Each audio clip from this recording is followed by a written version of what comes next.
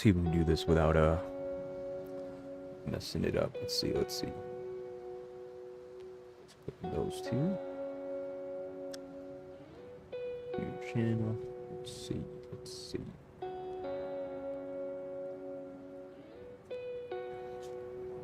So this one's good. We get it all set up properly. I think so. Let's see. Can I use the command? Oh, yes, it does. Look at that. It works. Hey. Okay. We're on to something here.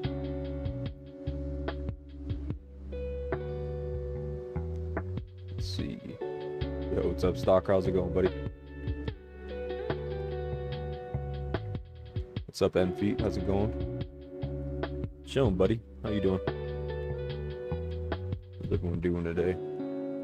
Getting everything kind of spun up. Bear with me just a moment. I'm just making sure the multi-stream stuff is working. Yo, what's up, Mars? You're my goat. Appreciate that. What did I do? What did I do to deserve such a status? Finally. Oh, dude, I know, man. That's my bad. I was at my appointment getting the stuff taken out of my nose. I literally cried immediately after he took him out because it was by far the best thing I've ever done in my life. The minute he took him out and sucked up all the boogers and stuff and was like, yo, take your first breath, I inhaled through my nose for the first time and realized I spent 30 years of my life and had no idea I even remotely knew what breathing was like. He said I had one of the worst deviated symptoms he had seen and worked on. And so he said he had no idea how I was breathing through my nose before. So it is a night and day difference. So it's a good day.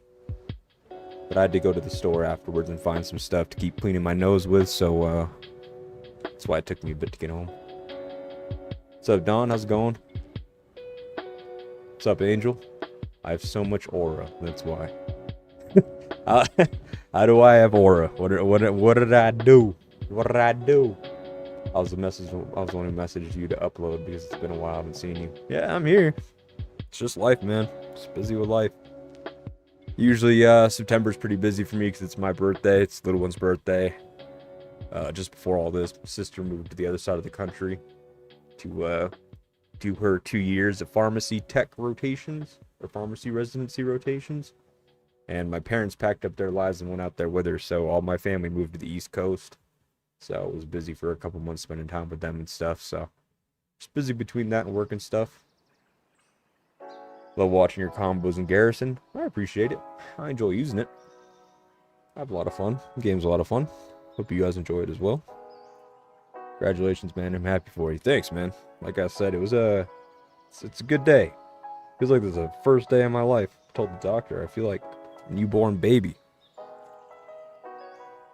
It's different, man. The first thing I want to go do is go to the gym or something. Can actually work out again, but actually be able to breathe while working out. That's gonna be weird. But can't work out for a few weeks, so my brother's birthday is today. Hey, happy birthday to your brother. Are you always the one live streaming on your account? Yeah, I know. Yeah, no one else uses this account. It's just me. This ain't there's no one else that uses this channel. Just moi. You're stuck with me. What do you guys think we should do today? Talk Doomsday? Crack a different game open? Shit, man, it's a good day. What are we doing today? I gotta order something on my Walmart app real quick. I forgot something at the store. Give me 1 sec. I'm gonna be doing this while I'm reading chat. Might be slow to respond for just a second. I got the stuff to flush my nose with, but I forgot to get the distilled water. So I gotta get a couple gallons of distilled water ordered to the house. I don't want to go back to the store, so 1 second. Let's see.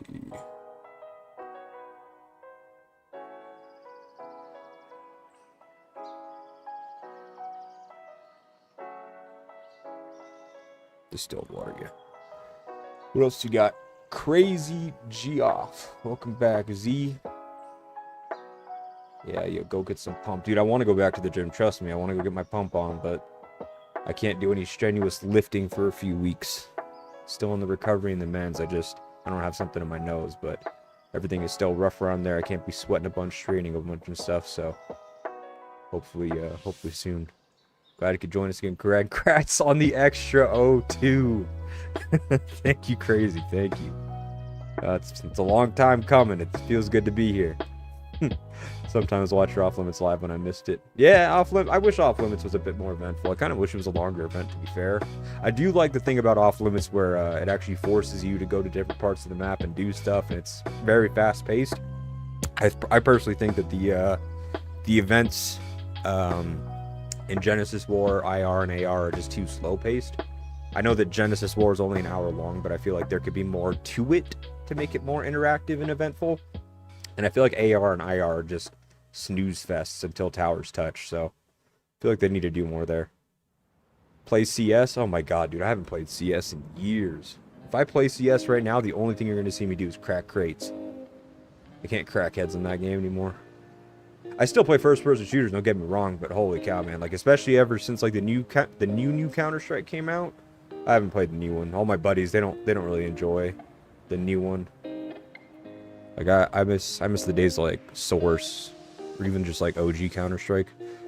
I need you to review my friend's account, man. He ghosted us and left his account with me. I don't know what to do with it. Yeah, send me a message in game. I got you. No worries.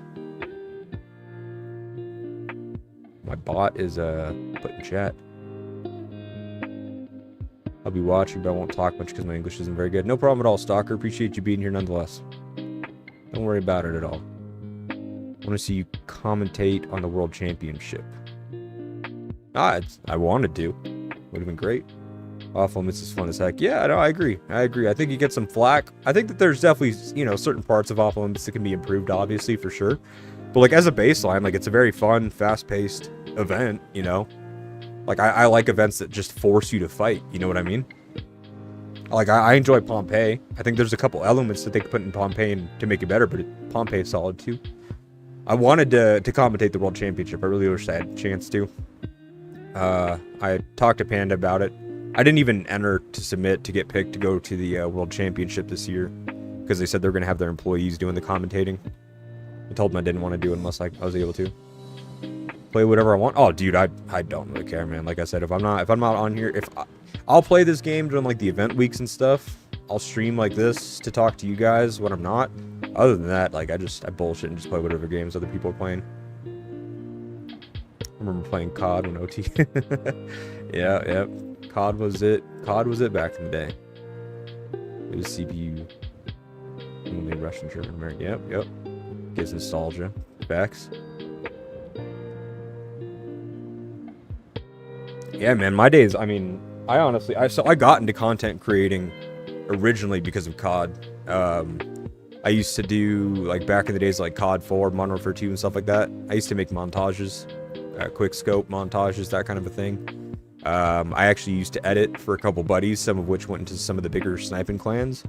If you are a real OG and have been around the YouTube scene, you'll know who Dare Sniping is, or who that group used to be. I had a buddy, or actually two buddies. There was three actually, come to think of it. Three of them were in Dare Sniping. I used to edit for them back in the day. I don't remember if one of them went to FaZe. I know he went to Acid. But yeah, anyways, I've been in like the YouTube scene and been doing YouTube for a long time, so it'd be good if you and Panda. I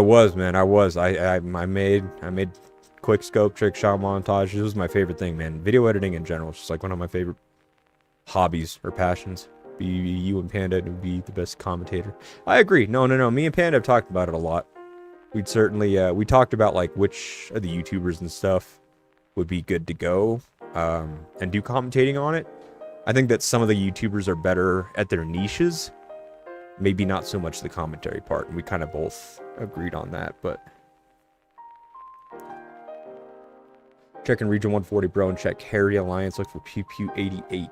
I can do that. Give me 1 sec. Let me am I supposed to have anything in here? Oh, reset. That's what happened.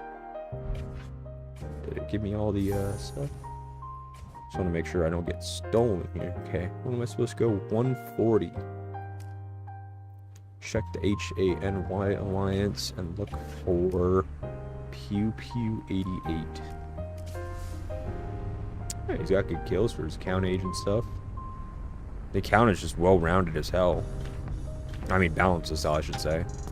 I mean, I can only see so much from this page, though. I gotta see, like, an arena report or something. So, if you have, like, an arena report for the account, send it to me and I'll take a look at it.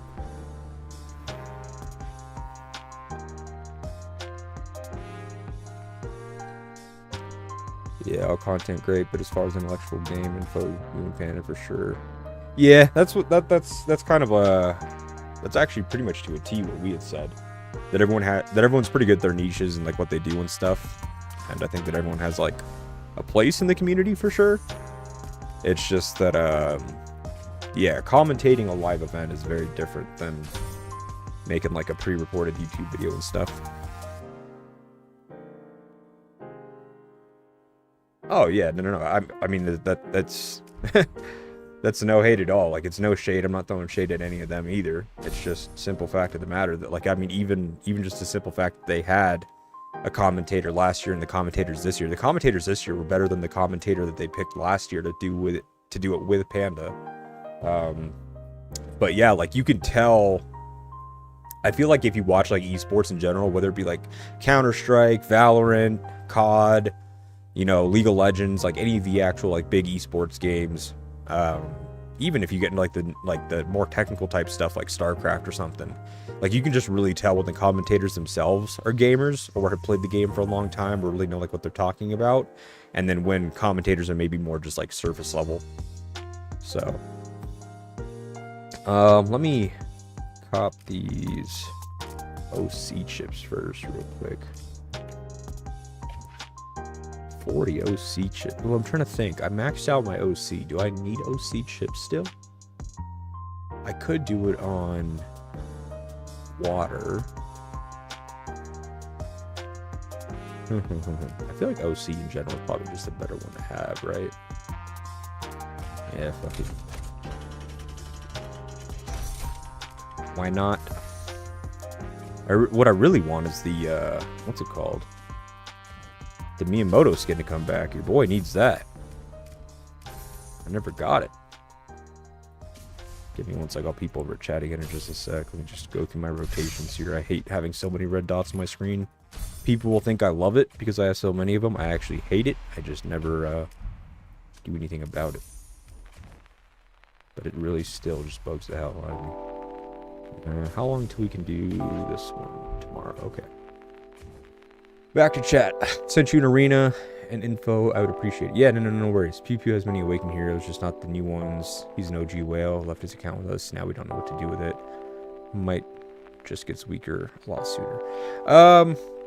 So what I would do with that is that if it hasn't been a whale for a while, it's not that it's not strong, right? It's just that it's hard to keep up and compete with the current metas. But you really only have a lot of threat with the current metas from those that are actively hyper spending, that can, you know, get the current meta heroes, max them out right away, that kind of a thing. Well, so what I would recommend honestly is like the account could still be very effective. You probably just need to go to an effective bracket where the majority of people there aren't like whales themselves, or like up-to-date current whales, you know, if you're fighting them. So if you can keep the account in like fearless, you guys will be fine with the account. But if you're gonna try to compete in like, say, like upper elite or apex with it, yeah, you could probably forget it, honestly. Sorry. Let me oil. To be honest, the more people I meet, the more I like seeing. I have these kind of set up here to where they've got almost 600%. So I gotta just make sure these are on real quick. Sorry guys, going through the motions at reset. You know how it is.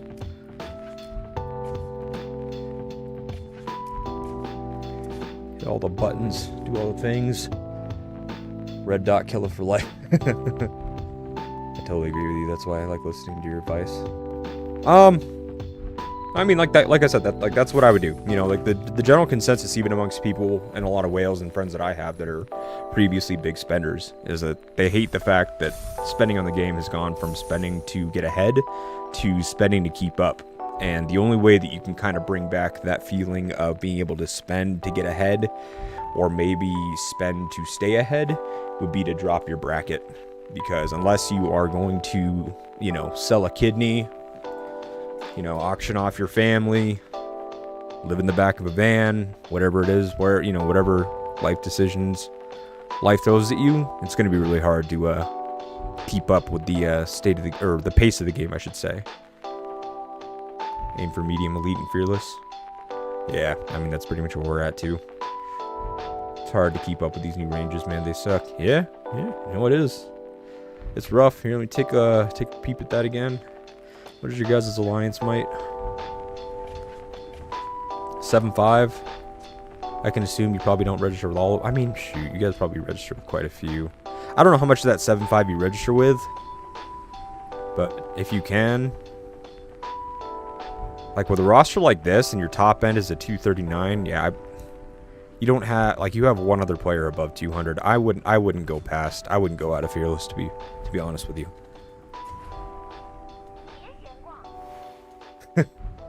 I'm being honest, man. It's a hard one. Yo.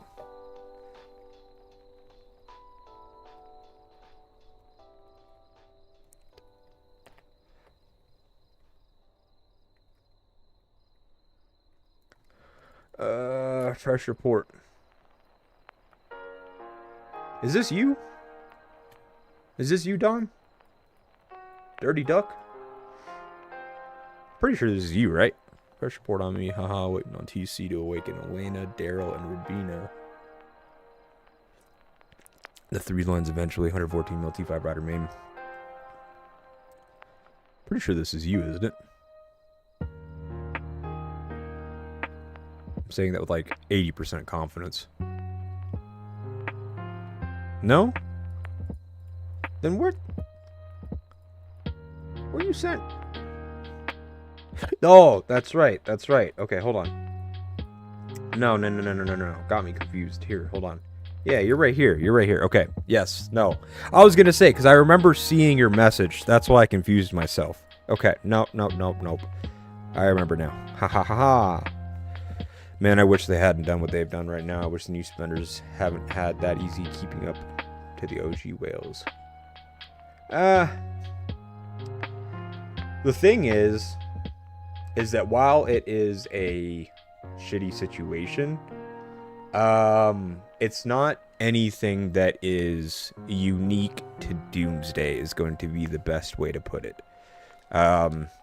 It is something that is actively experienced in all games like this. I know that that's like not necessarily cliche to say, but very, it's like you're like, duh, Z, like obviously every game experiences this, but it's like I feel like you have to reiterate it, because the only reason why I'm saying that is that I feel like it's very easy to hate on IGG for making the decisions that they do on this game. It's also easy for people defending it to say, oh, they're a business, they need to make money, they need to make profit, yada, yada, yada. But I think it's kind of just like in the middle, where it's just like, while it sucks, and while maybe certain games have done better about not doing these things, if you look at like the vast majority of mobile games, and especially the genre of this type of mobile game, so you look at like Rise of Kingdoms, State of Survival, I mean, you can go back to like Game of War, Mobile Strike, all those games, they're all the same. They all do the same thing eventually. And that line of growth, basically, like how quickly you grow your account and how strong it gets and stuff, it's kind of like it starts out fairly slow, but then just like as the game progresses, like that line just goes almost in a straight vertical line at that point. And it's just, you can ramp up so quick and so fast if you spend the right amount of money, and what they bring out is so much stronger than what they brought out before and stuff. And it's just like, it sucks, but after you've been playing a game like this for a decade, man, you're kind of numb to it. You've just gotten used to it, you know? When I come back to the game, I've seen a lot of guys stop playing like Punisher. Punisher. You mean Punisher from... an NBD? Because Mars, you're an NBD, right? Right? That's you, NBD Mars, right? That's you.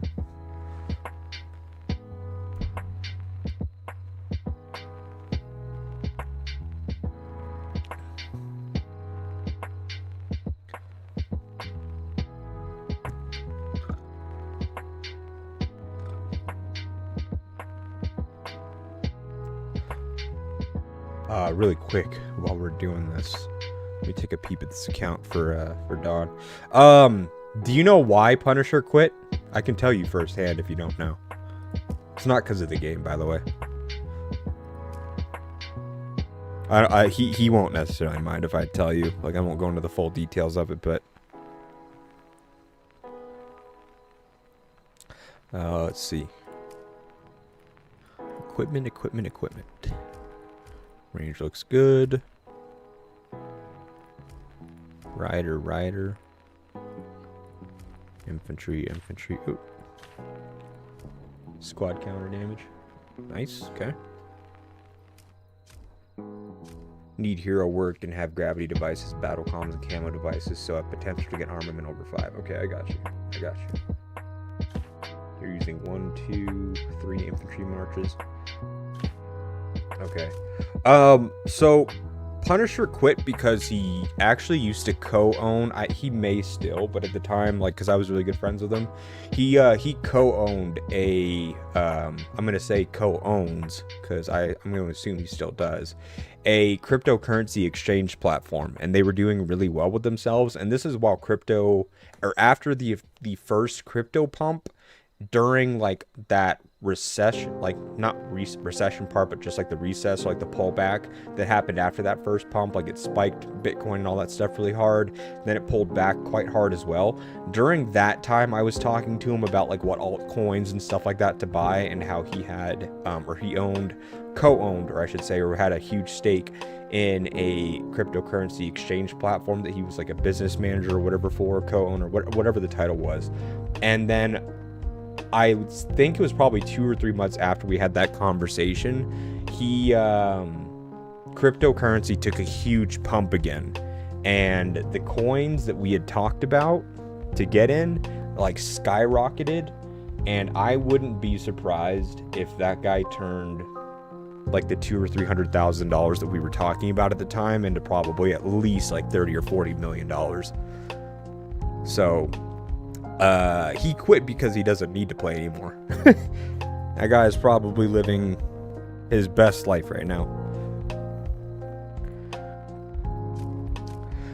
For yours, Dawn, what I would probably do here, because you are using at least one march of the other ones, I would get these to level 10, just because both of these are over level 15. Get these to level 10.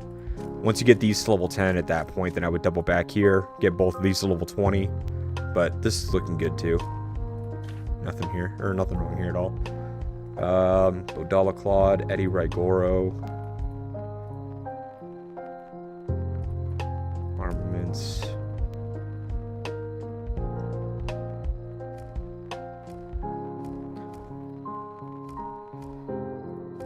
Yeah, just get rid of the reds, or the red rallies, garrisons and stuff. But other than that, like, your homes in general look good. Nothing wrong with these at all. Yep.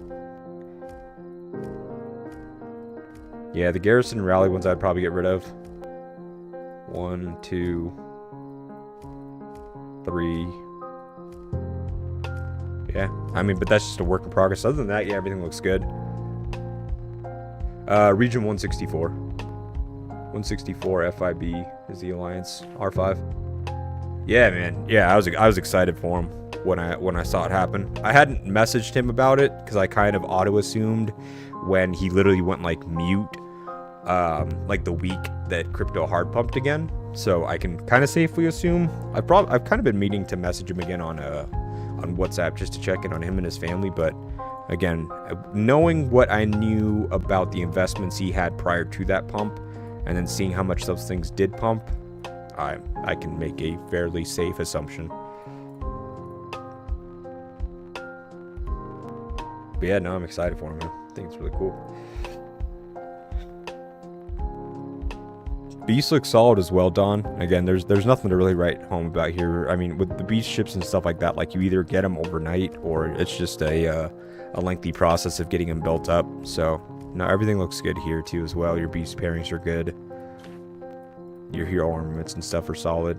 We're gonna look at your here. Oh, I don't have the. I acted like I was just entrusted in your account. What's it called? But there was one more thing I was gonna say. Let me see.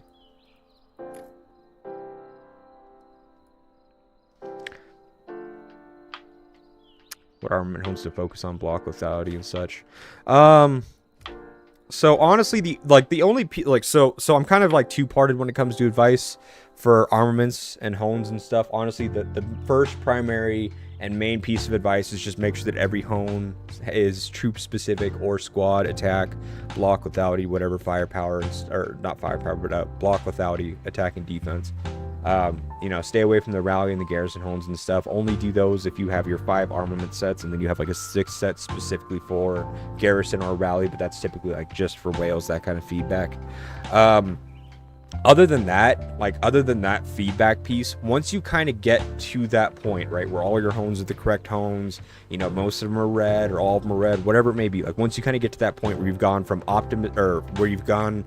like good baseline to actually like the optimization piece, if you want to like target specific stats, target lethality and block over attack and defense, just because with diminished returns and the fact that you get attack and defense from so many other places, like the new refinery, your equipment parts, your heroes, your talents, your research, your alliance tech, so many of these things, there's only one place you actually get lethality and block, but you get an attack and defense from so many places.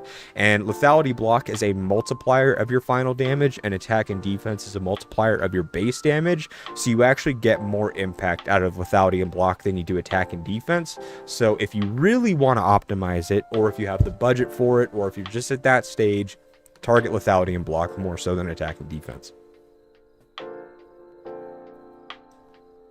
I got the things taken out of my nose today, Pharaoh, actually. So that's actually why I sound a million times better. I, for the first time in 30 years, 2 weeks after my 30th birthday, took my first real breath of air with a corrected deviated septum, and I started crying.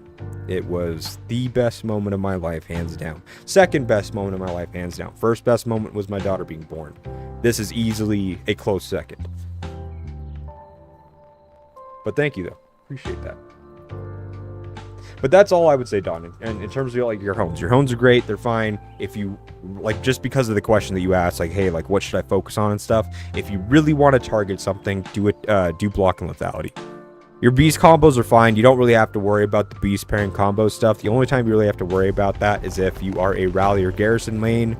If that's the case, obviously you want to have a Pango lead in garrison, a Bull lead in rallies, and then from there it just depends. Like, do you have Otachi? Do you have Kong? Do you have you know, 2 of the same kind, that kind of a thing. But you really don't need to worry about that much at all. Like, that's way down the road. Hey, thanks so much, bro. I appreciate that. Shot you a message. Okay, sweet. I got you. Lean towards having a backup garrison. Gotcha. I see. I'm primarily fielding garrison. So I get that, like, you're the garrison and stuff, but what I was getting at is that your beast pairings here of like these two is perfectly fine. Once you get this gold Pango to tier 7, then put it in front of the purple one. That's the only thing that you need to worry about next. Since you don't have a Tachi or anything, this is going to be your best garrison pair until you can get this one fully start out, and then you get a second Pango fully start out behind it. But again, since that's like way down the road. So in terms of beast advice, your next piece of advice is get the gold one to tier 7, and then put it in front of the purple one.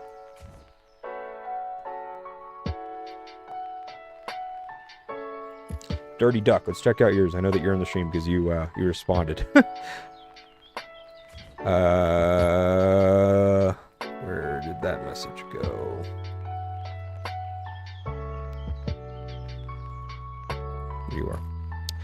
Fresh report, be easy on me, haha, waiting for TC to awaken Elena, Daryl, and Rabina, but those will be the 3 main lines eventually, 114 minutes, T5 Rider. Okay. Gotcha. I mean, the lines are fine. They're like, don't get it twisted. This is totally fine here. Nothing wrong with this at all, Dirty Duck. I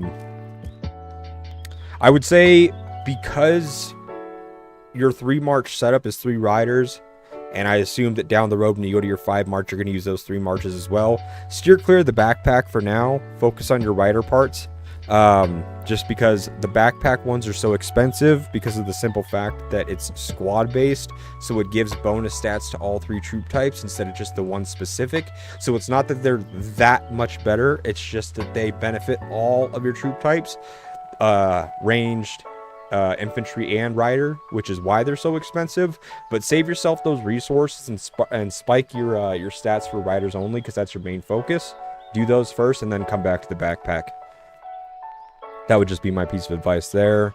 2 on that, 2 on that, 2 on that, 2 on that. Looks good. No negative feedback or nothing like that for your squad equipment. You're good there. This is 11. This is the 13. So I would get all these ones to 6. Get your infantry and ranged ones to level 6. Once you do that, get these to 15. Once you get both of these to 15, come back. Get these other ones to level 10. And then come back and get your rider ones from 15 to 20. Armament hones themselves, I mean, looks good. Like I said, same feedback I was giving earlier. Get rid of these garrison ones and stuff. You know, you may be using it for the chasey and stuff, but the fact that I can tell that you use this march also in the field, you know, just tells me that this isn't, you're never going to see a hone slot. Like, this hone slot is nothing in the field for you. This hone slot is nothing in the field for you. This hone slot is nothing in the field for you. So, like, just take stats that benefit you in a rally, in a garrison, and in the field. You know, you want stats to always be working for you. Other than that, everything looks good. Take out the red counter damage. It's inflating your power. I mean, that's 2 red hones there that's not doing it. 3, 4 hones that are not doing anything for you. You would rather have a purple 1.8% rider defense, whatever have you, that actually does give you stats instead of inflating your power to make it look like you have a 2.3 mil Bella, when really, because you have 1, 2, 3, 4, 5, 6 hone slots that aren't actually benefiting you. You go from actually having a 2.3 mil Bella to like a 2 or 1.9 mil Bella. So yeah, that's the only thing I would say, is just make sure that your hones are actually effective and like working for you, not against you. Oh, what's up, Sky? Hello, is you watching your stream right now? I got lucky on my second account from crafting in the refinery. Oh, no shit. Congrats, what'd you get? Okay, let me come back over to chat. Thank you, my brother. Appreciate the advice. Yeah, no worries at all. Happy to help, man. Anytime. Feel free to reach out. Yeah, I'm picture on a phone. What's up, Shut? How's it going? Pharaoh, any tips on beast invasion combinations and such? I'm at a stage where which squad the beast targets, it is just 1 to 2 shoots. My first squad doesn't even get to use the skill and gets killed. So, the way that I do mine, at least, and from what I've seen, like, the beast invasion stuff is like pretty much strictly like all beast damage, right? So the purpose of your marches should just simply be to survive, and so I'm running stuff that just has the ability to survive, like that's pretty much it. So like high HP marches, damage reduction, shield, squad buffs, HP cut, and then 20% bonus damage that the enemy takes, that kind of a thing. So I just like take things that like reduce damage. For a long time there, I was actually putting my strongest armaments on a Thunder and I think it was Thunder and Bodala. But really, like, you just want your marches to live as long as possible, so then your beasts do all the damage. I don't know how you guys are doing your buffs, but at least for mine, I'm just doing full crit and combo. This time I tried counter as well, just because I got my OC chips and my counter chips done and stuff. So this is the first time actually taking counter for me, and I wanted to try it. But yeah, I would say, like, just get stuff that allows for your marches to survive as long as possible, so your beasts are doing damage as long as possible, because all the buffs that you're getting and applying prior to you coming in here and fighting and stuff, like, that's only applying to your beasts, right? and your beasts attack every 3 seconds and every 6 seconds. So the longer that you can make your marches last and live, you know, the more you're actually going to get like a benefit out of those buffs that you're taking and stuff from doing these. So that's all you really need to do, is just make your marches live as long as possible. I need to go through here and actually do this. I don't actually know what rank I'm supposed to be at right now. I haven't done it in a while, but question: re-lead beast. Does the beast inheritance level change the decision to put a level 7 gold beast in lead? I have a level 6 Chiron at 30 and a maxed Kong at level 93 with maxed beast potential.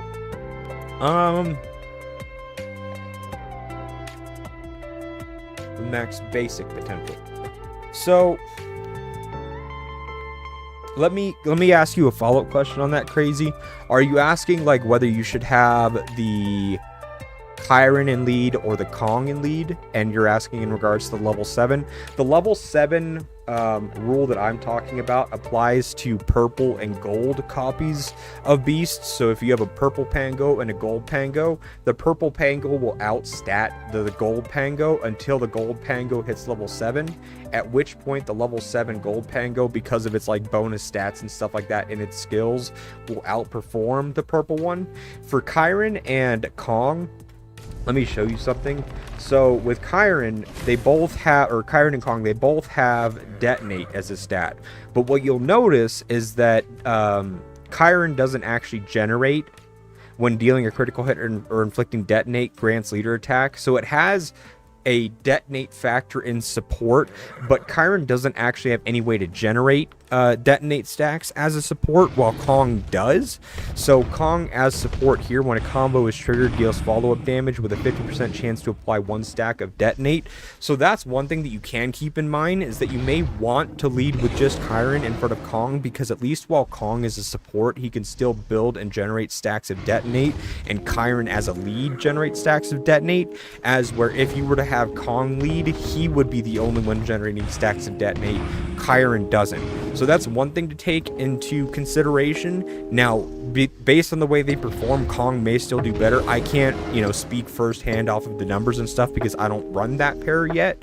But that's just one thing that I observed, is that Chiron can generate detonate stacks as lead and has mechanics as lead that influence, like utilizing detonate to inflict additional damage and stuff. However, Chiron also has the ability to utilize detonate as support to grant bonuses, but Chiron has no way to actually generate stacks of detonate as a support beast, while Kong, while he's on support, can. So if you keep that in mind, having Chiron lead and Kong secondary, both of them can generate stacks of detonate, while if you have Kong lead and Chiron secondary, only Kong can.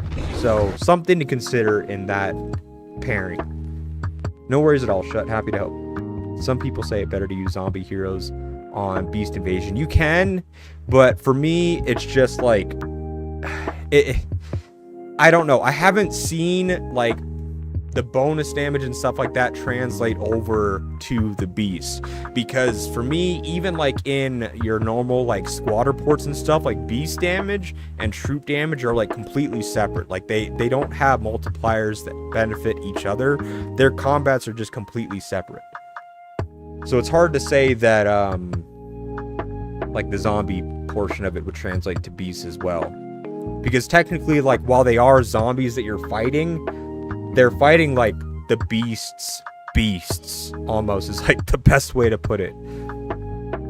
I will try that and see if I can go further. I wasn't handling it like that. I was trying to get squads that had high skill damage and rage regen. So that's how I initially did it as well.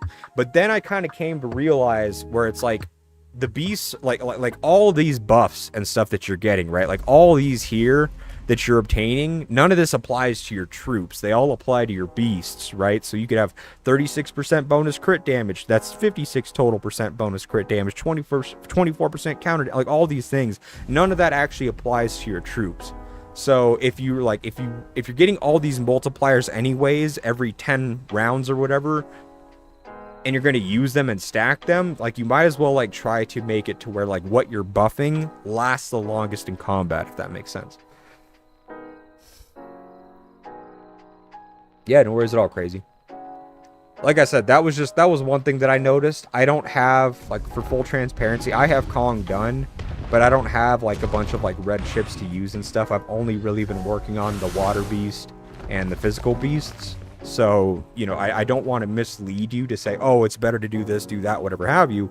That was something that I observed because I've been asked that so many times.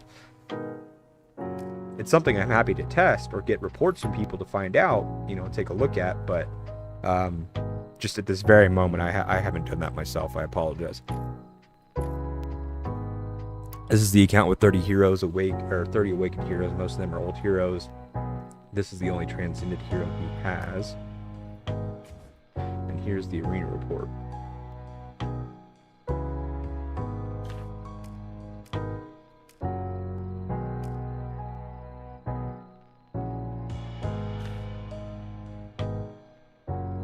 Honestly, like, the hero pairings are fine. Like, there's nothing wrong with the hero pairings at all. I'd probably just keep this the way that it is. I guess my follow-up question to you, Envy, you're the one with the account, right? Or yeah, I think it's you, right?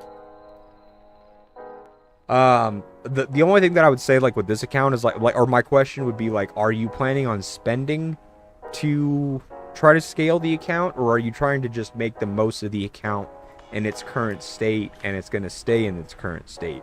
Because depending on your response to that, it's going to dictate, like, how I respond to you and what you should do with this. Like, are we just going to take where it's at right now and that's the best it's going to be? Or are we planning on investing money into it to make it better?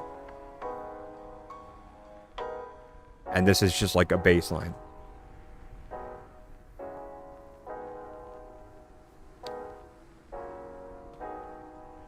Maybe soon if he really doesn't come back anymore. Okay.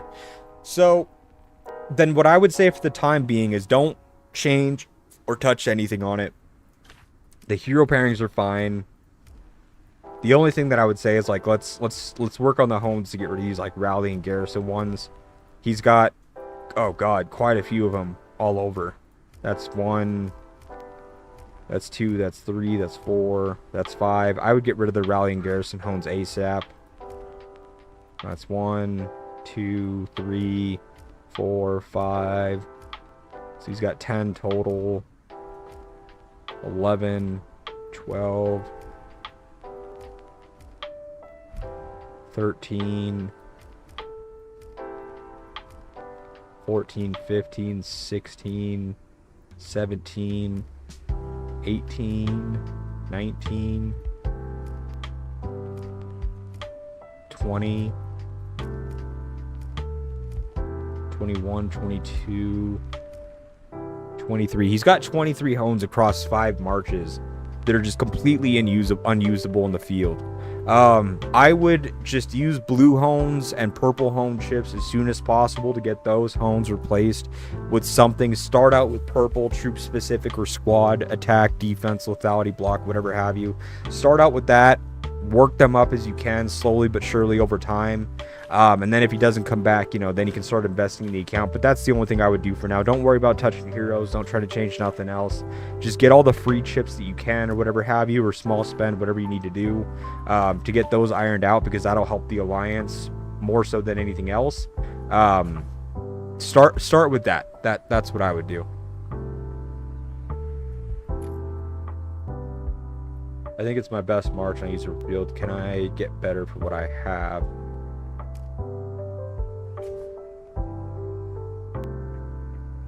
Backup garrison, I use Boyd Mia.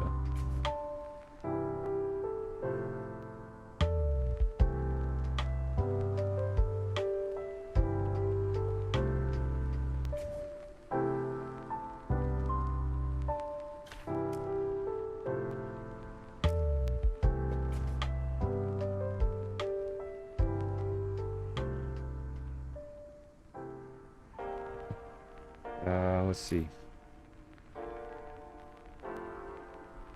Hold on, GF, I got you as well. 1 second. Sky, what'd you get? Oh, nice. 5% defense. Okay. What's your total on that? 10%, 11% defense? Oh, yeah. Nice. 1.2, 1.2, 2.4. Nice. Looking good, Scott. Or Shy. Hell yeah. Yeah, Sky Hands. What I thought. Okay. So, Monster,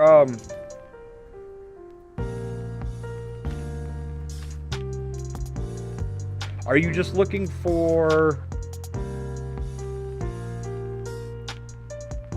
Hold on, let me see something.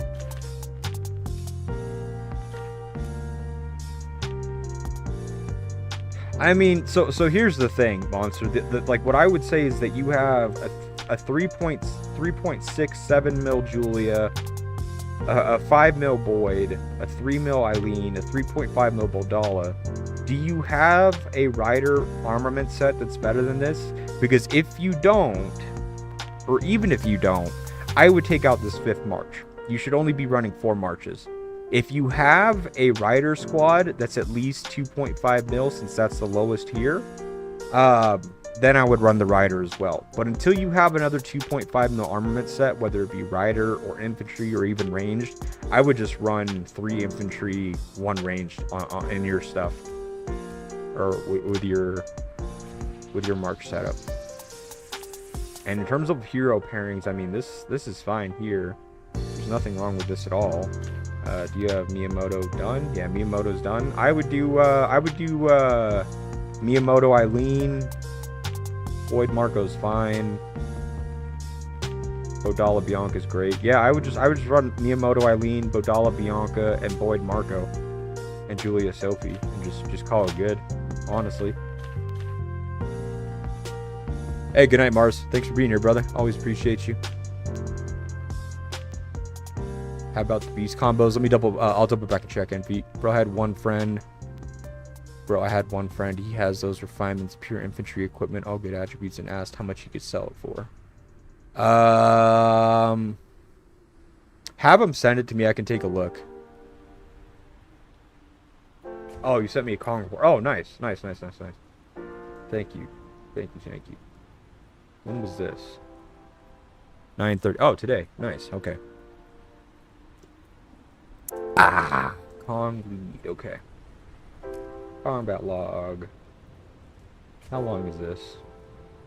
10 seconds. That's kind of brutal. We're only gonna have 3 increments, but we'll use it. Kong Hollow Strike. Gains 2 stacks of charge, increases the damage next active skill. Titan's power. And the leader skill deals damage. Hollow Strike. Receive continuous bleed. I'm assuming that that's placing detonate on them. That's what it's classifying as continuous bleed.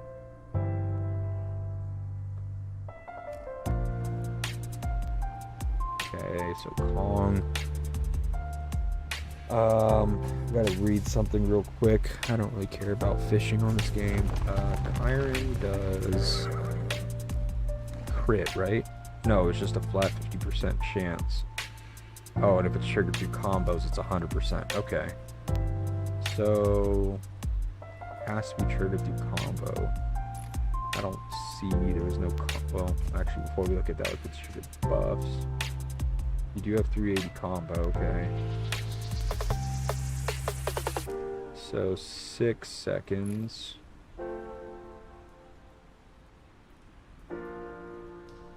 And what does Kong trigger off of support?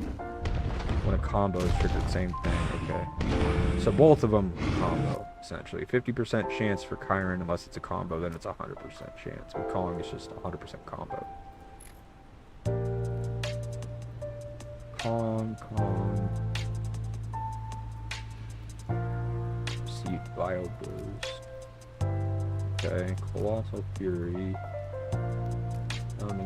Strike. It did trigger a combo. So here's the weird part. Your Kong, wait, did it combo and do it the next second? No. So why?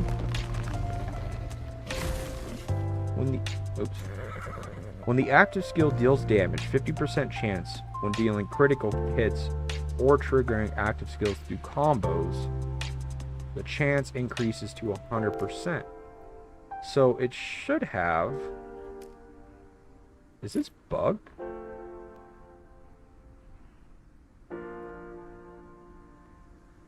Because he did Pounding Strike, and then he did Pounding Strike through combo. So he triggered a combo, so technically Chiron should attack right here. When triggering an active skill through a combo, it should trigger. But Chiron isn't triggering. Did he trigger at 3 seconds? Calm.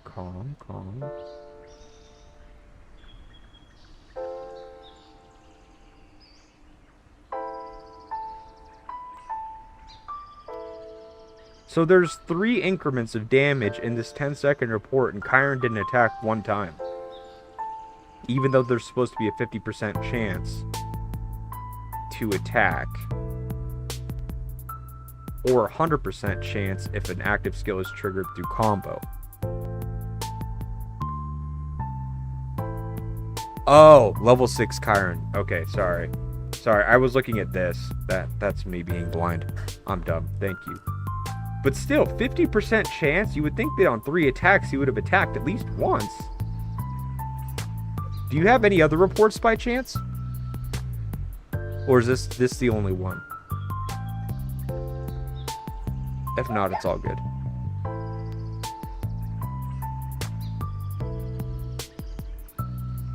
While you're responding to that, let me, the beast combos you set on this account. Fire, grab, or not fire, but crit, counter. Yeah. No, your beast combos are fine. I wouldn't worry about those. I was gonna say I thought that there wasn't anything of concern. Most for less than 6 seconds. Oh, okay. No, you're good then. Let me look at mine. I don't think I was in Apex, so maybe someone will have Kong and Chiron in here. Maybe if we're lucky.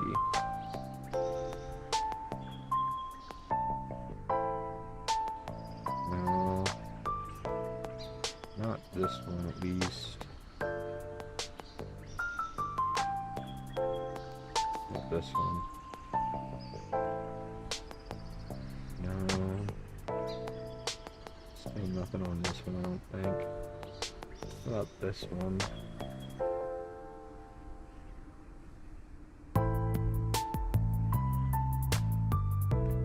Chiron. No, same thing here. Calming the tiger. Chiron and calm. I want to know what a double detonate. Whoa. That was Otachi Calm. That's an interesting pair. Be curious. In the field, that probably shits on people, though. I could see that. No, still nothing in this one. Not this one.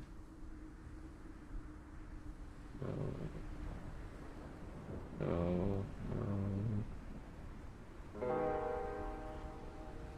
Oh, here we go. Maybe. Oh, the beast didn't deal any damage. Never mind. Might have just been AoE. Yeah, never mind. Sent you one with 27 seconds. Okay, cool. Thank you.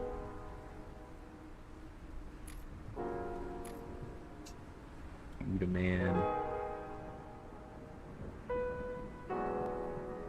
So 27 seconds. Okay.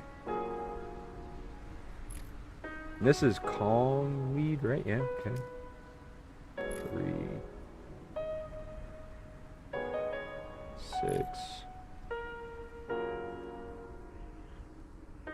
13.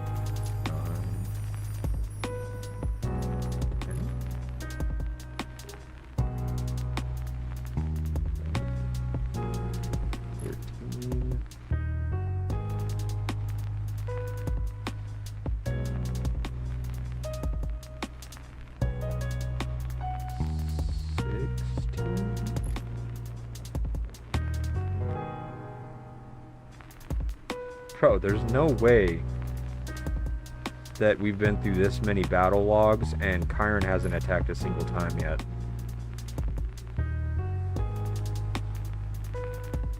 Yeah, Chiron hasn't attacked a single time yet.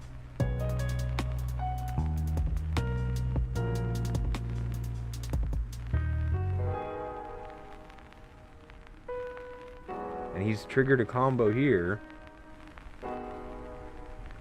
But there's no Chiron next.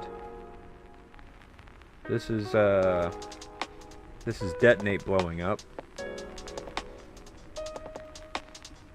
My Kong is almost max. It's level 8. I use it with Rhino. Yeah, using it with Rhino or the Tiger is totally fine as well.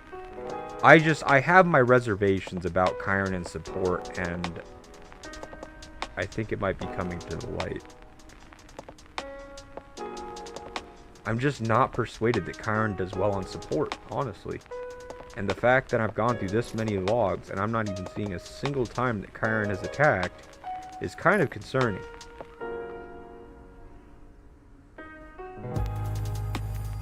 I've been saying that Chiron isn't a good secondary for a long time, and I've gotten so much flack from people for it. Oh, why would you say that? It's a special beast or whatever. Like, it's hard to get. Of course it's going to be good. You're saying that because you don't like, okay. You don't like, sure. Like, I have my reservations for a reason. Just read, like, what it says. It does not look like it's going to do that great. 24 seconds. It's like one of those odd ones where it's not on the 3-second mark. Kong. Like, it's all Kong. There's no Chiron in this. 25, 28 seconds. Kong.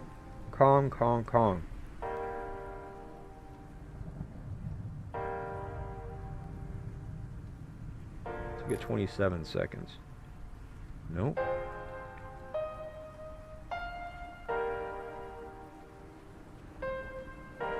29 seconds. Nope. 30 seconds.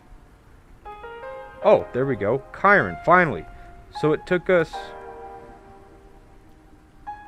Oh, wait. He didn't even attack. When triggering a counterattack has a 6% chance to grant leader... Okay, so it wasn't even him. It was his OC chip. Or his chip or whatever have you. Triggered something. Okay. Well, at least that's encouraging. That's the first time in 3 or 4 reports we've seen his name. And it wasn't even him that did anything. It was his chip.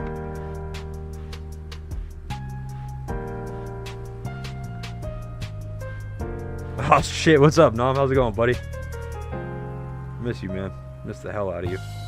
Kong triggered a counterattack. Then he's going to use his defender module. Yeah, so Kong attacks here. And the only time that we're seeing Chiron is when he uses his chip. 60% chance to grant leader counter damage, 13% for 3 seconds. So you're getting... The chip is activating, which means that at the top of the report here, we're going to see that you have 13% beast counter damage from that defender module. But that's the only thing that we're getting out of Chiron this whole time. This is him using chips. We haven't seen a single attack out of a Chiron yet. Kong used.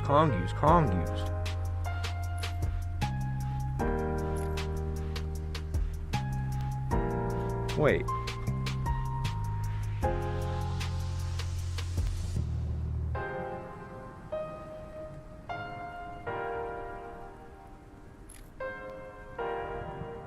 Let me see something.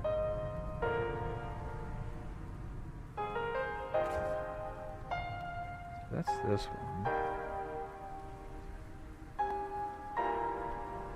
Just go to the very first one.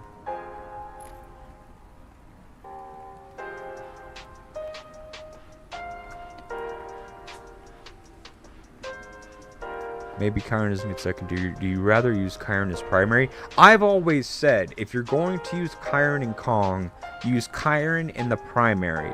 Because a big part around Chiron's kit, long before Kong came out, is that Chiron was the only one that had Detonate in one of its skill sets.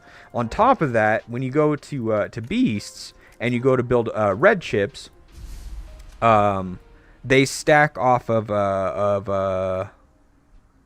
Lava Core, which Lava Core after 3 stars, when inflicting detonate on the target, has a 30% chance to grant the leader 1 stack of Lava Core. That's similar to the water one, where on the water side of things, once you get past 3 stars, each stack of, where's that? When inflicting corrosion has a 30% chance to give a stack of Frost Edge. So that was like one of the unique specs, was that Otachi was going to inflict corrosion so you could get these. But until Chiron came along, no other beast actually generates detonate stacks to actually build up the 3-star plus 4-piece on OC chips, or which is also used here in like the 6-piece, which is it needs Lava Core. So in order to generate Lava Core stacks, you needed to either deal a critical hit, or after 3 stars on an OC chip, detonate would also stack it. But until Chiron came out, there was actually no beast that generated detonate,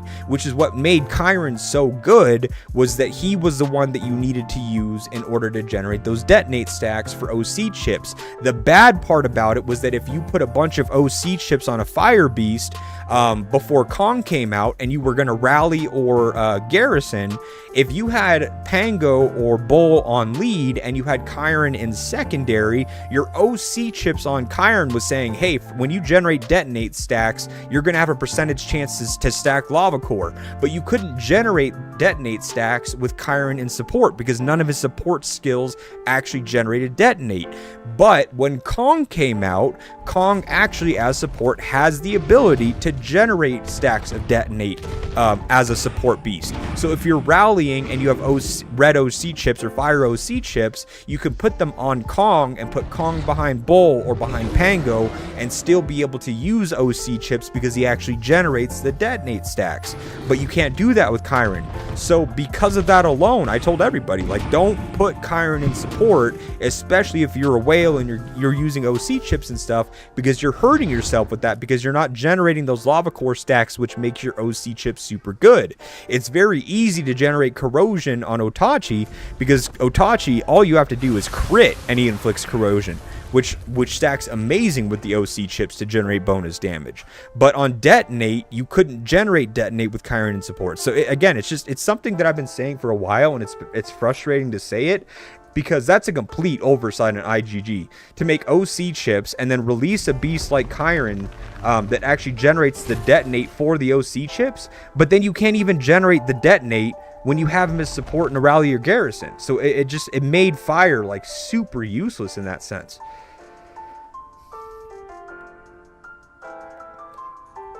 Like, that's something I've noticed for a long time. I'm glad that someone here is giving me a report on this, because I've been saying that just based off of the lingo or like the language that they have on it, but I've never been able to like prove it because I don't have the OC chips. I don't have, Chiron leveled up. I only just got Kong done, but I don't have like the OC chips or anything on him. But yeah, even here, Kong triggered a combo. This is another. How many combos have we seen out of Kong and not seen Chiron's name to be found anywhere? Let's go to the next second, just in case it's logged in. It's not there. So now we go to 6 seconds where Kong's going to attack again. He attacked, but no combo on this one. Okay, so we'll give it that. Okay, maybe he's just not there. Kong attacked. Still nothing. 12 seconds.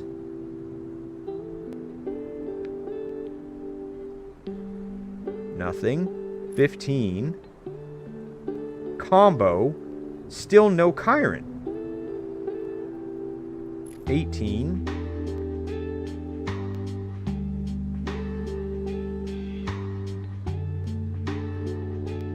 21. 24. Oops. 24.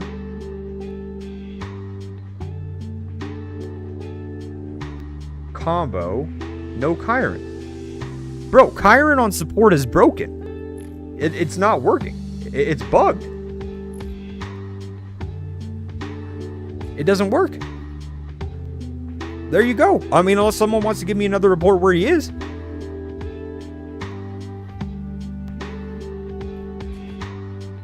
Do I have any reports where someone was just using Chiron as support without Kong?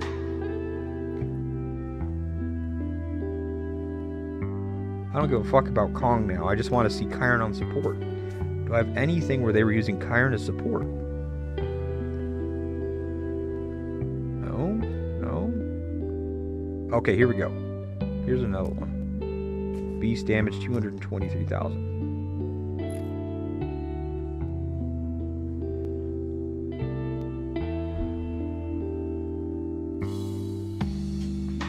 I need to figure out when Otachi.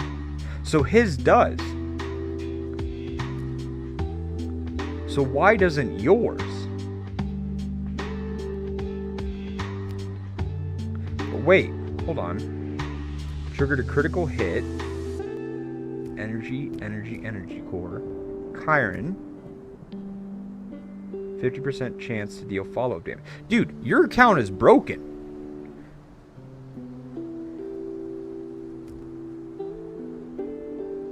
Yeah, Kyron's name is all over this report. Yours is nowhere to be found on like 6 or 7 or how many 3 or 4 reports you sent me. Well, actually, that's only one attack. Sorry, I'm not going to say that extremely fast. Well, yeah, he did.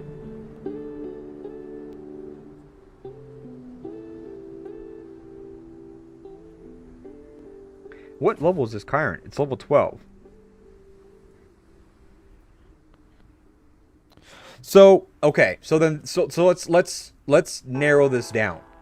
Clearly it's working when it gets past a certain level, not working if it's not up to that. His is level 12. Yours is level 6. What changes between level 6 and level 12? What changes?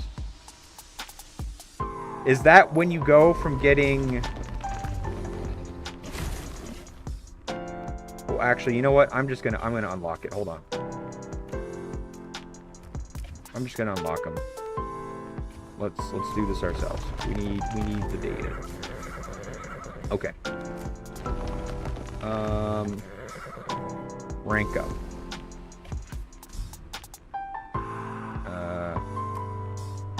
Okay. So yours is level 6. Level 7. Leader. Level 8. When dealing critical hits or triggering active skills through combos, the chances increase to 90%. So, it looks like... I'm just saying this from an observation. You're gonna have to get yours to level 8 and then like let's sync back up crazy. But what it looks like right now is that a sub tier 8 Kyron cannot work on support. This right here doesn't work. It only works when this part right here is in place. Because the 50% chance, we had gone through 4 reports, 3 or 4 reports, and at least 25 instances of damage. Now, unless you're telling me that God himself hates you crazy, and your 50% chance, like if you were to flip a quarter 25 times, you're going to get tails every single time. Unless you're going to tell me that that's the case, Kyron sub tier 8 does not work on support. This right here, this skill doesn't work. I would be willing to bet money that once you got your Kyron to level 8, all of a sudden it'll start dealing damage. If you can confirm that for me, I will report it to the developer that I usually work with GameBugs. But I don't bring stuff to the desk unless I have like foolproof evidence. So I will go through the reports that you gave me tonight where it doesn't work, and I will screenshot all of them, and then we'll sync up after you have your tier 8. Can you get yours to tier 8 fast, or should I just like spam promote mine? Actually, how many of these do I have? I can only get 10 copies. Can I use 10 copies and get it to level 8? Is that a thing? I don't remember how many copies you need a beast these days. Rank up 7 to 8. You need 2. What do you need from 6 to 7? 1. I might have enough to get mine to 8 actually. But I don't want to use it on Kyron though. I wanted to get the jellyfish up. Or wait to see if they brought out any other ones. I don't need Kyron. Kyron is a pay to lose. Ah, that's funny as fuck. That shouldn't be so funny, but it is.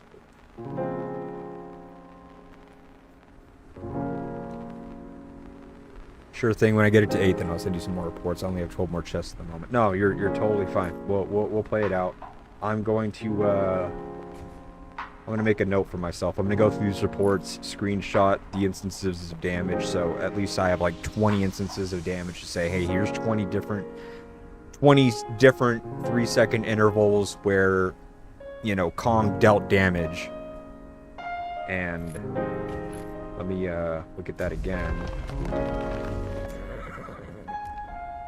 Yeah, if you deal damage, there's a 50% chance. So if I take a screenshot of 25 images, it should be at least on 12 to 13 of them. If you're very unlucky, maybe only a couple. But there's no way I'm flipping a quarter 25 times getting tails every single time. If that's the case, don't ever come to a casino with me. Like, whatever you bet on at the casino, I'm betting the opposite so I can get rich immediately, if that's the case.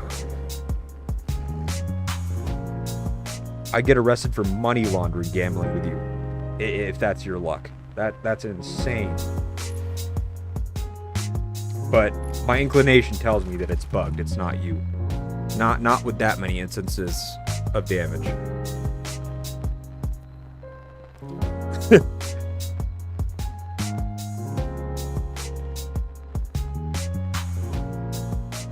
Fuck, I'm learning something today. Thank you. But actually, let me do this. Let me check this. I mean, we know that it like works, but I'm curious. I want to know how well it works. How much damage is this doing? Like, okay, let me back that up.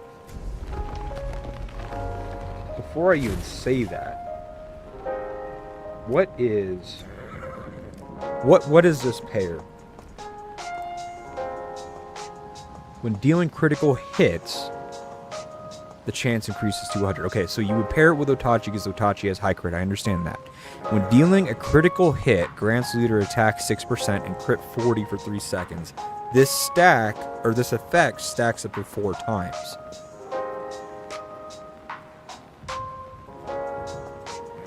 So as long as you're critting every 3 seconds guaranteed, or detonate or crit every 3 seconds guaranteed, you can get up to 24% attack. Okay, I can see that. When the leader skill deals damage to a target with a shield, gains combo for 120. How often are you damaging something with a shield, though? I guess maybe in the field people are running around with grass beasts. That makes sense. But nobody on Garrison is using a grass beast these days. Gains combo and damage. Okay, so that's his intention there. Otachi's lead. He just gets a lot of... He just deals so much corrosion damage. It's insane. Okay. So let's go back to that. I want to know... I'm curious how effective it actually was. Is it 10 seconds when it's triggering? 11? So it's 11 seconds. 11 and 14? No? 12. Oh, that's weird. I just said... No? 13?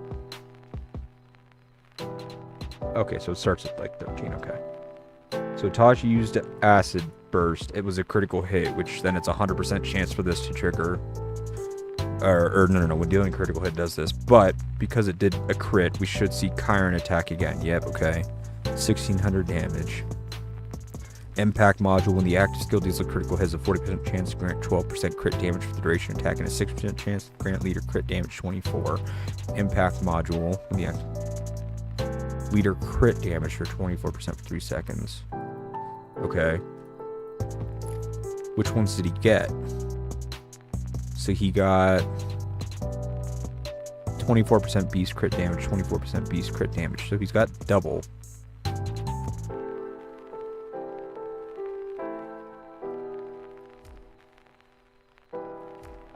Oh, he might have it from 2 different sets. Okay.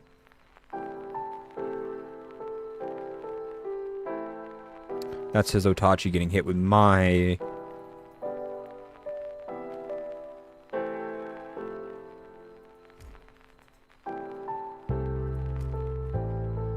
This is him getting hit by my Otachi's corrosion. Okay. Okay. Sorry, I can explain all this in a second if you want. I'm just trying to figure out. Okay, so his corrosion Delta 163. I'm just trying to see what does detonate look like in a report. Just for insight on like what I'm doing here. So you use tail swipe, no crit, so not 100% chance. So he didn't use it there. 1, 2, 3. Let's go here. I killed 56,000 troops. What did I hit him with? A tactical nuke?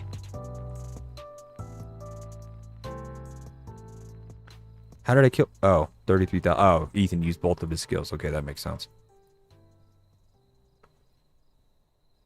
Otachi used acid burst. Critical hit, which means that Kyron should attack as well. Yes. No. No, down here. Okay, flame dance. Yes.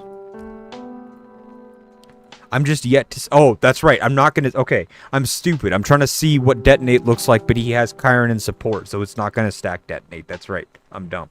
Okay, never mind. So really, it's nothing too crazy. Never mind.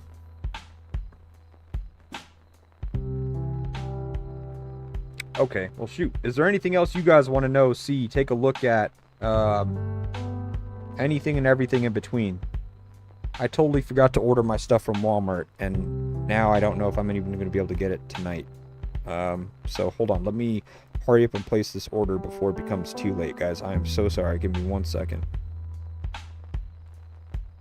Distilled water, 1 gallon. Distilled water, 1 gallon. What kind of late night munchies do we want, guys? I feel like it's a... We get a 5th of Jaeger. No, I'm just kidding. Jaeger. Let's see. Is there anything else that I would want? I need to get this order over like $10. I think for free delivery. Sorry, I'm just trying to think really quick if there's anything that we actually need. The house, so I can add it to this order. So sorry, guys. Give me 1 second. I just need to get this placed because it's already 7 o'clock. I think I have like 20 minutes to place it. Otherwise, I have to wait till tomorrow. And I can't do that. I have to flush my nose tonight. I can't drive because I took my pain med after I got home. So I'm not supposed to be driving.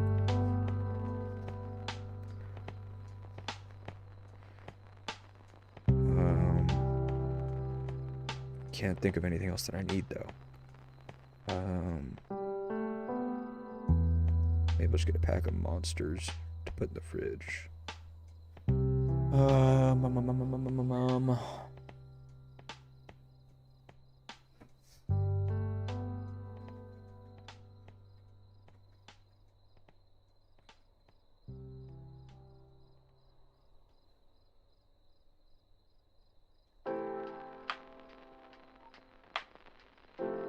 I have an equipment piece. I've been trying to find out if its value. I shared it to you earlier today. Can you send me another message real quick, Reaper? Just to bring the message to the top of my inbox. I'll take a look at that right now. If you could do that for me, that'd be awesome. I'd really appreciate that. I'm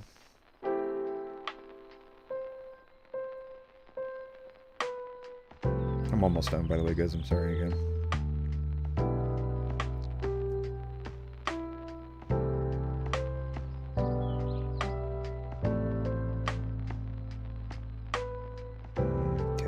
Should be good. We should be good with this. Just order these things. Express.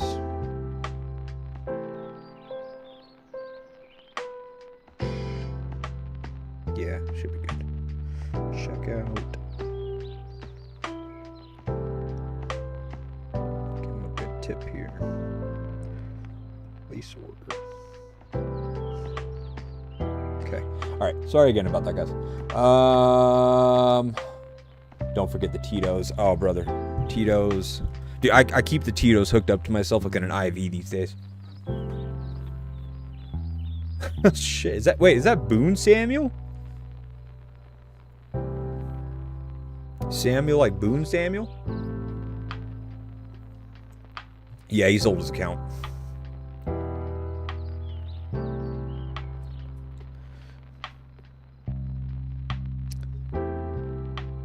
Alright.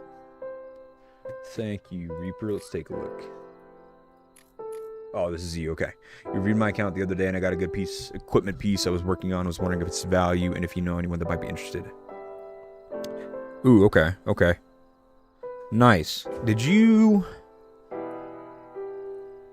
So here's my recommendation on this for you. So you could sell this as is now, but if you, this is just personal recommendation. If you have the gold, I would recommend getting infantry squad damage to a gold value as well, because it'll be a lot more appealing to the people that have money when they're sifting through items, because as someone that is looking for items like that, they're going to go here. They're going to go to the auction house. They're going to go filter. They're going to go legendary, and they're going to toggle these two. They're not looking for purple values, right? So they're going to look for gold and red values and, you know, those stats that you have. If you have the means to get these values or this value here, the infantry squad damage to a gold value as well, doesn't need to be a high value, just needs to be at least a gold. So both of them are gold value. You'll drastically increase the price that it costs you to, that you can sell this for. I would be patient with the auction house until you can get some infantry squad damage attributes on other pieces to use to smelt for cheap, but that would just be my recommendation. If you want to use this, it's a solid piece to use by all means. You know, you've got good stats on it, but if you're looking to sell it, I would do that first, just because you'll have it'll be more appealing to the people with the money, basically.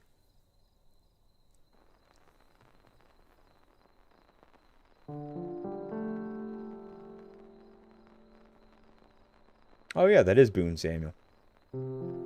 Hans left. I know, dude. I was so sad when Hans left. Does barrage fire percent show in reports? No, it just shows up as a status, but it doesn't show the percent amount. It just shows whether or not you have barrage fire, and it'll show as a line item, basically at the in the combat log. That'll say like barrage fire is triggered, duration like 999, which means that they'll have barrage fire for the extent of the combat report. All the old guys retired. Give it a year. Maybe I quit too. I did, but someone back to 4. Now I keep playing. It is hard to stay away. I'll admit that myself. All the OGs have left though, man. It sucks. I miss like all the original names. I am pleasantly surprised to still see Samuel. Samuel actually used to be my inspiration for infantry garrison. I actually used to bug Samuel quite a bit to see his armaments when armaments were like pretty early on. Cause yeah, Samuel was my motivation for infantry garrison. So. Oh, you should have just told me. I literally just placed an order right now because I forgot the distilled water. Can you change it? No. Sorry. I just realized it. And I was like, oh my gosh. What did you forget? Alita. Ah, shit. Sorry. Damn, like I didn't even need to fucking order that. Or I would have just added it. Let's go, Sam. Okay, now I guess it's... Do you like if you have anything else, just place a second order. But if you're gonna order that, order other stuff too. So if you have other things you can get and total it to at least like 20 bucks or something, then it's worth it. Huh? I don't really like this one. Oh, and I know I don't like that one either. No. I was asking if your thing is on. What thing? Yeah. Oh, it doesn't matter. When I have withdrawals, I just watch Z. Hey, man, if you ever want to use... Dude, we'll just share my account. Like, I don't care. You're hiding. No, I remember that, like, way back in the day, dude. Fucking Samuel's infantry. Huh? Oh. Yeah, here. If you have a few things to get, toiletries or whatever for the house, then... Huh? It doesn't have to be anything, but express delivery is $10. So if you're going to do that, just make it worth it. I thought you got free delivery with you. You get free delivery, but express delivery is like in 45 minutes you'll have it. That's what I'm saying. I don't care if you do it, but if you're going to spend $10 for express delivery, get more than just one item. Easy to find you by gathering record. I don't know, man. I love the way that Samuel fights. Actually, I think I have a report with you. Hey, who's stealing my shit?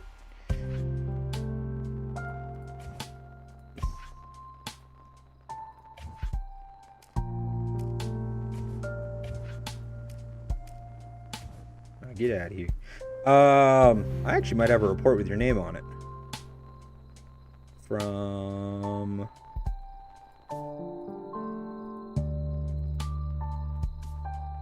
Thought I did.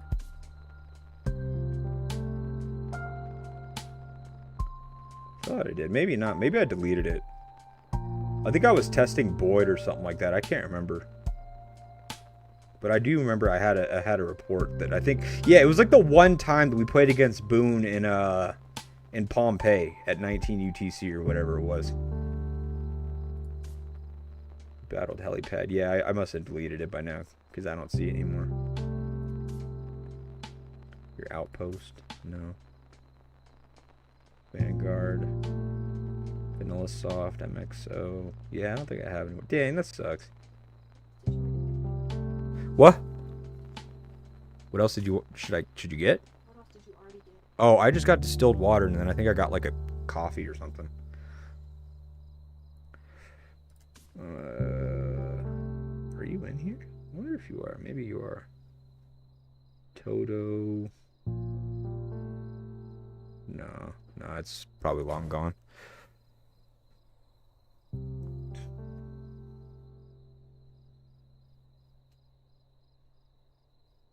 Yeah, if you don't have... So squad damage is definitely a lot more viable than attack is. But unless you have like the money or the gold to chase like good squad damage and good squad damage reduction, attack and defense is better to easier to upgrade, like Samuel said. Oh, 13% squad damage, easy. So attack multiplies your base stats on a troop. So, like, I can show you here. Let me do one thing. So, calculator. I can just show you exactly how attack is calculated. So here's a T6 infantry troop, right? Their base attack is 208. You see this green number, 607? Remember that. So 208. If I come into my buffs area here, so we'll take 208, which is the base attack, times 291.8%, so that's times 2.918, 606.9. You'll see here that that's this number, 607, 606.94, which rounded up to 607. So attack is just, it's a multiplier of your base stat on your troop. Squad damage is a force multiplier of your overall damage. So the difference is like basically like where in the math equation it's actually like being applied. And attack, where it's applied at the very beginning of the math equation, is less impactful to your overall damage than squad damage is. Squad damage will make it's just like, hey, after all the multipliers like lethality and firepower and skill power and all the rest of those things, after all that is said and done, take that and give it an additional 13% damage bonus. So it's far more important because it'll give you far better returns and like basically like bumps to your damage. That's why it's far harder to get. So if you're comparing the two, squad damage is far more important and far more impactful. But attack is still important because it's still a part of the equation. It just depends where in the equation it is. And yeah, I'm getting plundered because I'm so busy talking. People are taking advantage of me while I'm vulnerable. Huh? I added my cheese and I got... Add eggs. Just add an 18 pack of eggs, or 18 count of eggs. You got a pack of Red Bulls? That's fine. Just check out with that and the eggs. That's fine. Okay, I'm glad I invested in squad damage before I went crazy on attack. Yeah, so for example, right, like if you have red squad damage or red squad damage reduction homes on your armament sets, like you'll know that red amount or that red number there is far more power than a red squad lethality, squad attack, anything like that at all. Get an 18 one, and then after both of those are out, then we'll get a 60 count. Yeah, but we gotta make room for it. Yeah, just get the 18, and then like we'll get like a 60 count from Sam's Club or something. Just get the cheaper one. It doesn't matter. Yeah. So you'll know that like the squad damage reduction red home, it gives far more power than lethality, block, attack, defense, that kind of a thing, because it is far more impactful. So like if you chase that down on your squad equipment, like which for example I did, I have 5% squad damage and then 12% squad damage reduction. That's like having one more red squad damage hone and then 2 and then some change squad damage reduction hones as well on your armaments. So they're definitely important to chase. If you can chase them, great, but it's you're going to pay a heavier price to get those.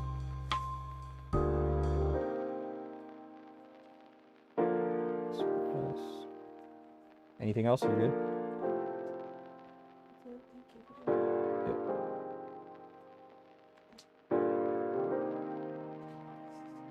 Sorry, I'm ordering something else that was forgotten. Place order. Okay, there we go. All right, it'll be here in like 30 minutes. Let's see. Anything else? Anything else y'all want to go over? Anything else you guys want to talk about? Shoot, like I'll play, do anything. Y'all want me to do anything in the game?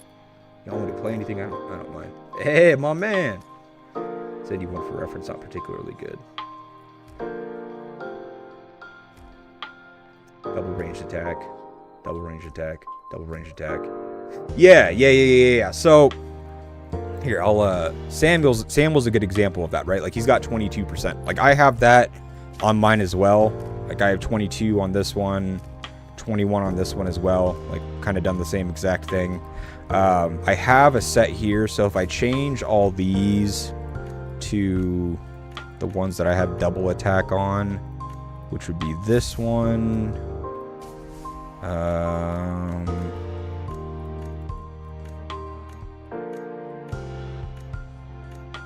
I think I might have sold the weapon one. Yeah, I think I sold the weapon one already, but that one is fine. This one. And then I think this one. Yeah, like I can get it up to 25% on this one as well. So you can get like 25% attack. I also have, if I do just straight damage, I can do 3.1 here, 4.1 here.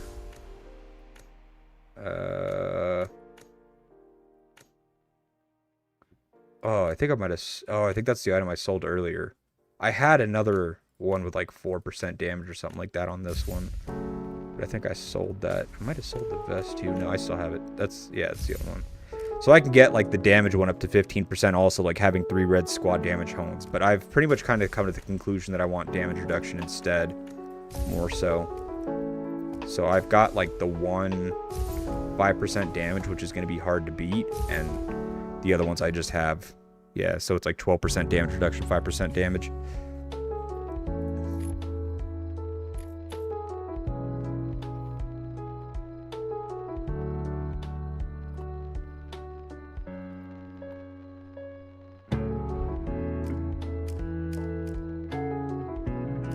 But yeah, like you could do this for fairly cheap, like what Samuel sent here, just having the double stack stats.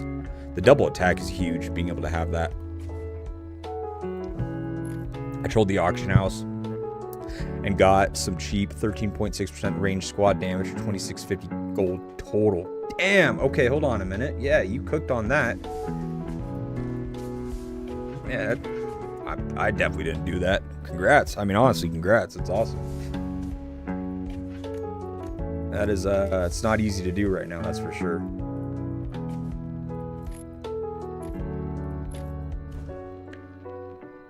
Actually, hold on while I am here.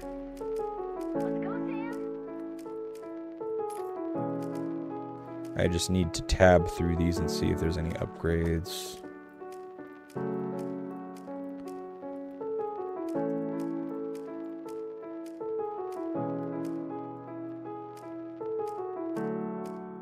I'm always checking this to see if there's upgrades. 3-8. Now I have a 5 on chest. 3,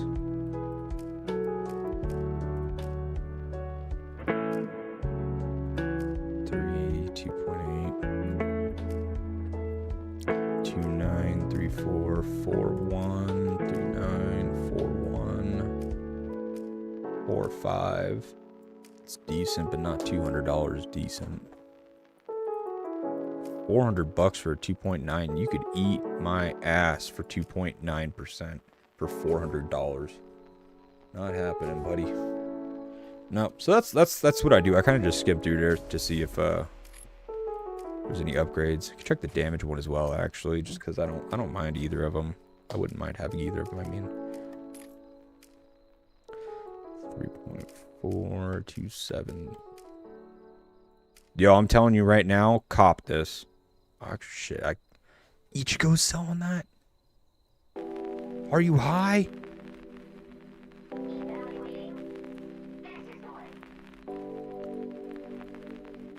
Yo, big man. You should be selling that for a lot more. That's a cop, by the way.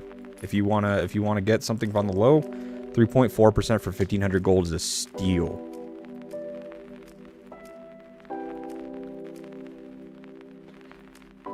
You can make a few bucks off of that. You can sell for at least. Well, actually, hold on. Yeah, it even has the good base stats at the top. So even though the other stats aren't there, the other ones up top are.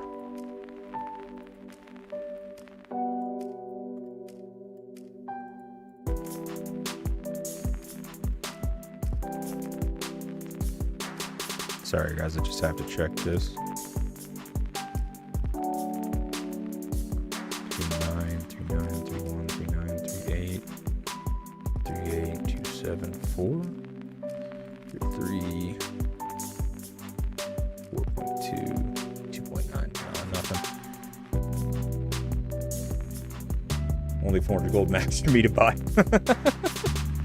You're glad you're not playing. I don't know, man. I miss the hell out of you.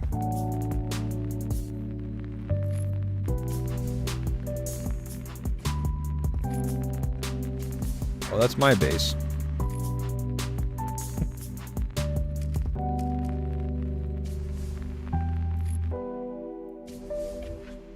I can't reply to that. I can't quote that.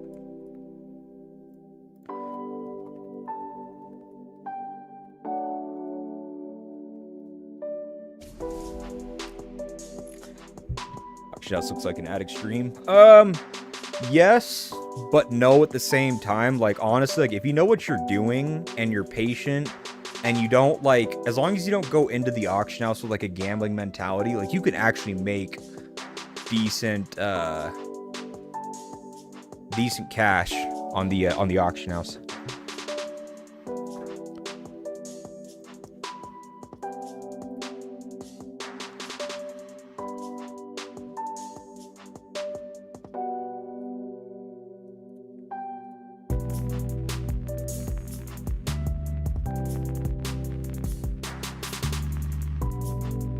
Sorry, I'm just checking something real quick.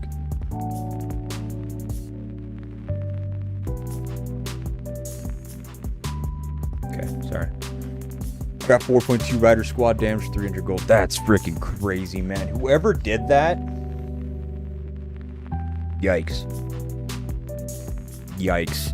Imagine almost getting a red squad damage hone on your armaments for 300 gold, so you get what, 8 purple armament hone chips for $5.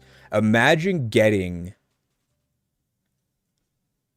almost a red squad damage hone with 5 purple honing chips. You pull up your device, it's your first time honing it, you use 5 purple honing chips, Bam, 4.2 rider squad damage.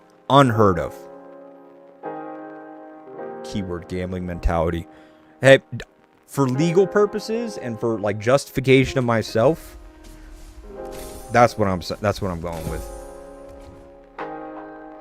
There, like, honestly, like, if you have the time to sit at the market and just like refresh it, you know what you're looking for, you know what like good prices are and stuff, and like what people are willing to pay, or like you can find items that are like hidden gems by fighting items that have like just purple values and being able to get them up. You know, spending the time like what he did there, where you got like the higher value roll for like dirt cheap, like doing that and stuff. Like you can take an item that has a bunch of good stats on it but low rolls, and then just over time use cheap items that have higher rolls to get it up, and then sell it for like bank. No, you definitely did get lucky, but no, congrats, honestly, Brandon, that's sick. Congrats. I started when the new equipment came out at 5k gold. Now I'm up to 11k gold. Shame I can't spend any of it now because of linked gold. Yeah, see, like that's what I'm talking about. Like if you do it right, and you know what you're looking for, you know how to play the auction house, you can make gold. And especially for like low and mid spenders and stuff, if you were going to spend, you know, $500, whatever have you on your account, if you go into the auction house and you drop that $500 there, you can turn it like what he did, turn that 500 gold or $500 into like $1,100, and then just take that to something like what's it called? Something like the Julia event, or the like the secret armory if you need armaments, the beast event for ships, like anything like that, and you can upgrade the other parts of your account 2 or 3 times the amount that you would have been able to upgrade with the gold that you were going to spend anyways, just off of the simple fact that you played the auction house. So public markets like the auction house can be a really good thing to grow your account, especially like I said, like if you were going to spend that money anyways, with just a little bit of patience and not needing to upgrade your account today, you can take that money further for sure. Congrats, by the way, Reaper. That's awesome.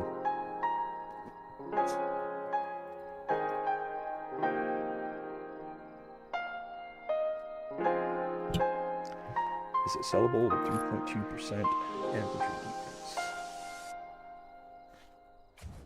Yes. But not by much. I would.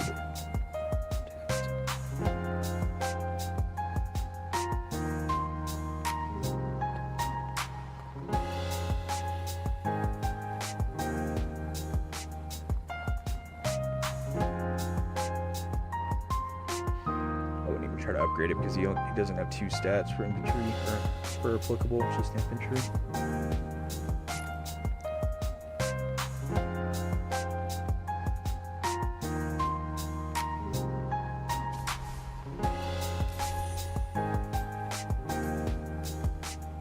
I need to upgrade my parts next. I'm trying to think. Ranged, I guess?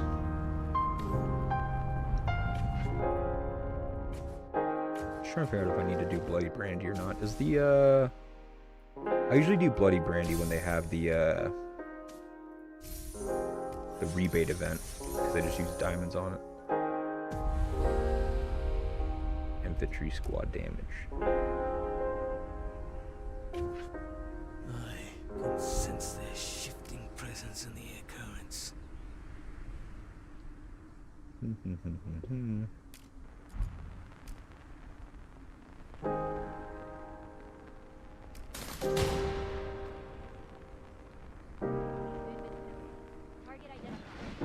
Shit, I like chatting with you all about the game, but fuck, man, I wish there was like an event or something happening. I'm trying to like kill stuff. Is there anything we should talk about in particular?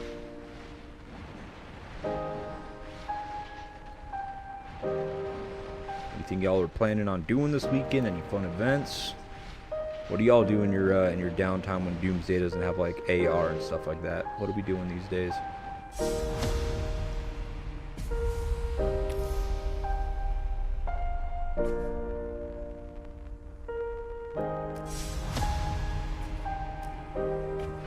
Change this to anything else. Let's see. What if I change this to scars for suffering? Don't get too close to the What happens birds. with this pair? Never. Go Swarm Kev.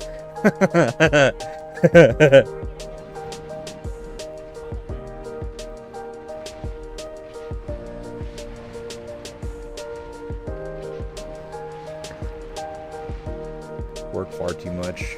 I hear you, man. I hear you. What do you do for work, Brandon? If you don't mind me asking. I'm always curious what some of my community members and stuff do.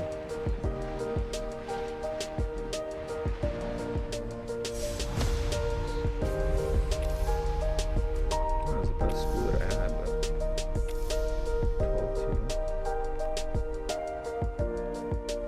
Yeah, that's the best one. Oh well. We're far too much farm like crazy. Yeah, I feel that. If you guys haven't done it already, I know it's like overlooked a lot, and it may just seem like the most obvious thing to you. You're like, Z, you're dumb. Why would you tell me that? Of course I've done that. But I've seen it with a lot of accounts, right? It's kind of looked over. Do your vehicle set and just put gathering speed on them. I got all 4 of these pieces for less than 8, like I think it was like maybe 1,200 gold total, but I'm up to 70% gathering speed total. 67.3 plus this, plus food, wood, plus that, plus that. It's all 70% values or higher on each of them, and it was like super dirt cheap. Like literally just auction house. Just do others on this and others on this, because you want to preferably have like the farm ones in the top one. You don't necessarily need that, but just others down here and legendary. Sort by price and just go. Yeah, gathering speed 12% for 200 gold, 12% 200 gold, 13% 200 gold, 12.6, 13.1, 13.6. Like just cop like 4 pieces like that and just kick your gathering speed up like 60% for like 800 gold.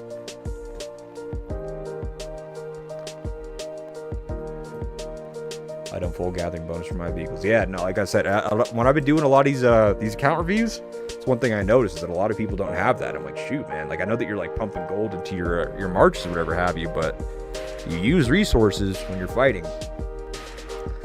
So, is there any news on the other new rider heroes? So here, I can show you this. So I got sent this by one of the guys in the stream. He's also in the game. So I guess there was a leak on the new heroes, and they translated it from Vietnamese, so it's kind of meh on the wording. The best way to put it is that this guy here, Rick Light, or not Rick Light, sorry, but well, actually, yeah, Rick Light. So the guy here that has the weapon, he's going to be the secondary or the support to Chaseon Garrison. So basic attacks deal additional damage for the next 5 seconds when not in a gathered state. Has a 30% chance to inflict 1 additional basic attack each turn. These basic attacks will not trigger a counterattack from the enemy. When not in a focused state, which I'm assuming means rallies, for every 10 basic attack damages dealt, deals damage and heals.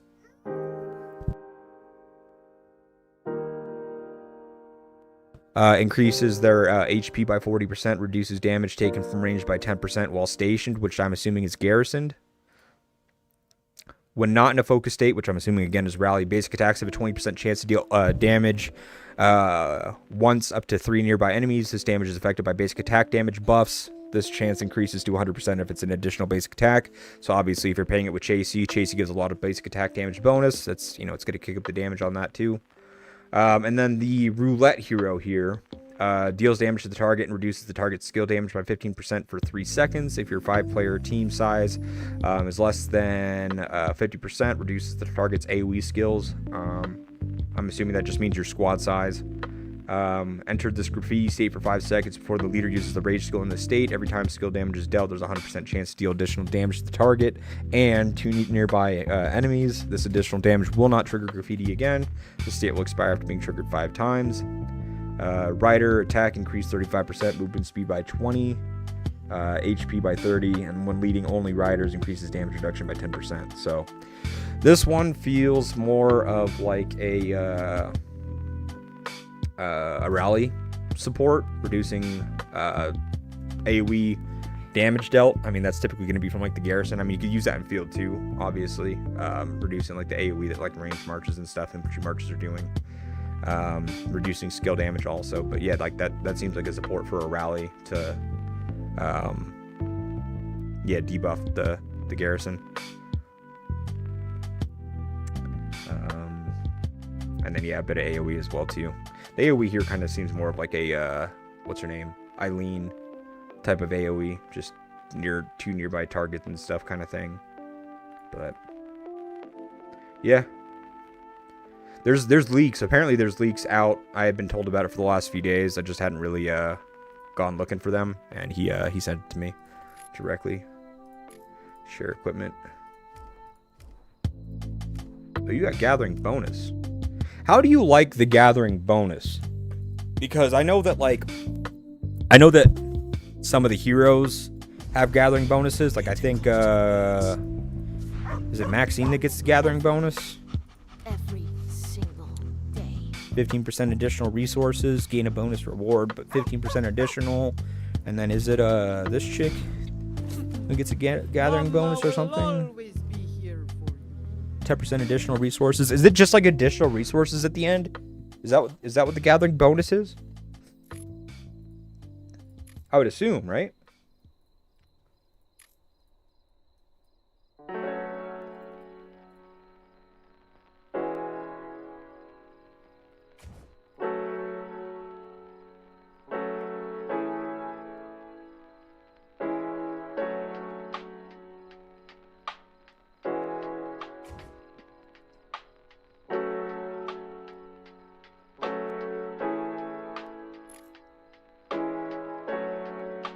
Oh my god, here. Additional resources, okay, yeah, that's what I thought. I feel like that would be solid. I guess if it was up to me, I mean, I'm kind of conflicted. Like what would you say your approach is, right? Like, would you rather have, if you had the ideal piece, would you rather have 3 gathering speeds and have like 45% bonus on each of these and have like 180% bonus speed? Or is it already so fast that you're like, oh, I'll just take 45 or like 30% on each, 120% bonus, and get a gathering bonus of like 20%, like 5% on each? Like, would you rather have all gathering speed? Would you rather have mostly gathering speed and some gathering bonus? I feel like gathering speed's got to be the most important, but I could also see where like an additional, like if you had 5% gathering bonus on each of your pieces, a 20% gathering bonus of, you know, like 1.3 mil, or how much is a level 7 tile? Yeah, 1.3 mil. I mean, that's 260,000 on each one. I can get like 2 mil from level 7 nodes now. Wow. Okay, hold on a minute. Really? Oh, I guess you do have 15%, huh? Okay, huh? With max, oh, okay. That, yeah. That makes sense. That makes sense because Maxine does get the 15% as well. So it is like 30%. Wow. Okay. Okay, I fuck with that. That is actually pretty cool. Okay. So I guess, yeah, like, you know, like reiterating the question, if you had auto gatherer, you would go speed. Okay, that makes sense. That makes sense. I guess like your perfect one would probably be like 2 speed and a gathering bonus. Because I feel like at some point, yeah, you could maybe get an additional 15% or whatever gathering bonus, but does 15% faster, is that more important than say like, well, no, because that's 15% on one, but 15% would be the total for all 4. I don't know. Maybe it is just an all auto speed or gathering speed if you have the auto one. That's a good question. Hey, hope you're well. Watch your streams, best videos out there. Hoping you'll release these videos soon. Can you share and skill streak for field and garrison on infantry? Yeah, appreciate that.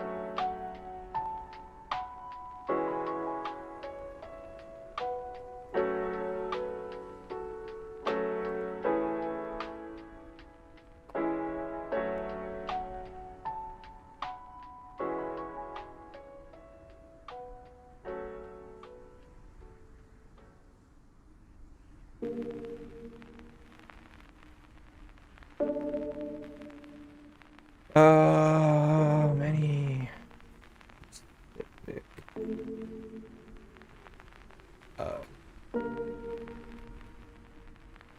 The skills tree. Oh.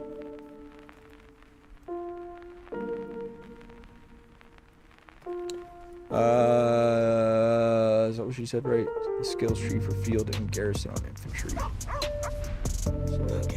do... Who do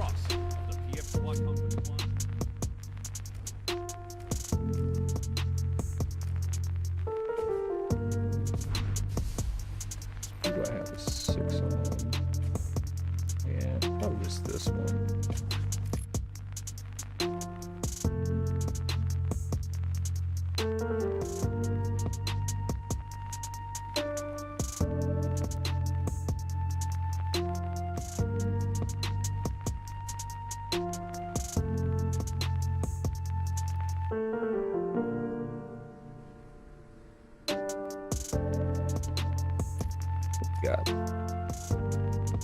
I'd probably choose 2 times speed, 1 time bonus. I think that's kind of where I'm at too. The gun has speed and bonus, but needs some work. I get an additional 427k per note. Oh wow, okay. I'm out of the loop on that, man. I think that's something I should probably take a look at. Gathering volume is important. I am the #1 in gathering. Yeah, I noticed that. Like I definitely would be too. For legal reasons in terms of service purposes. I'm doing the bunny ears with my fingers, by the way, right now. My farms do not auto gather. But I don't have high resource gathering because all of these do the gathering for me. Like you can see 3.5 mil resource supply, 6.7 or 6.7 bill resource supply, 6.4 bill. I just get my resources from my other accounts. I actually have all of these accounts on 3 other PCs in my office next to me here. And those do the farming for me. I can do about... Actually, I need to start doing the armory for those accounts as well. Because without armory and without buffs, I can do about 35 mil resources per day per account. So, and I have 12 of them, so I can usually do around 380 to 400 mil resources per day from the 12 accounts, which obviously you cap out at 200 mil that you can supply yourself. So it does well, and then I usually use the extra resources to help out other alliance members and fighters and stuff like that that need it. I've been working on a few sets. I have mine from Watson from H&B. But have been out of the loop for a while. My account is mainly infantry. Oh, I love Watson. Hell yeah. You in the stream right now?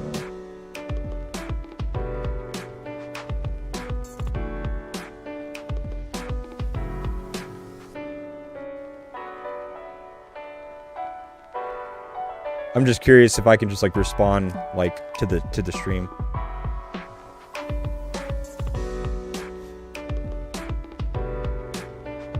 I have 22 farms working every day. Hell, see, dude, Samuel, you get it. Like when you fight, and like you need the resources. You go through billions of resources in just a day with the right fight. Mine is all manual, sadly, but now because of 5,000 times heal them, I don't need too many resources.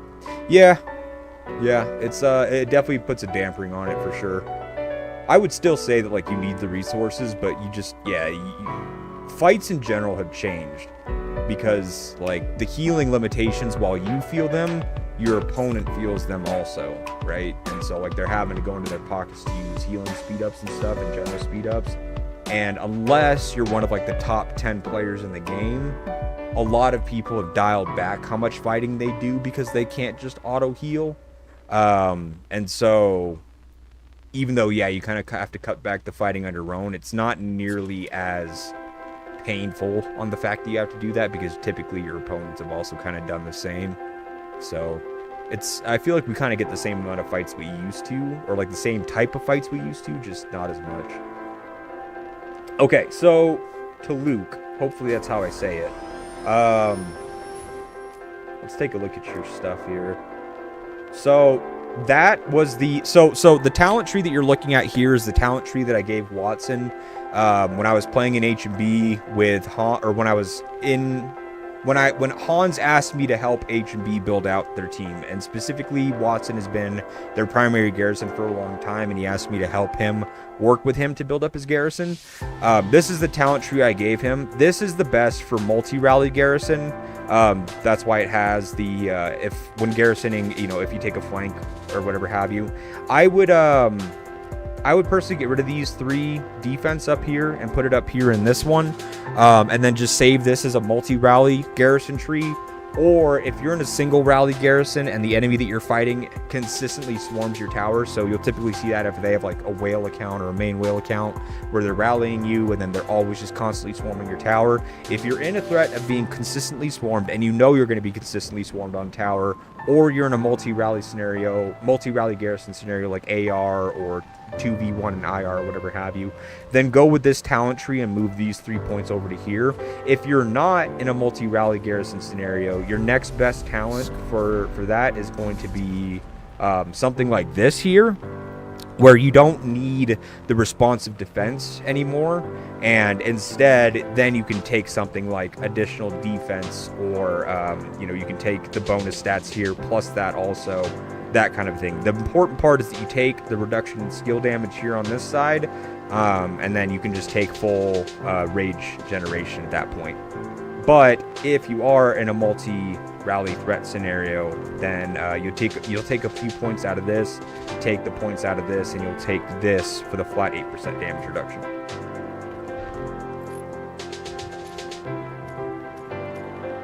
I still prefer typing in Chinese or in games. You can look at the translation. No, I don't mind you typing at all. I was just talking about Talukes in general. Resources are not important. I have a lot of resources, but there's no healing. Resources are not important. Yeah, no. I agree. I think that, like, for me, the resources side of things mostly comes into effect when I'm playing or when I'm doing TC for the heroes. Obviously for the war and stuff like that. But yeah, like training new heroes. Because I mean, I sit in garrison. I know that, like, with your account, you have a ton of deaths as well. Like, you're at 141 million. I'm not at 141 million, right? I'm at 56 million.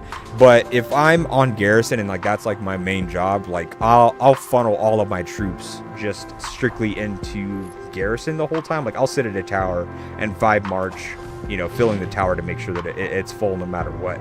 And I know that you, like, dominate the field and stuff, but for me, I have, like, the one march that does really well. I have a decent rally one, or a decent ranged one, but then it kind of falls off hard in the other ones. So rather than trying to fight in the field with those, I like to just use those and fill the tower, because I know that my my trades in tower will be a lot better.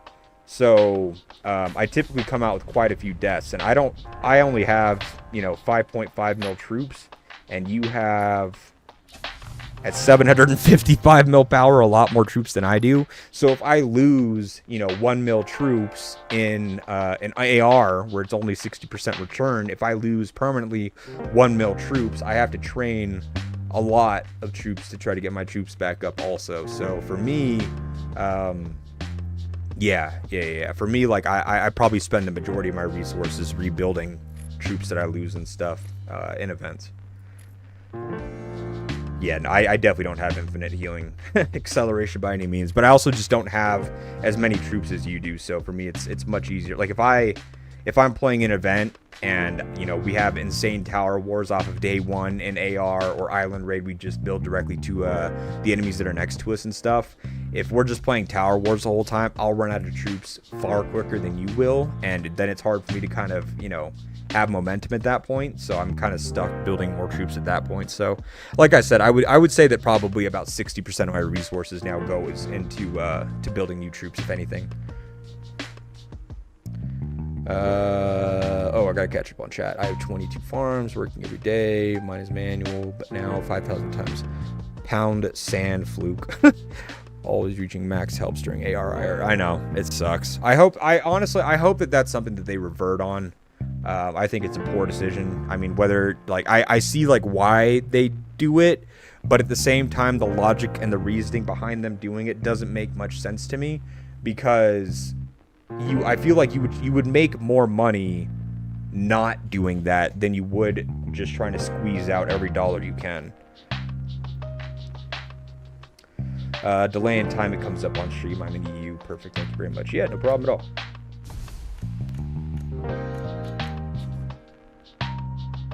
Yeah, I mean, these talents are good too. It's like, this is like the default setup, I think, for talents.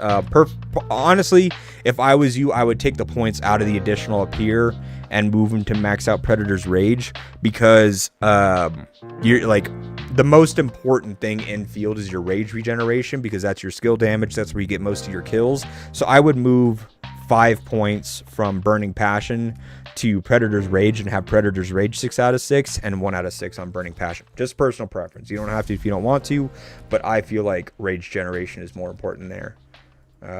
You have good stats here as well. Looks like you need to maybe get rid of some riders in ranged. Do you have a couple? Yeah, you have a couple of those I would get rid of as soon as you can, but other than that, homes look good too. So I should change the field tree on this above. I followed a really old video and got rid of the last section of the skills tree, but the rage rebuild is the best meta. Yeah, rage generation in general is going to be your best for field. Those are the two most important things in field, is your rage generation and your skill damage, right? Skill damage on average kills like 10 to 12 times the amount of troops that your basic and counter attacks will. So you really want to funnel as much into that aspect of the fight as possible. Yo.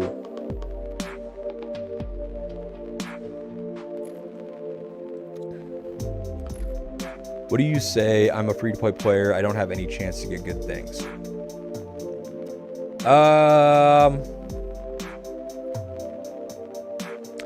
Good luck in Doomsday.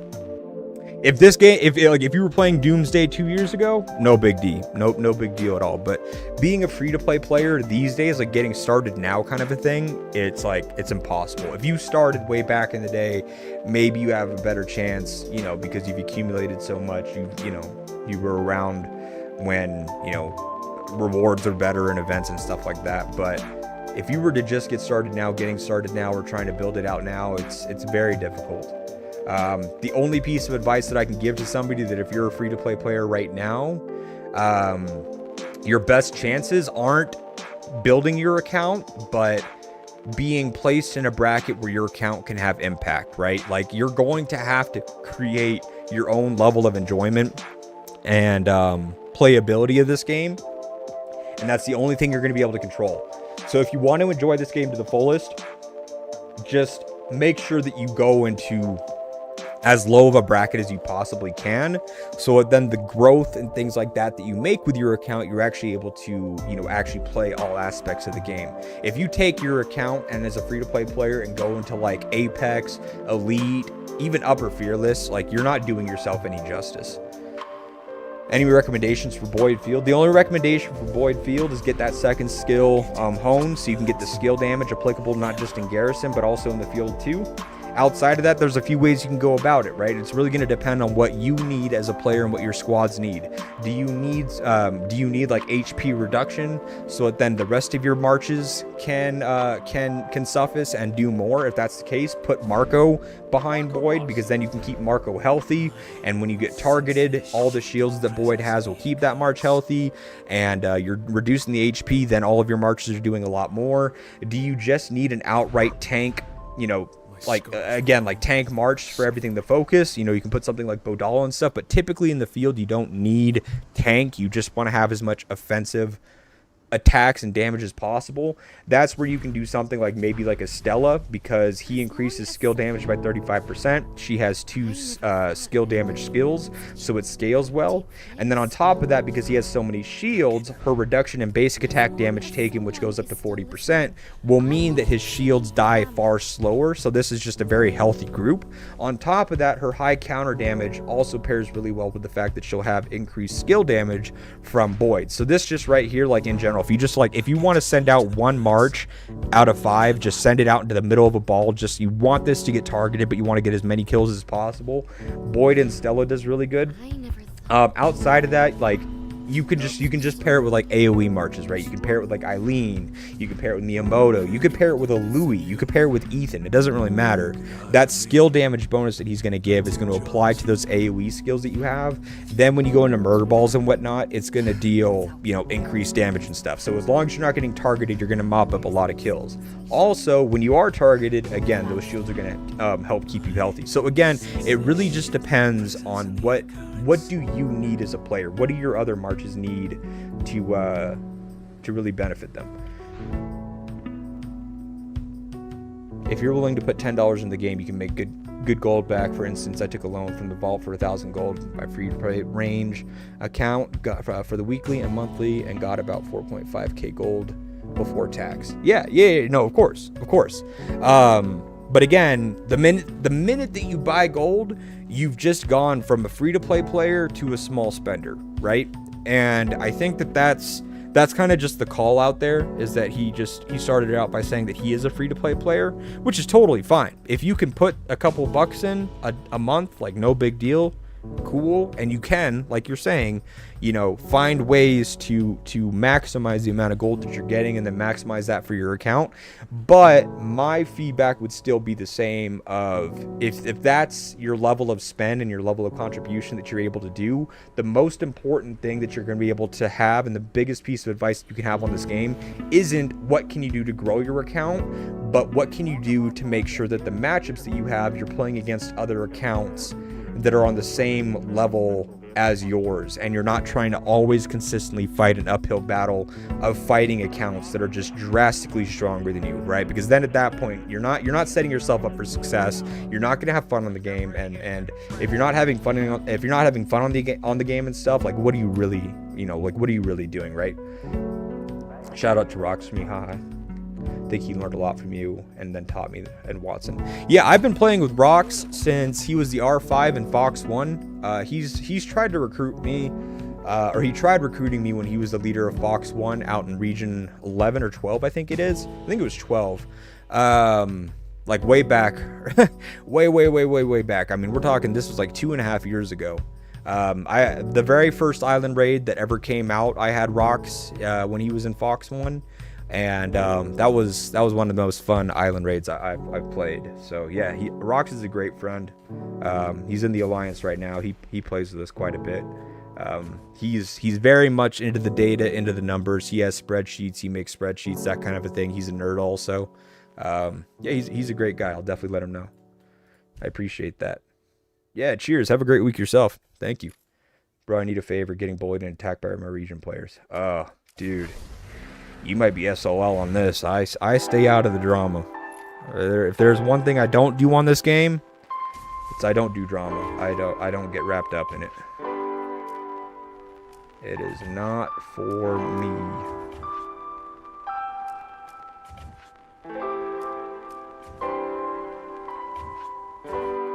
Not my thing.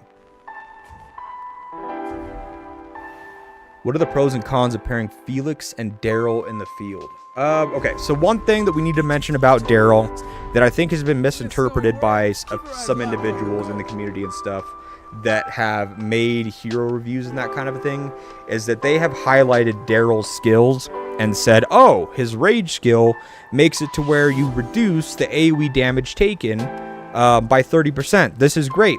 The thing about that is that while that is a great buff, this does not apply to Daryl himself. There are two types of buffs that you can apply in this game, and they are worded two separate ways, and you need to really pay attention to it. If it says, for you and nearby allies, it'll apply it to your own march that hero is in, and the marches around you. However, if it says what Daryl says, which is for allies, like there's no mention of you, it only applies to other marches. So this 30% AoE damage reduction applies to your other marches, not your own. So it's still a great buff, but just know that, because I have seen hero reviews where they're like, oh, this will keep him alive, this will keep him healthy. No, it doesn't. It does not apply to him at all. You can see it in combat logs. Daryl in general, the pros here is that he does have AoE, right? He does have high skill damage, which Felix also benefits from. He does have high HP, which again is a survivability aspect. He does have move speed, just like Felix, high attack, that kind of a thing. Basic attacks have bonus damage, so while you're on the offensive, even if you're not getting targeted, you're dealing bonus damage. Felix benefits from basic attack basic attack bonuses as well. Like, they both have that piece. Defense for survivability, and then when receiving AoE damage, there's a chance to deal damage back. So this is like a murder ball hero. You want to have Daryl in the murder balls, in the fields, fighting and stuff, because he has survivability, he has counter damage when he's taking like AoE and murder balls and stuff. He's buffing your other marches, that kind of a thing. Like, there's just a lot of pros there. Felix does something like very similar, basically. So with Felix, I gotta go up here. Same exact thing, right? So he's reducing the enemy skill damage, he's reducing the counter damage taken, which again, if you're targeting marches and they're not targeting you, you're only taking counter damage, so he reduces that, and then increases basically all the damage dealt by himself, which increases the AoE damage that Daryl is doing, right? So they just have good synergy in a sense that parts of the kits that they have individually complement something that the other hero is doing or thrives at. So that, like, in terms of like pros and cons, the pros here is that they benefit each other. When Felix takes skill damage, he increases his own attack. When Daryl takes AoE skill damage, he's dealing immediate damage back, which if he has increased attack from this, it just increases the amount of damage he's dealing back to them when he takes that AoE damage. So it's just a good synergetic combination or pair to have in the field, and well-rounded. Cons, there isn't any real cons there. They're both debuffing, they're both buffing, they both have good stats, they both synergize well. There isn't really any cons to say there at all. That's not to say that there aren't better pairs or whatever have you, but it's all very situational. Like, anybody could run a Felix Daryl in their set, and it would be like one of their best marches. Yeah, no, I mean, you're kind of right, Reaper. That's good way I've noticed for free to play is just having the meta field heroes. Using Sophie Julia now as one march, or Julia as one march, will get you good kills against people a lot stronger than you. Yeah, very true. Anybody, like, if you are, okay, again, one of the things that I've said for a long time is that the stronger that your opponent is, the more beneficial that flat percentage based damage buffs or damage debuffs, the more important those things are. Because if your opponent, so let's say, for example, right, let's say that you have something that reduces damage by 20%. If your opponent deals 1,000 damage, you've reduced it by 200. If they deal 10,000 damage, you've reduced it by 2,000. Right, 200 damage reduced versus 2,000 damage, but you haven't changed the amount of like damage that you're mitigating, or your buff or your debuff, whatever in this case. It's all just dependent on how strong your opponent is. So anything that like increases the enemy's damage that they take, so your Bellas, your HP cut heroes like Miyamoto, Marco, Claude, those types of things, anything that you can do, like Sophie, for example, that increases like the amount of skill damage they take by 20%. Anything that you can do to take those stronger opponents and bring them closer down to your level, you're not going to get them all the way there, obviously, but the closer that you can bring them down by applying all those flat percentage debuffs, the better it is, because the better that you'll perform. Do putting support heroes like Bianca or Claude good? Pair Boyd and Claude together. Is it better to pair Claude and use Miyamoto instead? So again, it's really up to you. Do you need the high, do you need the high damage pair with Miyamoto, or would you rather have like the high sustain? Like myself, I'm using, if it wants to load, I'm using Claude behind my Boyd. I'm also using Bianca behind my Bodala, and then I just have damage through Felix Chasey, Marco, Miyamoto. Both of these guys are applying HP cut. This is an HP cut, but also applies damage reduction, and then with all his shield, it stays healthy. This is just outright damage. This is AoE damage. Like, it is good.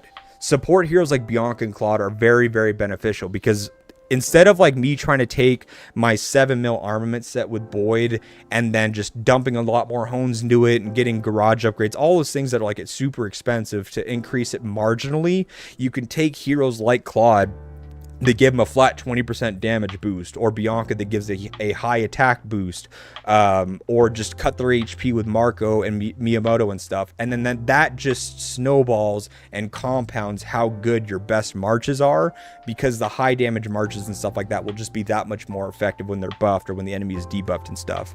So yes, Claude and Bianca and those types of things are really, really good. Whether you should use Claude with your Boyd or Miyamoto, again, is completely up to you and your armament sets.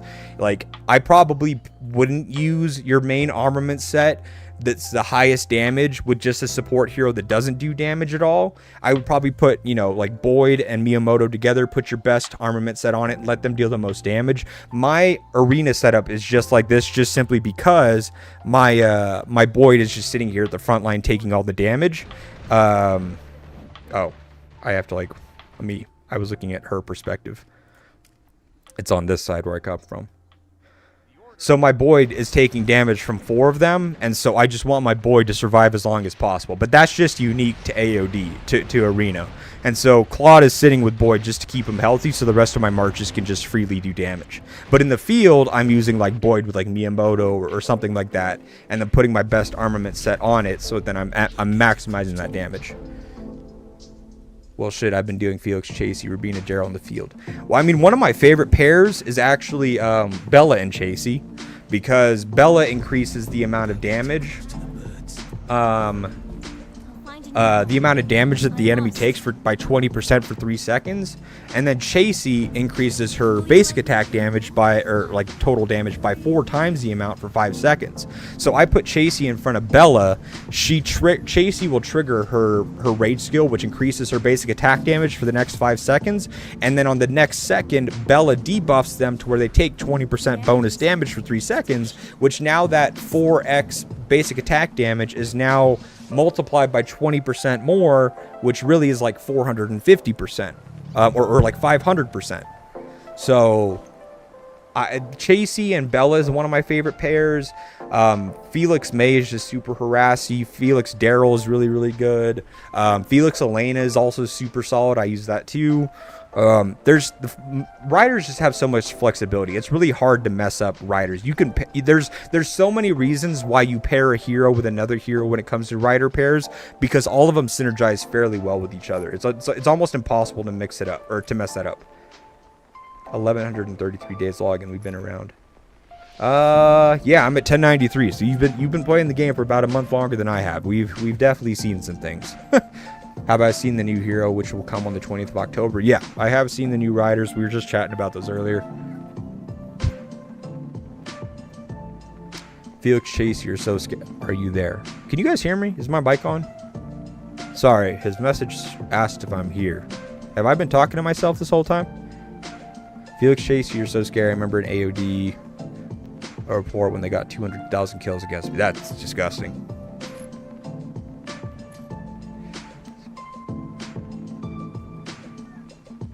Honestly, like, what should you do? Probably just change regions, man. If you're getting debuffed and stuff like that, I just dip.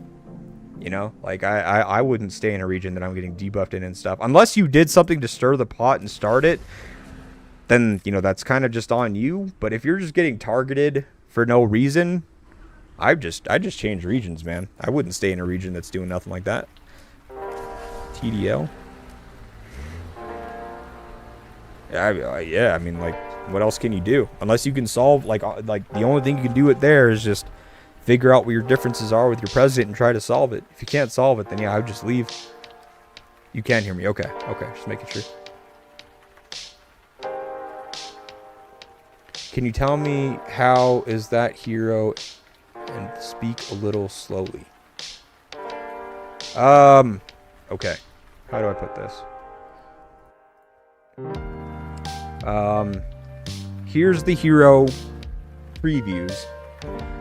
If you want the long story short, the main hero, Rick Light, which has the weapon to transcend and everything, his whole purpose and his whole kit is to be a secondary or support for Chasey and Garrison.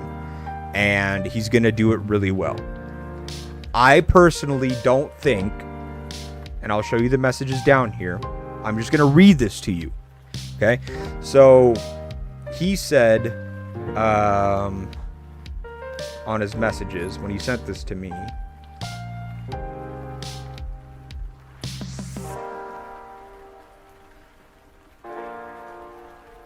It's not pretty, right?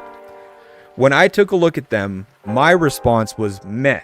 Honestly, doesn't seem that wild. I assume the second character is going to be a pair for Chasey Garrison, which is good. She needs it. The rally one doesn't really have anything to write home about. I guess we'll see. I'm not overly impressed by these heroes. They do what they do well, but I don't think that they solve the current problems that riders are experiencing, right?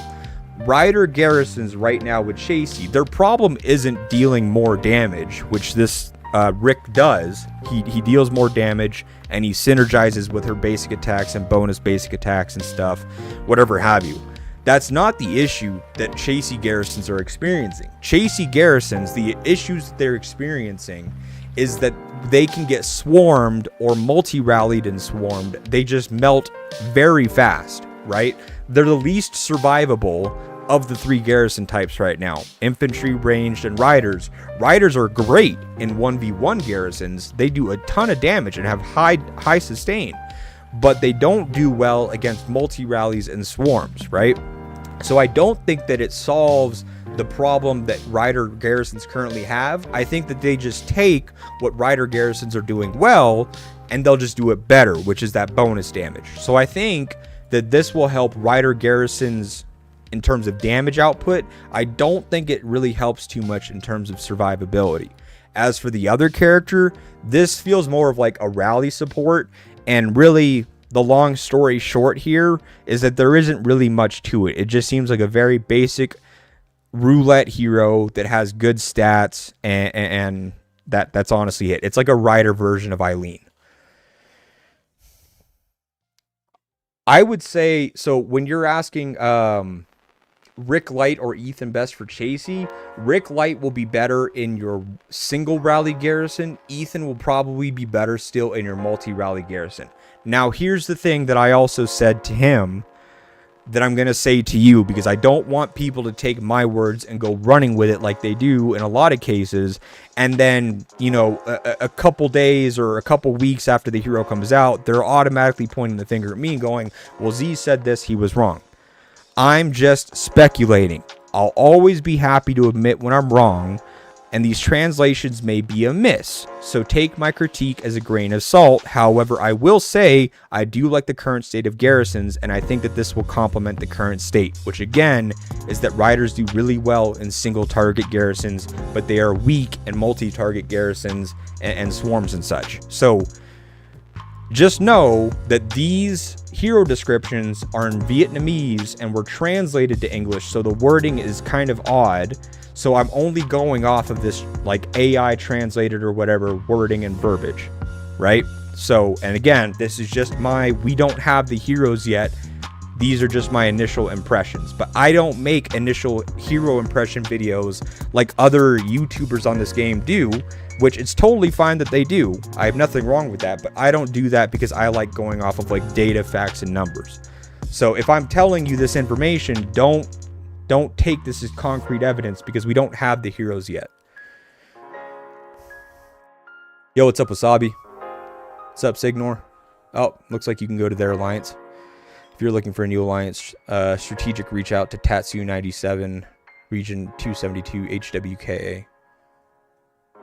No worries, Meat Wagon. I'm happy to help. But like I said, please just take that as a grain of salt. I cannot tell you how many times like people have asked me for like my first thoughts on a hero, and I'll tell them, and then all of a sudden that information gets on like the Discord, and they're like, oh, well, Z said this, Z said this, Z said this, and Z's not even a rider player. I don't care for those heroes. I'm not going to get them, right? Like I don't even have Daryl or Cedric or anything. I'm just telling you what it looks like right now, but I could be completely wrong, and I'll be happy to admit if I'm wrong too.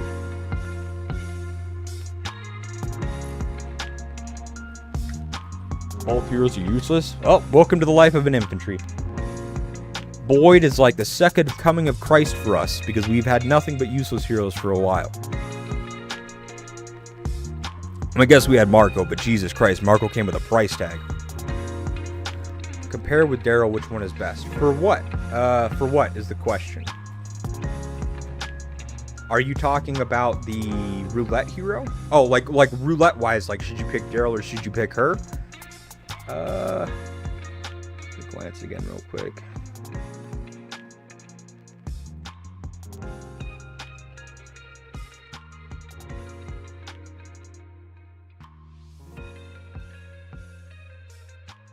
Oh, yeah, roulette hero. So, I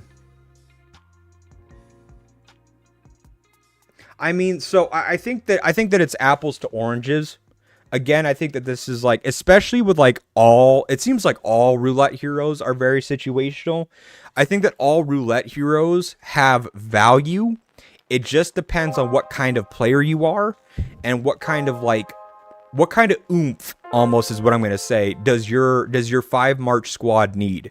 Do you need more AoE damage and just like more of like that like damage output focus and orientation? If so, go Daryl.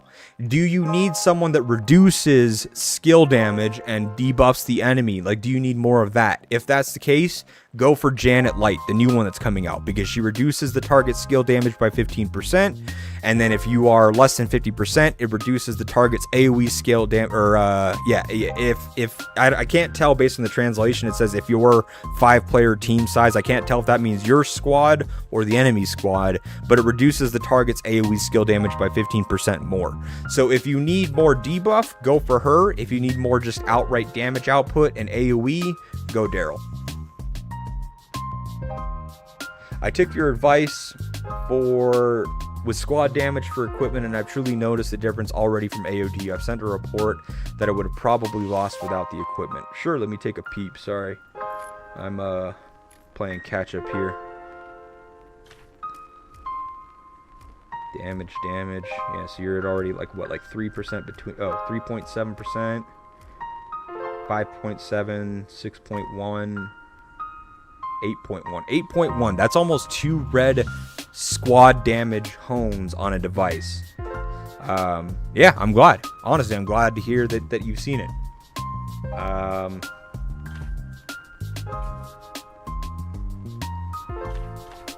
I mean, and you have 4 infantry marches. Of course, you're going to see it because 80% of your marches are infantry oriented, anyways. No, I'm honest. I'm genuinely glad to hear it. That's awesome. I wish that I could map out the damage calculation and the damage formula for you guys, because like if you really understood that, like you could actually like visualize it. And I've done it before. The problem is that back when me and Mr. Brain did it, there was a lot less factors. There wasn't barrage fire effect and firepower and protection. I think at the time we just had lethality and block and then your normal stats and stuff. But now you have those plus the beast damage, plus oh gosh, now like the equipment and stuff in the refinery and whatnot. Like there's so many factors now that it's very hard to map it all out. But the principles still stand. Nonetheless, I'm glad that you were able to see it. I'm a free-to-play player, so tell me which one's best. I've awakened Chasey and Felix. Can I go with new rider combo?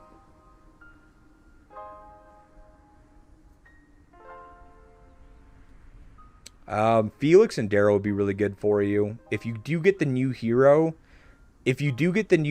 from Roulette, Chasey also does debuffing. I would say that you could take the new Roulette hero and then put Daryl and Felix together and have that be a high damage march, and then have Chasey and the new hero from Roulette also be high damage, but primarily debuffing the enemy is going to be their main orientation and focus. So that's what I would do. I would go Felix, Daryl, Chasey, and then the new Roulette hero.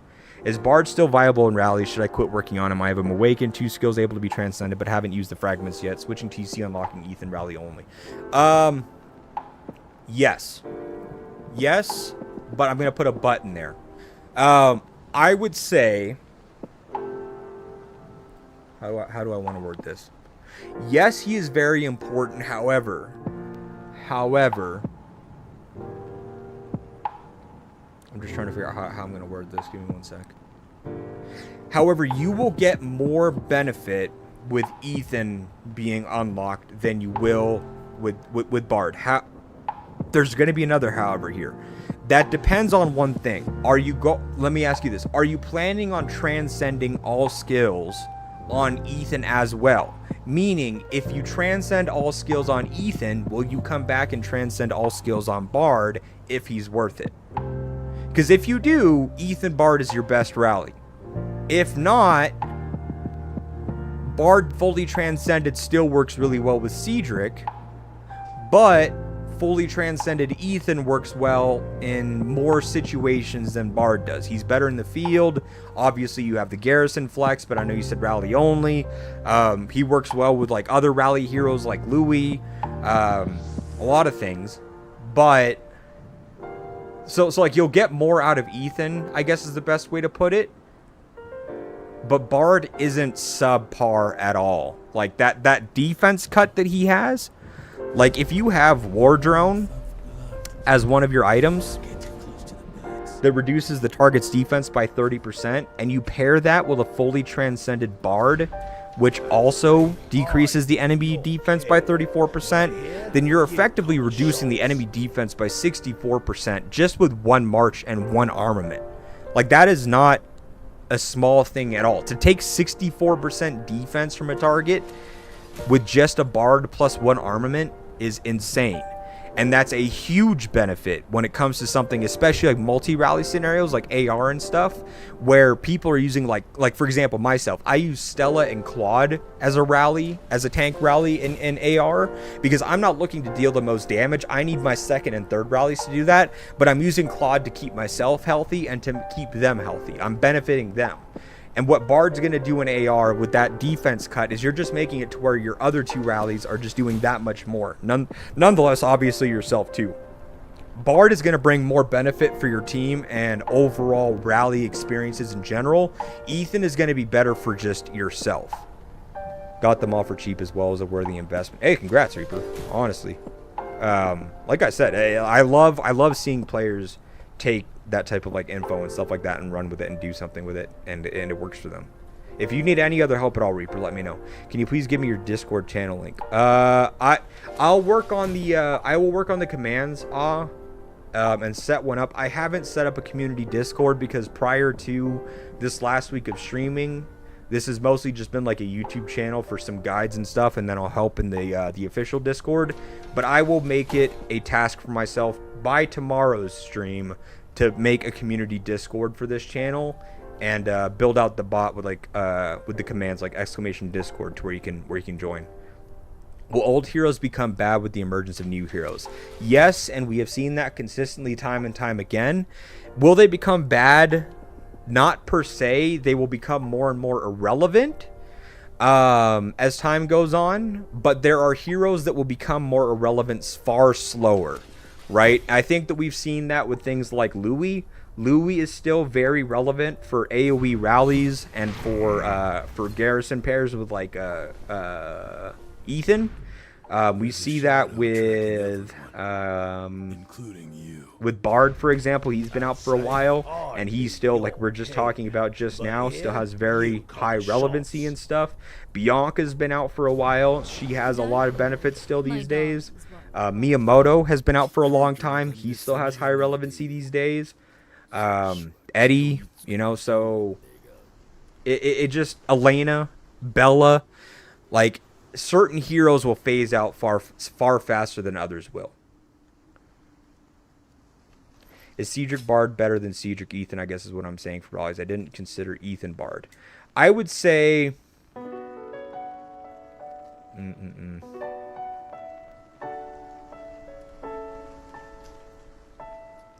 I would say Cedric Ethan will probably net yourself more kills, not by too much.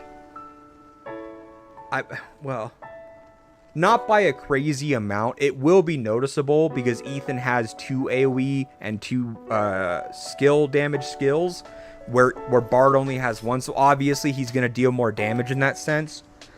But the Bard will be more beneficial, again, for your team. Like, you have to think about this, right? If you're in an AR and you're trying to break a checkpoint garrison, and you're going to triple rally it, right? Like, what is going to help you break that garrison faster? Is it going to be you dealing 1 more rage skill worth of damage with Ethan, or is it going to be you reducing the defense of that garrison by 35% for all rallies hitting it, right? The answer there is probably the 35% defense reduction. And what's going to win you more events? Is it going to be you getting more kills, or is it going to be the fact that you're helping the team capture objectives? Probably the capturing objectives part, right? So I would say that, again, it just really boils down to your experience. If you are just looking for outright raw sheer damage and kill counts and that kind of a thing, and you're motivated by high damage numbers, then go Ethan. If you are more motivated by like for me, for example, I like being a support player. I like being able to take someone else's rally and see them do more damage because of something I influence and stuff. Like when I play other games like MMOs and RPGs and stuff, I play healers a lot. I play support characters a lot, tanks a lot, that kind of a thing, because I like buffing and helping teammates and allies and stuff, and League of Legends and stuff.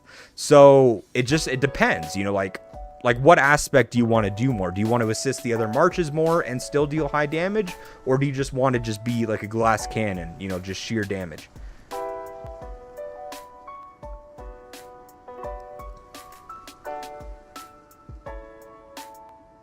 So, I mean, Cedric Bard is going to be better for helping your team. Cedric Ethan is going to be helpful for yourself. No worries at all, Reaper. I pair Miyamoto and Lewis for field still so effective. Yeah, Miyamoto and Lewis has been around ever since Miyamoto first came out, and it's still a great AoE march. Then I'll eat your brain in game. Can I trust your account to you and have a quick glance? Yeah, totally fine, Meatwagon, by all means. Send me a message in game so I know which account is yours, and I'll accept your friend request. See ya, I appreciate you. Yeah, I get what you're saying. I'd rather break a tower than have a better report. That's exactly it. There's justifications for both. It's not a wrong response to say that you're you want to play selfish and you want to have really good reports and stuff for yourself. That's totally fine. You, at the end of the day, it's about enjoying the game the way you want to enjoy it. Either way, it's just that there's a situation for both. I appreciate it, man. Thank you for being here. MSR. Is this, oh. Is this you? Meatwagon?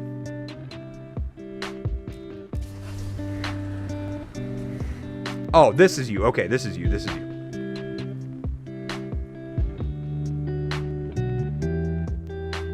Okay, yes.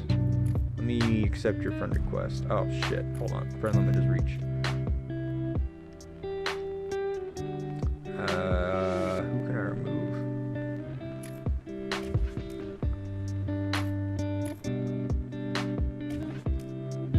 I take a few people off here. MSR.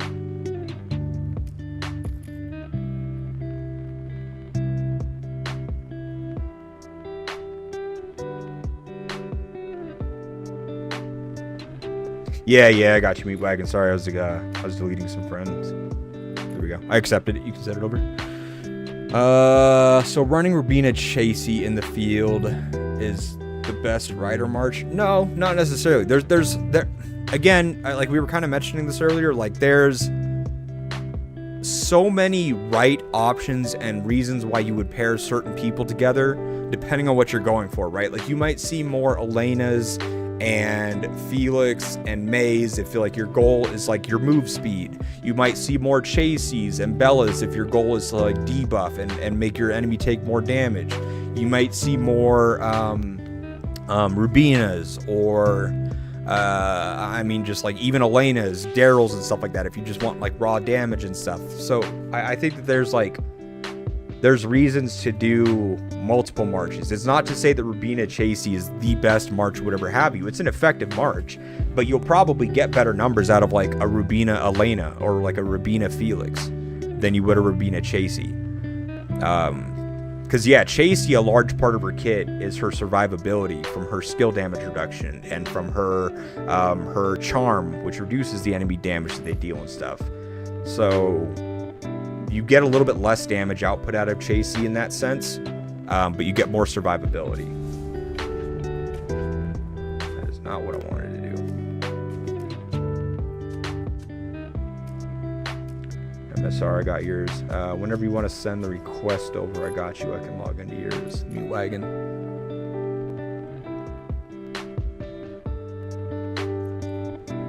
Appreciate y'all being here, by the way. Can I see the statistics from the stream? How do I go to, like, the dashboard? Is it this one?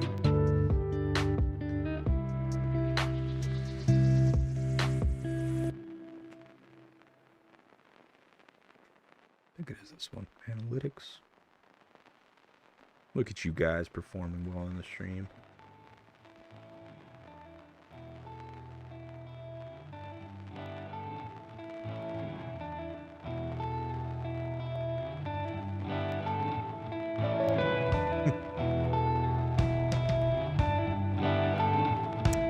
If you transcended only one skill with core and fragments, then use skill will work or no.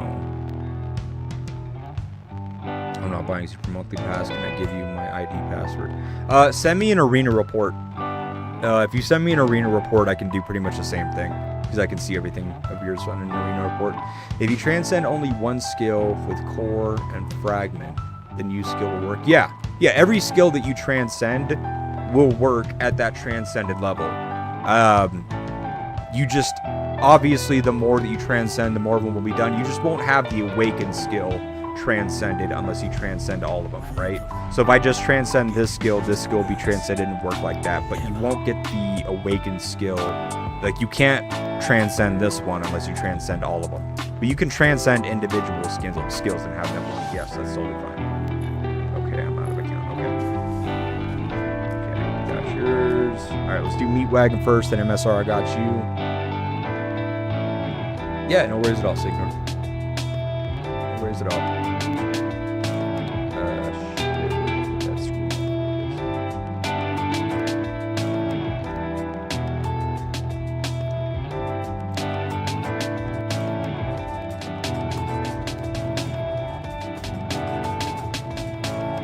What is the echo thing? Oh, that's sorry, guys. Let's do Meat Wagon first, and then we'll do MSR next.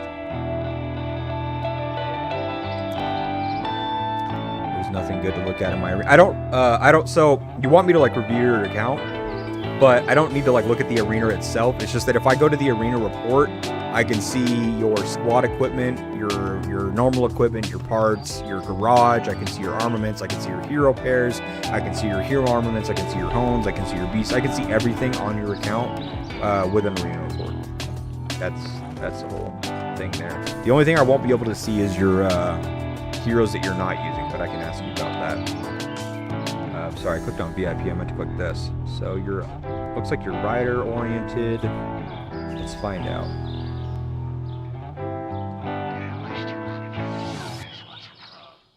Okay. So, let's see you're on the right side. I'm going to take one of these on the left side so I don't mess myself up. Okay, so you're running 4 riders, 1 range, it looks like. So, immediately right off the bat, Meat Wagon, what I would say here is that I know that you've got 1 part left to white, and it's probably going to irk you to all hell to get this last piece to white. But I would highly recommend to you that you get these parts to white first before you do that. Just off the simple fact that 80% of your marches are rider oriented and only 20% are oriented ranged. So you getting this piece here, which is super expensive just because it impacts all of your squad or troop types, not just a single troop type, not for any other reason other than that. The fact that you're going to be spending so much materials on that to do it, you could get 2 parts white on this side before you ever got that one to white. I would get these to all white first before going back and doing that. Maybe if you were only using 3 rider marches and you had 2 range, then I would say, or like 1 infantry, 1 range, and 3 riders, then maybe it's justified. But you have 4 riders, man. Like, you're gonna get so much more benefit and see the actual impact of that on your reports and stuff if you do these ones to white first. That would just be my feedback there. Double rider, double rider, double rider, double rider. Absolutely nothing to say in terms of how this goes for feedback. I mean, you've got 4%, 5.2, 8.7, 10.7, 11.1, 12.1, 14.7. I mean, you got 17.6 defense or whatever have you on this already. Like that's great. Your equipment parts are great. Garage is solid. Okay, so since you're above 15 here, and actually since you're at 18, what I'd recommend is you get all of these others level 3s to level 10 next. Once you get the rest of these level 3s to 10, get this to level 20. And then once this is level 20 and this is level 20, push these to like level 14. And then once these are level 14, then you can push these to like max if you wanted. Reason for that is, again, same thing. You got 80% in the rider side of things. However, if you continue trying to get these up, it's just so expensive in the garage. And actually, Meat Wagon, really quick. I know that you're good, MSR. I see your chat on Twitch. I get all the messages in one place. See, Doomsday, AoE hero setup can be different from field, though. For a long time in AOD, I was using Louis on the field. I was using Lim. Yeah. No, that's totally fine. So I just do the arena reports with people that don't have the account sharing side of things. Like, not everybody has the golden or the super pass, whatever have you, to do the account entrustment. So I don't want to get someone's username and password. I don't want to put them at any, obviously I'm not going to put them at any risk, but if something ever happens to their account, I don't want to get caught in the crossfire or something. So instead of having to worry about putting myself at risk, putting them at risk, anything like that, like Arena is the easiest way to go about it, that I can see the best snapshot, which gives me the non-moving variables, like their equipment, their parts, their refinery type stuff, their garage, their beasts, things like that. And then also their armaments and their armament homes. And then I can talk to them at that point to see, like, hey, like, what other heroes do you have awakened that you're not using and whatnot. So I don't use the arena reports as like a tell-all. It gives me 90% of the information, and then with the heroes and stuff, you know, we can have a conversation from there. Meat Wagon, really quick. I know that you're probably in the stream. Can you just drop a quick message real quick if you're still here? If so, were you here when I showed the document where we went over the cost and the benefits associated with upgrading your garage and why I would recommend doing certain upgrades? If not, we'll take a couple minutes and I'll show you why you should get these other ones to level 10 real quick before upgrading this level 18 one. Okay, yeah, you are here. So were you here when we did that sheet by chance? Because we could take a look at it real quick since we have the information here. You weren't. Okay. Give me 1 second. Let me pull that sheet up, and then we will, what is it called? I think it's called just Workshop. Okay. So what you're looking at here is a worksheet that we have essentially worked on that shows the cost, the benefit, what you gain, and stuff like that between your current level and your target level. So we have on yours a level 18 garage. I'm going to assume it's 18.5, and you're aiming to get it to 25. Now, what do I mean by 20-5 or 18-5, anything like that? I can show you just so then we're all on the same page and people can see what I'm talking about. If I go into your garage and I click on one of these, you'll see that it starts out at level 3, and this is what I call 3-1. If I hit level up here, it's going to fill in this bar. That's 3-2, 3-3, 3-4, 3-5, right? So I'm going to assume that your level 18 is 18, and okay, so it's 18.4. So if I go to this worksheet, your current level is 18.4, and the target is going to be 25, which I'm assuming this one, you're at 21. But your ideal goal, right? So like one piece of advice when leveling up your garage is you don't have to level this all the way up, but the amount of resources that you spend to go from 20-1 to 20-2, 3, 4, 5, those are always worth to do. It's just a question of, is it worth to go from 20-5 to 20 to level 21? Because that's when like there's a huge like increase in the amount of like resources and stuff that you have to spend, right? In order to go to the next level. This might be 7,300 and 200 here, but once you get all the way to here, all of a sudden it's like 33,000 or something like that. And it's like, is it actually worth it at that point? So on the worksheet itself, you've got 18.4 and your goal is 20-5. If we were to go from 88 or 18.4 to 25, you're going to use 300 blueprints. You're going to use 111,000 premium metal, 4,024 HCS, which is high carbon steel here. That's what that is. You're going to gain 206. In this case, this is your defense, right? So you're going to gain 206 protection. You're going to gain 5% defense. Your other ones are sitting all at 3-1, I believe they are, right? 3-1, 3-1, 3-1. Okay, so let's take a look at that. If we were to go from 3-1, and actually they're all at 3-1, so that's totally fine, and go to 10-5. Oh, let's make it like 6-5 for now. So 6-5. Right? So you're gonna, so what this is saying is we're gonna go from 3-1 to level 6-5, all the way filled up without leveling it up to level 7. You're gonna spend 33,800 premium metal times 4, because there's 4 of them, or 135,000, right? So you're going to use about 20% more in the metals and stuff like that. But same thing here, about 10% more on that.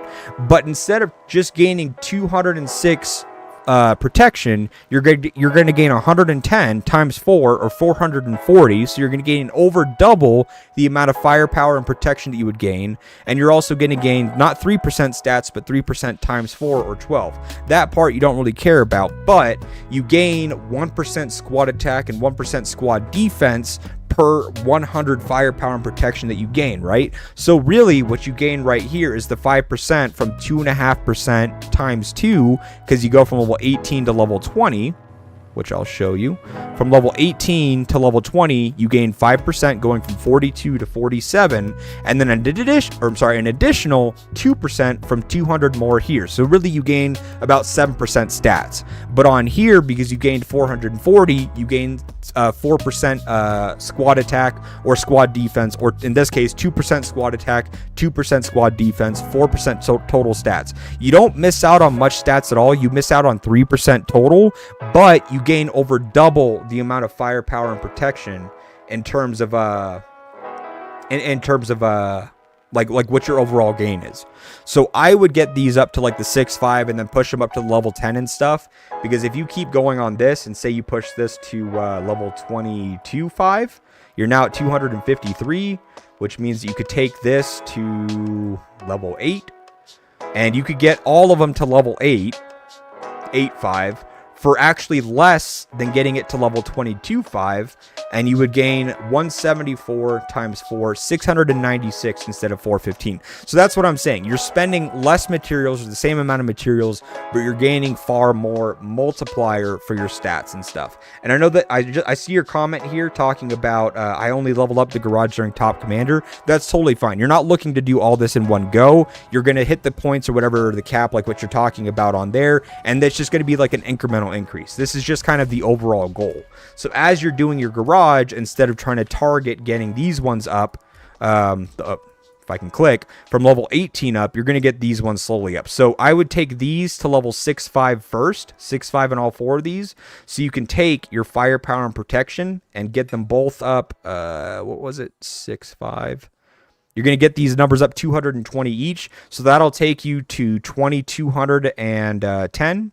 Yeah, like 2210 firepower, and then about 2040 or so.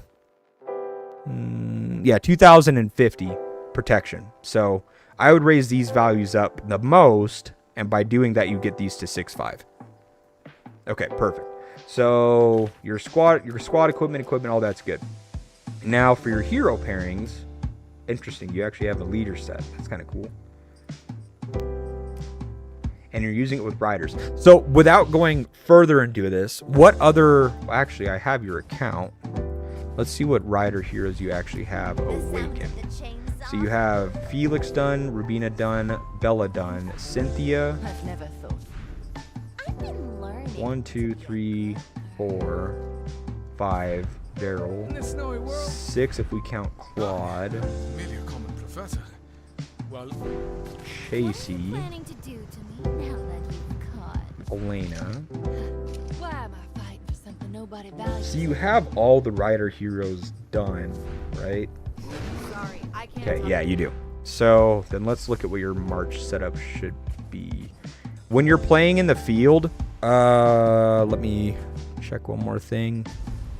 I can't bend my waist. 1, 2, 3, 4, 5, 1.5 mil, 2.6. Okay, so I'm assuming just by looking at this, these are the 5 marches that. So you do use 1 leader march in the field, but you use rider troops behind them. Is that safe to assume? Meat wagon is like the arena thing accurate to like your field?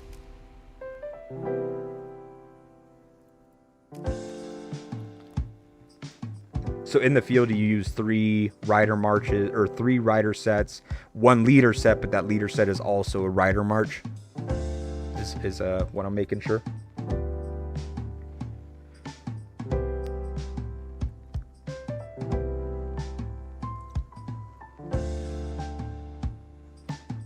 Field pair is Felix, Chasey, Rubina, Daryl, Bella, Elena, Claude, Cynthia. Okay, okay, perfect. Okay. Just the 4. Okay. My recommendation here, just off of personal experience, I really love Bella and Chasey.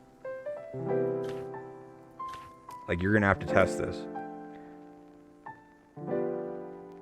What I would do is I would run your strongest armament set on Rubina and Daryl. Your second strongest set. Oh, actually, how quickly does it dip down to 3.5 mil? That's actually fine. Play around with this and test this because you're gonna have to figure out which one's doing more damage. I have an inclination it's gonna be Bella Chasey, but pair Bella, put Chasey in front of Bella. Put your second strongest armament set on them.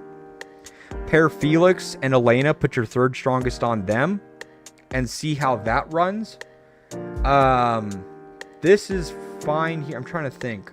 Am I missing any heroes? No. Sorry, I'm just trying to count.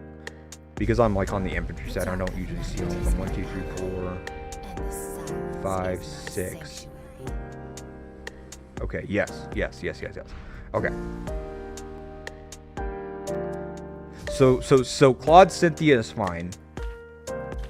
But I would do Chasey in front of Bella, second strongest armament set. Felix in front of Elena, third strongest armament set. I think that should offset it because Elena gets bonus damage on flank anyway, so that should make up for the fact that they have the third strongest armament set. But Chasey in front of Bella does an insane amount of damage. You don't need to switch. Or wait, is she just strictly on the garrison talent tree? Do you have the garrison talent tree set up on her, I assume? You do? Okay, then put Bella in front of Chasey and you'll still get the same experience. You're gonna miss 1 second of the bonus damage, but that's totally fine. The same thing still applies because they have high rage skill regen, so you should still be able to make up for it anyways. So put Bella in front of Chasey. But the reason why that march does so well is that the best way that you can scale Chasey's damage, because nobody else gives bonus basic attack damage, is you take the bonus 20%. Well, Elena gives like 30%, but the flat 20% damage bonus that Bella gives is a very like favorable pairing for Chasey. And I took this from Apex. From the time that I went back to Apex and played there with H&B, I saw a lot of whale marches running this. And I tried it myself, and it worked the best for like the longest period of time. Riders just isn't my focus. So I don't really use them. Like I don't have Chasey fully done. Otherwise, I would be using this pair still. But I would try that. Do Bella in front of Chasey. Do Felix and Elena. Elena just in general does an insane amount of damage because of the bonus flank damage that Elena gives also. So you may want to try Felix and Elena also having the second strongest armament set just to see like what the damage output looks like. And you may just end up using the third strongest armament set with Bella and Chasey and just using them as more of a debuff march, where Bella applies the 20% damage bonus on the enemy and Chasey's charm reduces the damage that they're dealing and stuff like that. You may just end up using them as a debuff March. I just know that they deal high damage too. So test it, test those pairs, and then test to see if it makes more sense to have the strongest armament set on Bella Chasey, or if it makes more sense to have it on Felix Elena. But I think that that is the only thing that I would change for your hero pairings, and you'll actually get like really good performance out of it, because Felix just complements Elena really well, and Bella complements Chasey really well in that sense. In terms of like your actual armament hones, like I know that you have a rally and a rider set, I assume, right? Like, yeah, one's garrison oriented, one's rally focused. Yeah, so that is fine. The problem is that you could make it better, because you don't have anything that scales counter damage, right? Like if these were all garrison basic attack damage hones, that would be one thing. But 16% garrison counter damage isn't going to solve your problem that rider garrisons have, because counter damage is still dealing the same amount of damage as basic attack damage, and it's minuscule compared to skill damage, right? Like skill damage does 12 to 13 times the amount of kills that basic and counter attacks do. So if you're taking that small amount of kills that you're getting and small amount of damage you're doing with counter damage and kicking it up by 16%, you're not actually kicking it up that much. However, if you were to instead just put, say, like 240 lethality on it, because each of them were a lethality hone itself, you're probably going to increase your counter damage just as much, but you're also going to increase your basic damage, and you're also going to increase your skill damage with that. So I would get rid of the garrison hones and just roll for attack, roll for lethality, roll for block, defense, whatever have you. And not only is that going to help you in more aspects and ways in your garrison, but it'll also make it to where you're not just missing 4 hones outright while you're in the field too. Like if these were each attack hones, for example, right? Like that's 24% potentially more attack, or 260 more lethality that you would have in the field. Like you would noticeably see that difference when you go to fight people in the field as well. So you're kind of nullifying yourself in 2 places by taking this approach, and I would recommend going for the opposite. And I would say the same thing with the rally. The rally skill damage ones you could probably keep if you wanted to really just isolate and keep the rally type stuff. Again, I prefer not doing any rally or any garrison at all, but Rubina does have a high skill damage output, so the 4% might be okay to keep. But I would also just kind of give you the same advice here, just off of the simple fact that, again, you're making yourself more effective in rallies and such. But think about like Island Raid and AR, for example, right? There's no guarantee that your neighbor as Jade or Gold is going to build into you to have tower wars on the first couple of days and say like AR, or an Island Raid you might be on the opposite side of the map from your enemies, and so you're not going to see them for 3 or 4 days.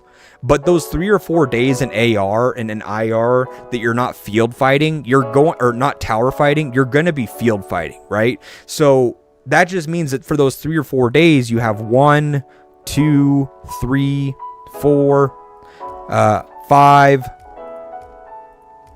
6, 7 hone slots that you're not capitalizing on. Whereas if they were attack, you're missing on potentially 42% attack in field not being able to help you, or 7, 440 lethality in the field. Like how much more effective in the field do you think that your reports would look like if you had 42% bonus attack or lethality?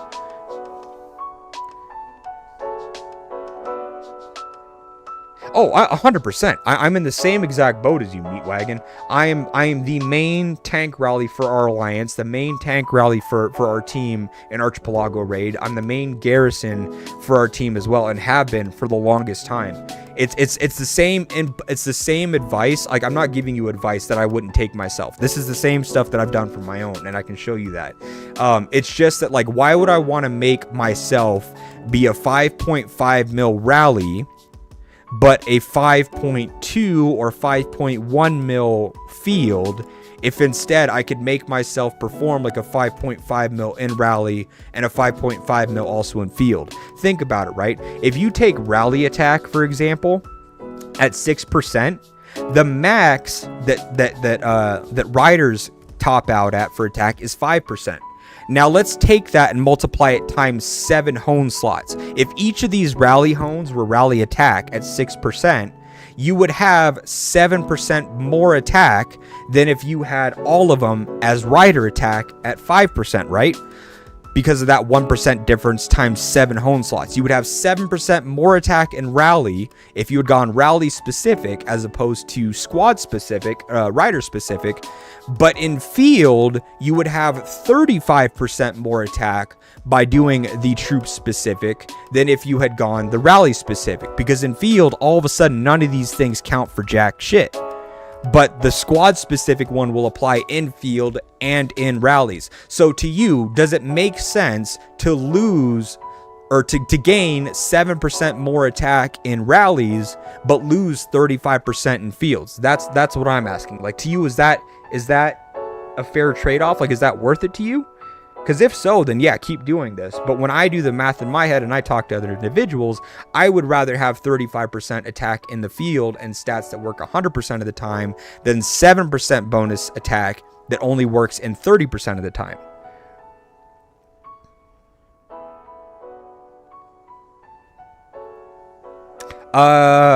Squad damage hones bypass red hones for attack and stuff. I believe it's at either 2 or I think it's like 3.2% or 3.4%.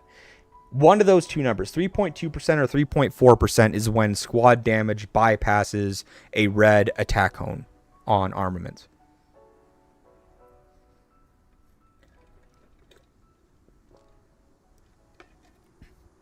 So it's up to you, honestly, Meat Wagon. But that would be my recommendation. Would you say there's a minimum max amount of garrison rally hones you would allow for yourself? So again, this is where it depends on the hero that you're using, right?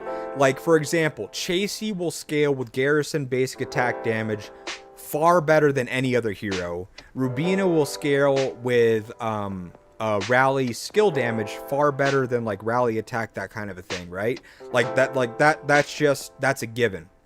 However, the problem with that becomes, what if a day comes, especially with how quickly they're releasing heroes, where Chasey is no longer the main garrison hero for riders? What if they bring out a new one that does high AoE skill damage similar to Ethan, and all of a sudden Chasey is no longer needed in garrison, right? Now all of a sudden those garrison basic attack hones are no longer needed. Or what if they bring out a rally hero that is similar to Chasey, that is very rally oriented, that scales off of counter damage or basic attack damage, and all of a sudden the rally skill damage stuff is irrelevant.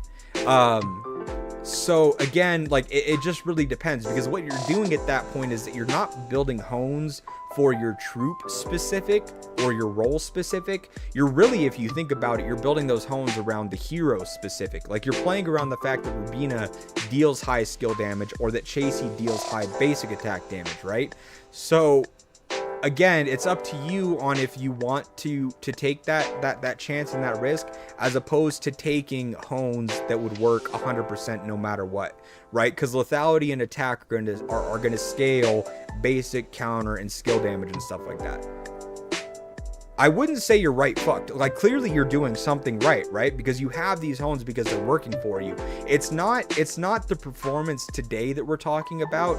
It's that, like, I'm just taking this from like an analyst standpoint, right? Like, I do this like with like my day-to-day job as an analyst, right? You don't want to look at solutions that just solve the problem today that you're facing, because if the solution that you implement today solves today's problem, but it's not scalable for tomorrow, or you have problems tomorrow that this solution doesn't also solve, then you're not really fixing problems. You're just putting a band-aid on, right? Like you're performing well today, but it's not going to be scalable for tomorrow. And for businesses, and for like for businesses and the stuff that you're doing, that's just expensive, right? Because, like, let's say, for example, you do focus on garrison basic attack damage and you go for a bunch of red hones today, and then all of a sudden Chasey becomes irrelevant, and now you have to hyper dump a bunch of hones to then try to play catch up later on, when you already dumped a bunch of hones today chasing the basic attack damage ones, right? Like, rather than that, you instead want to chase, just go for the hones that'll work no matter the situation, no matter whether you're in rally, in garrison, in field, any of that stuff, and just make it to where it's the most scalable armament set that you can have. Then it doesn't matter whether, like, what hero they bring out, like how that hero benefits, like what role that hero plays, none of that stuff.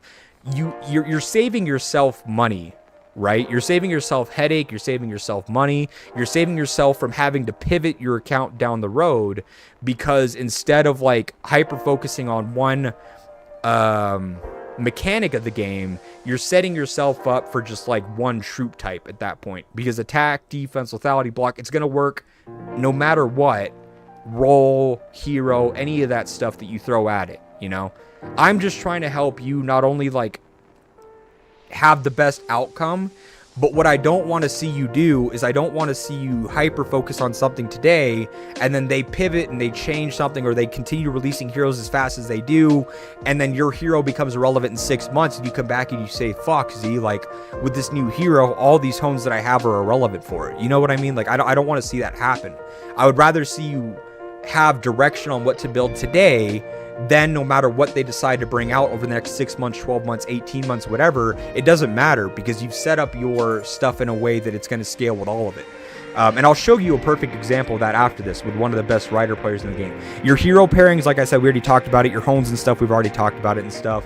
Your beasts, I mean, obviously you want to have the bull as your main one. Pango, the main on garrison. Looks like you already have that. Chips and everything are a work in progress for everyone, so we're not going to worry too much about that. But yeah, your beast pairings and stuff look good. Let me show you an example of what this looks like today, so you can also see where we've seen this like implemented in action, other than just like my own armament set, which obviously I've done. I'm not just gonna preach something and not practice what I preach, but this is also, we see this at a high caliber for other players as well. And let me show you what that looks like, especially because you're a rider, and the person I'm going to reference is a rider main player as well. So the person that I am referencing is... I may have received so many messages it may have disappeared, but I know where to find them if it did. It did. Give me 1 second.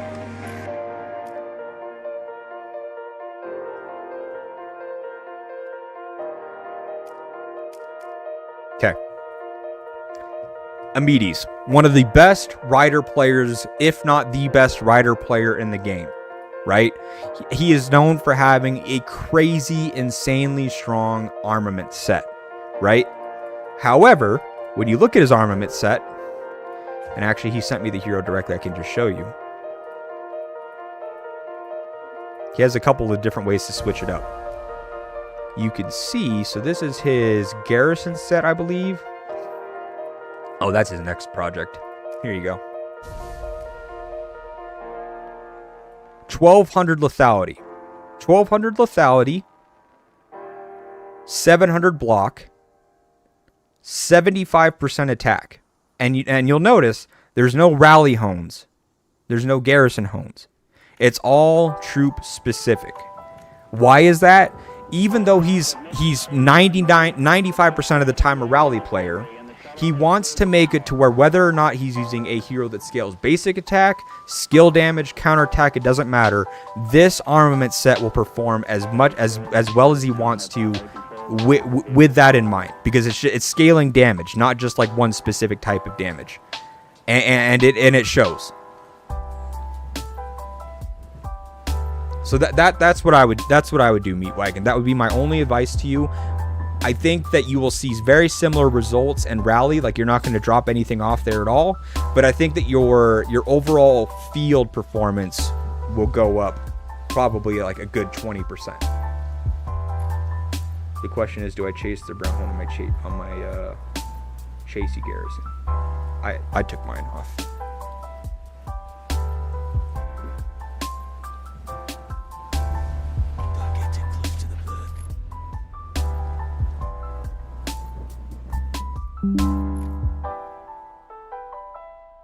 What's your take on Victor as a viable garrison captain? Victor is a viable garrison captain in current meta. Still good as a lead. Yeah, you could still definitely use Victor. Victor's totally fine. Victor is the best assistant for your base, but as a primary garrison hero, yes, he's amazing. I've said this myself. If there was one thing that I could do different, I would be a leader garrison armament set player, not just infantry. And I would build one for Victor, because then it doesn't matter whether they bring out Boyd for infantry, Chasey for riders, or Ethan for ranged. You can support any of them and do that. Your armament set would just have to be like all squad and all garrison specific homes. But you could easily you could do that. Yes, Victor is totally fine. Thank you. You're the fucking best. Was thinking of pairing with Chasey as a counter against Ranger rallies. No. Victor's still very viable. Yeah, no, happy to meet Wagon. Like I said, I mean, like, obviously it's my opinion at the end of the day. Just based on like what I've experienced and like what I've done. That's exactly how I've done mine. I do have one garrison skill damage hone, and I think it's here, but that's because I used to use this helmet. And I just got this helmet to 5 stars, and I haven't had a chance to rehone it yet. But it's the way I've done mine as well. I used to have 1200 block. Now I've got it down to 1000, but I used to also only have 250 lethality. I kicked that up.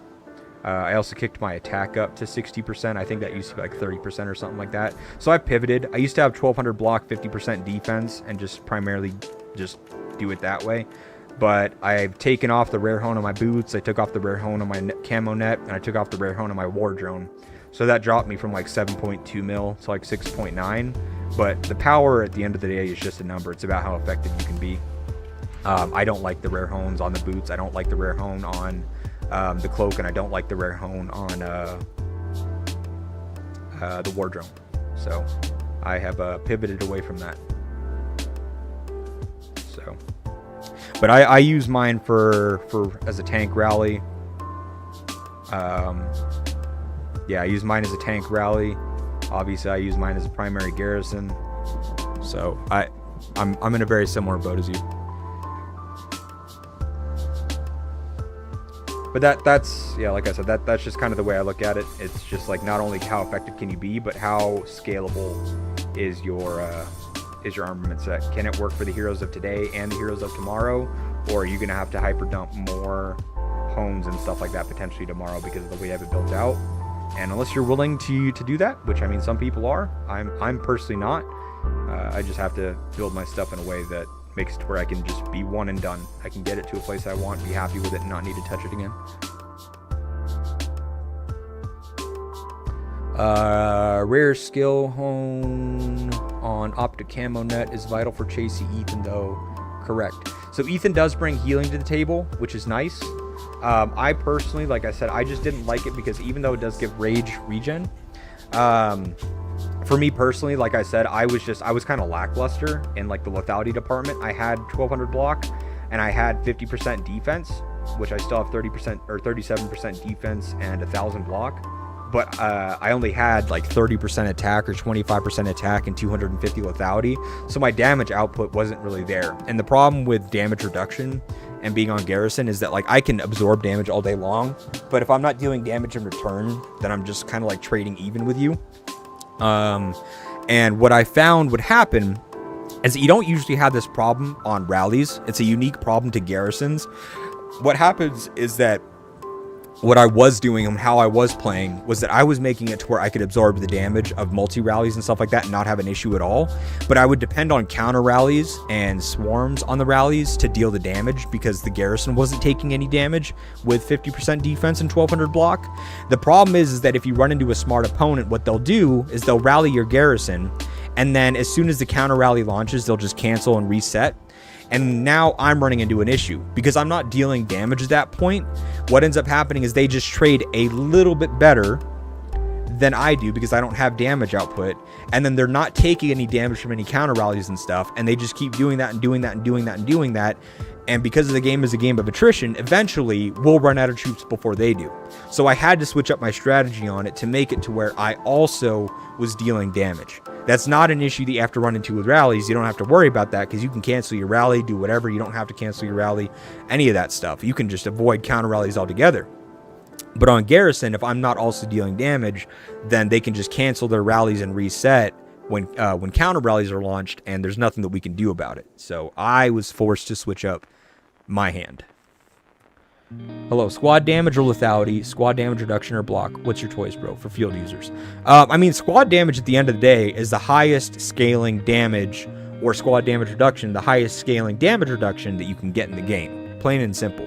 But you can only get those hones on your devices. So if you're talking about for your devices, get squad damage reduction and get squad damage, of course. On the rest of your pieces, attack versus lethality and block. Attack and defense versus lethality and block. I would get lethality and block first and foremost before attack and defense. Because you get attack and defense from your heroes, from your hero skills, from your hero talents, from your research, from your alliance tech, from your refinery, from your workshop, from your parts, from your equipment. You get attack and defense from so many places, but you don't get lethality block from anywhere else other than your armaments. And they're also a damage multiplier or a damage reduction multiplier, so I would focus those. I think my Chasey has 700 to 800 lethality already, so I might be safe in that aspect. Yeah, you're probably totally fine there. I've been using a single Claude Bianca squad to attack incoming rallies to try and buff my tower. Does that work? Yeah, it absolutely does. I mean, you're going to be filling your hospital quick if you're just going out there as a solo march to do that. But if the trade-off of how quick you're filling your hospital benefits your garrison equally, then yeah, that's totally fine. I would say it's probably better to set it as a counter rally and use the counter rally to then buff the garrison, because then, you know, then that rally isn't dying super fast because it's still saying super buffed and has a lot of troops and whatnot, but then it also lasts longer to buff the garrison. But you're probably filling your hospital rather quick by doing a single squad march. Yeah, no problem at all. No problem at all, Joy.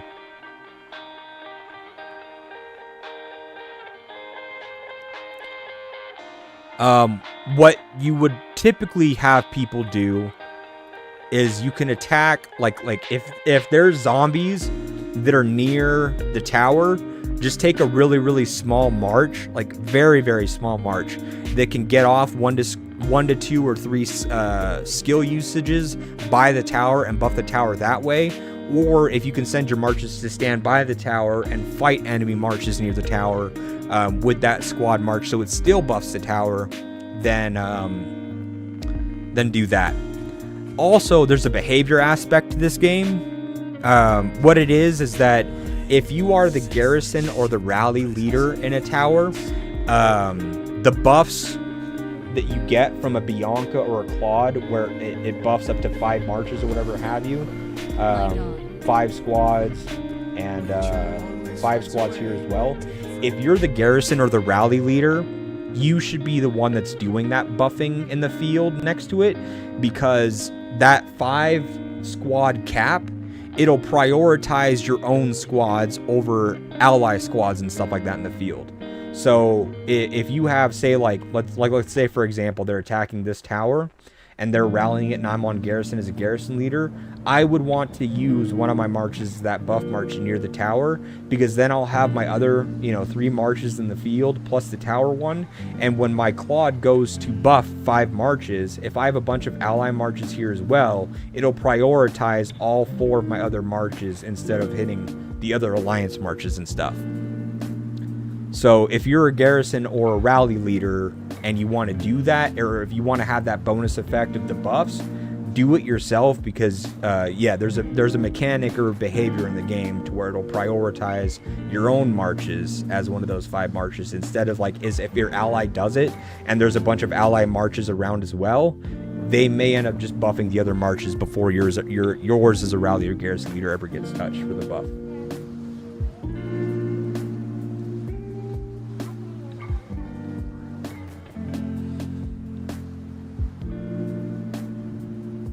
Yeah. Counter rallies take forever. I know. It is what it is. But yeah, no worries at all.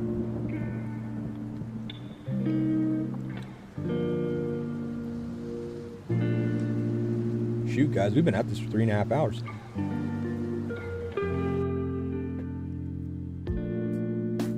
How RNG it was? Yeah, it is RNG, right? So, like, if for example, let's say you're not the rally or the garrison leader, and you also don't send any other marches out. You only send out the buff march, so you have 1 squad out of 5 squads used out in the field, and you want to buff your ally that's in the garrison, but you have a bunch of other ally marches around you. Then it's pure RNG to hit the garrison, right? So it's best utilized by the person that's the rally or the garrison leader to do that, so then it prioritizes their own marches.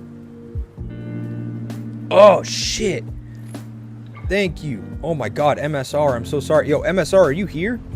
Holy hell, dude, I am the absolute worst. I get so tunnel vision, and these freaking pain meds do not help.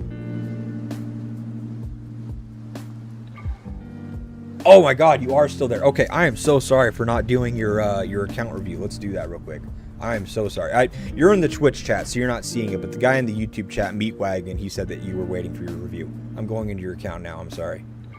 Oh my god, just leave me a poor review on Yelp.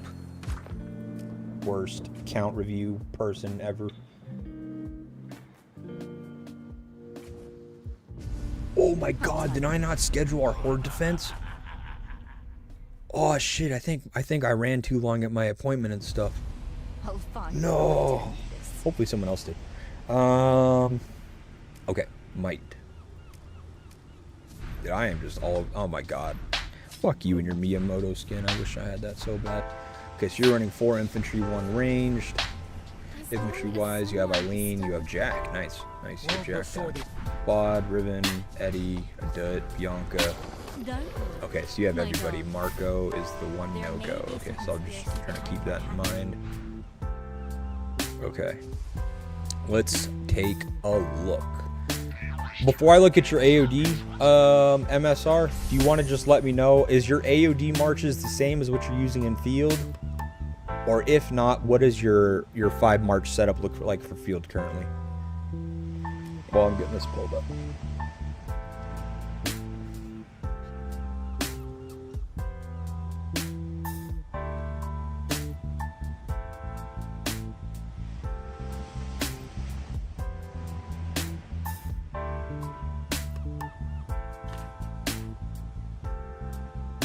Seconds ago, okay.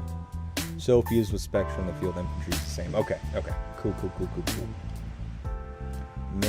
Okay, yeah, that makes sense. Okay. Okay, let's start from the top then. 4 of them. Yeah, I mean, this looks solid. I mean, I can only advise the same thing. Like, 80% of your hero marches are tailored towards one troop type, so it makes the most sense to get your infantry parts to white first before getting the rest of them, the rest of your backpack done, or the last one done. You can take that, you know, completely up to you, but that's what I would do.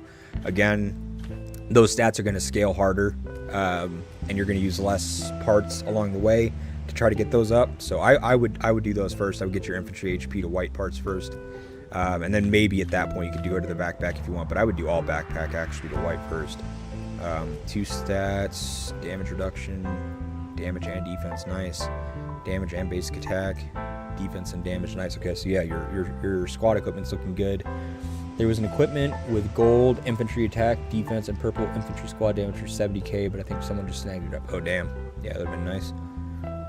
I gotta keep my eyes for those, but I'm happy with where I'm at with mine right now. With 3 red hones worth of damage and damage reduction. I'm gonna play it out for a bit. I'm probably gonna give it a month or 2, just to, like, let the market saturate for a bit before I go hunting again. These are 20 and 22, same exact thing. I'd probably recommend at this point to get all of these to level 10 first, and then double back and start working on these again. I mean, honestly, since they're at level 20 plus, you could probably get these to, like, oh god, like 13. 12 or 13 before doubling back. I'll leave that completely up to you, but I would get these to at least double digit first. Get these from level 5, 6, and 7 to double digits. At least 10, probably no more than 12. And then keep working on the infantry ones for garage. Hey Hey Z, sounding much better, man. Hope you're recovering well. Thank you. Yeah, actually today I got the things that were in my nose, the tubes that were put in my nose. There's like these like gotta be like 4-inch long like tubes or whatever have you that they put in your nose so then you can actually like semi-breathe through your nose while they're healing and stuff. I had those in since last Tuesday. I had them for a week and I got those out. Those were the main things that were making me stuffed up. Got those out today. Got to take the first real breath of air I've ever had in my life, and I cried. So it's a good day. It's a good day. I actually know what normal people are like when they breathe normally, and I am so happy and ecstatic. So it's a good day. It's a good day. But thank you though. Thank you. Recovery is going pretty well actually. Can't complain.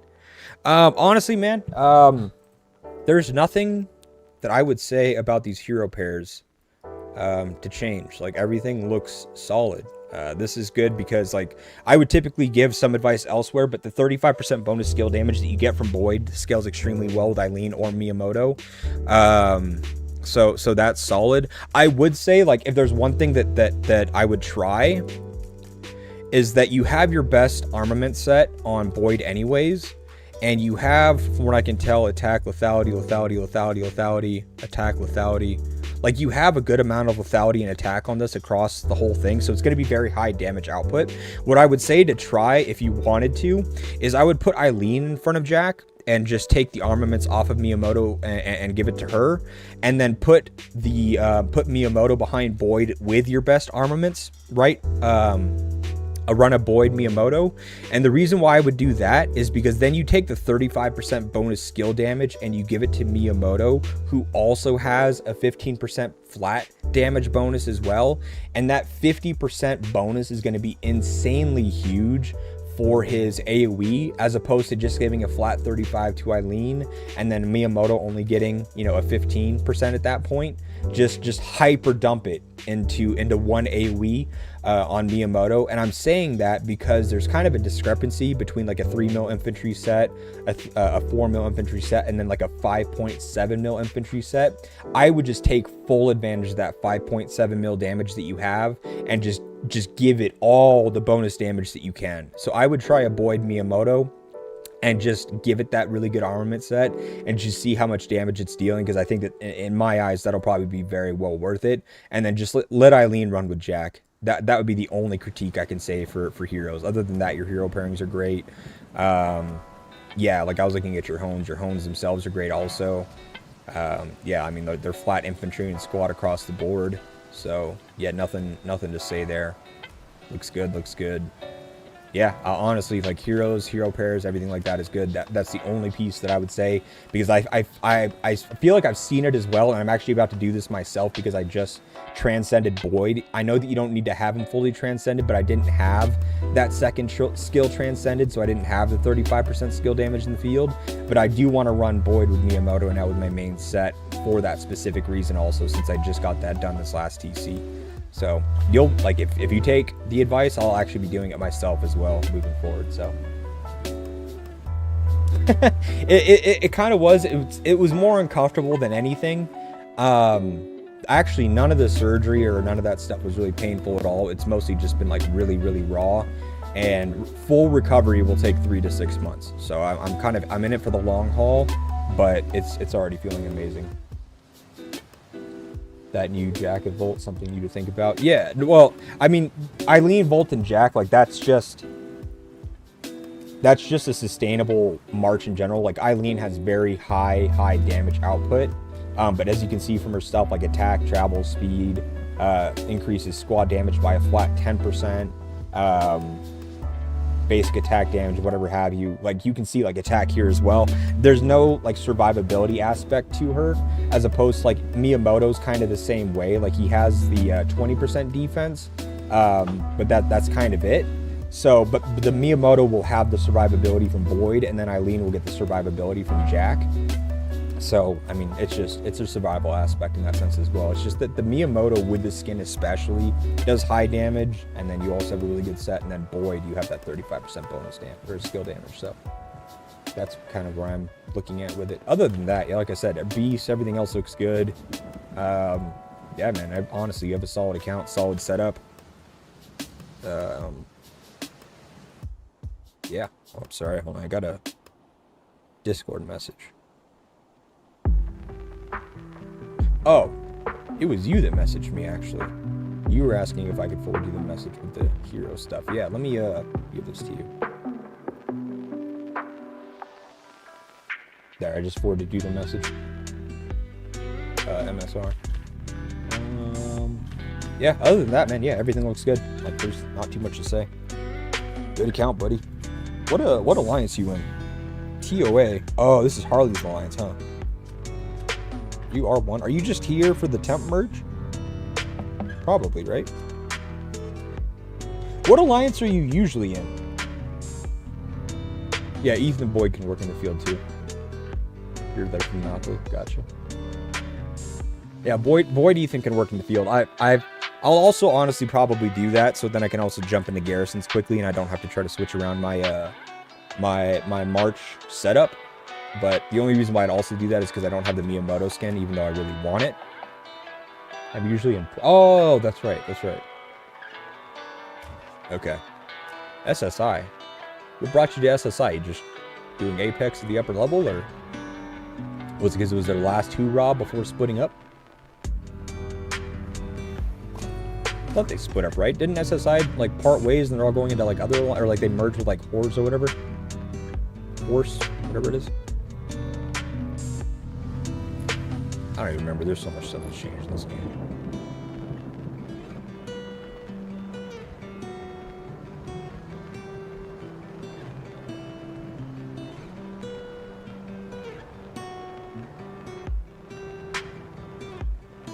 Anyways. Holy moly, guys. It's been a good day. It's been a good day. QA doing big merger for district. I have a friend there that invited me for it. Yeah. I remember. I think I may have seen it was like a Discord post or something like that. I know that like alliances like Horse and stuff like do that, like SSI or ROK or whatever does it too. You have to like purchase the $20 pack minimum. Like ROK requires you to purchase like $60. Oh yeah, and then I saw Pandy's video on it. Oh yeah, I'm still going at it, man. I got nothing else to do. SSI split shit. I don't know if they did or not. The reason why I'm saying that is because I did hear after they did like when the healing update and stuff like that was announced, and a lot of like the big players announced that they were quitting. I was notified and I'd seen conversations about players like Ace, SSI Ace, the R5 and stuff, and some other players and whatnot, like quitting the game and stuff like that as well. And then when I talked to Edgar, which had Pooh's account, Edgar from Horse, because we had played against them a few events in a row. It would be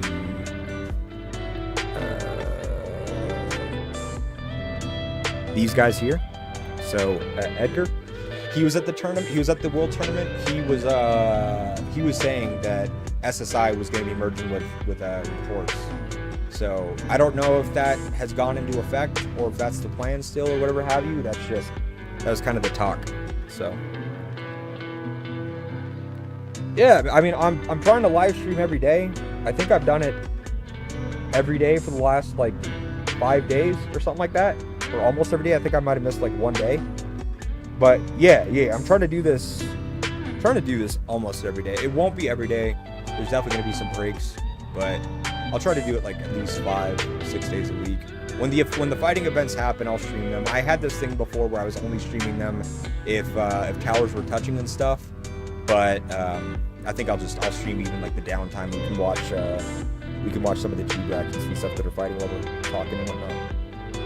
But yeah, I'll definitely be doing this. And also, you know, who knows? Maybe I'll expand and play some other games on the stream and stuff too while we chit chat. I'm always sitting at my computer playing something. I love, like, I'm a nerd in general, so I'm always playing other games. So if you guys want me to play other games or whatever have you, and we can just chit chat about Doomsday and whatnot, but at least you have something on your screen to look at, we can do that too. I'm open to whatever. Like I said, I'm just need something to fill my time with, you know. what's Hans's account now? I think it's still an H&B. As far as I remember, it's still an H&B. I don't think it ever left. I think the person that got it from Hans, the agreement was that they had to keep it in H&B. I thought it was. I don't know where it is now. It was there. Is that on my friends list still? I thought that was the agreement that was that had to stay in H&B though. I don't know where it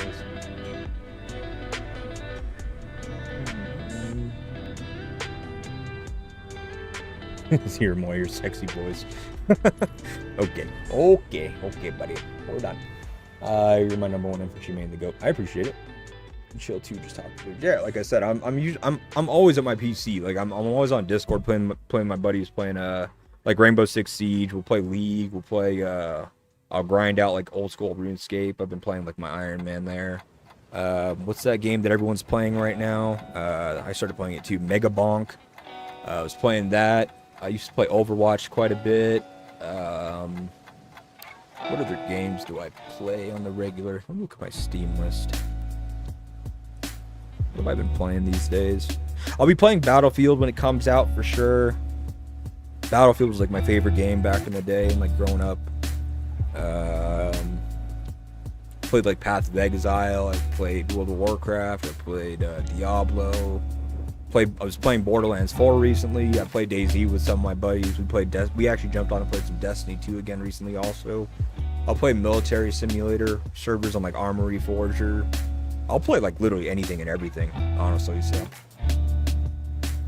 I didn't know he was quitting. That's what. What's your go-to game when nothing is happening on Doomsday? I'm not really the one that decides. So I have a Discord with a group of buddies that I've been playing games with for. I mean, some of the guys in there I've been playing games with for like 15 years, 16 years. And they know that I do this streaming stuff, you know, the YouTube, the video making and stuff like that. And so I usually let them kind of decide because I'm usually like one of the last ones to jump on Discord to play. Between the kid and making videos, doing live streams and stuff like that, I'm usually like one of the last ones in there. So I'll usually just jump on and play whatever they're playing. We'll always, like, I feel like we play at least a couple games of League a day. If there's a specific few guys in there, we'll play Rainbow Six Siege. We've been playing, like I said, Borderlands 4 recently. Yeah, I mean, honestly, I usually leave it up to them. But when I was streaming back in the day, I used to stream a lot. When I was like 17 years old, 18 years old, I left it up to the stream. So I'll play whatever you guys want to play. Like maybe I can run a poll or something like that, and you guys can just tell me what to play. Even if it's like a new game, I'll get a game and play it. I don't mind. I didn't know he was quitting. That's really heartbreaking. Yeah, no. Again, I don't know who's all quitting. This is just like, it's very easy to get a bad update that a lot of people don't like and say like I'm quitting. Like I even said that and was going to. So again, take it as a grain of salt. A lot of those things may have changed since then. You know, I talked to them about it in the moment, but I don't know how much it's changed since the time I've talked to them about it. I don't know how plans have changed and stuff too. So that's insane to pay a lot of money for an account, make a promise to keep it somewhere you might not want to keep it. Yeah, I think it was it Pooh's account or someone's account was the same way. It had to stay in ROK or something like that for a long time, or DHX or whatever it was. I can't remember now what account it was or where it had to stay. But there's been a few accounts like that. Typically, if that's the case, it's that they're buying the account and then the person that sold it to them, the original whale, is usually busy for like 6 months, 12 months, and plans on coming back to rebuy the account for what they sold it for, and then play again. That's something that's happened quite a bit. So, yeah, who knows? Battlefield was best. I love the realistic games. I do too. I love first-person shooters. Are my favorite. You seen the new IGG game? Can't remember its name. No, I do know that they have Lords Mobile and the other Vikings game. I don't know if they have a new one. I need to get back into OSRS. Doomsday just like take too much of my free time. Yeah, OSRS is just like, it's that game that like you pull up and you play just randomly every couple of months. Like it's like a Toxic X, right? Like you go back to it. People just go back to it, right? Consistently. It's a bad habit that you can't kick. That's OSRS. Hopefully to see you on World Champs, we can see you. I mean, if they let me commentate, I'll be there. Yeah, I thought you were gonna quit, as you said on the limit heal. Yeah, I had planned on it as well. My alliance persuaded me not to. I've been playing this game for 1,093 days officially, and if I look at my alliance roster, me and him started in the same region together. I've been playing with him since 3 months into the game. Me and Speci, actually, funny enough, even though he's from BTW, we started in the same region together. I've been playing with Rox since about 3 months into the game, or 4 months into the game, whenever Island Raid came out.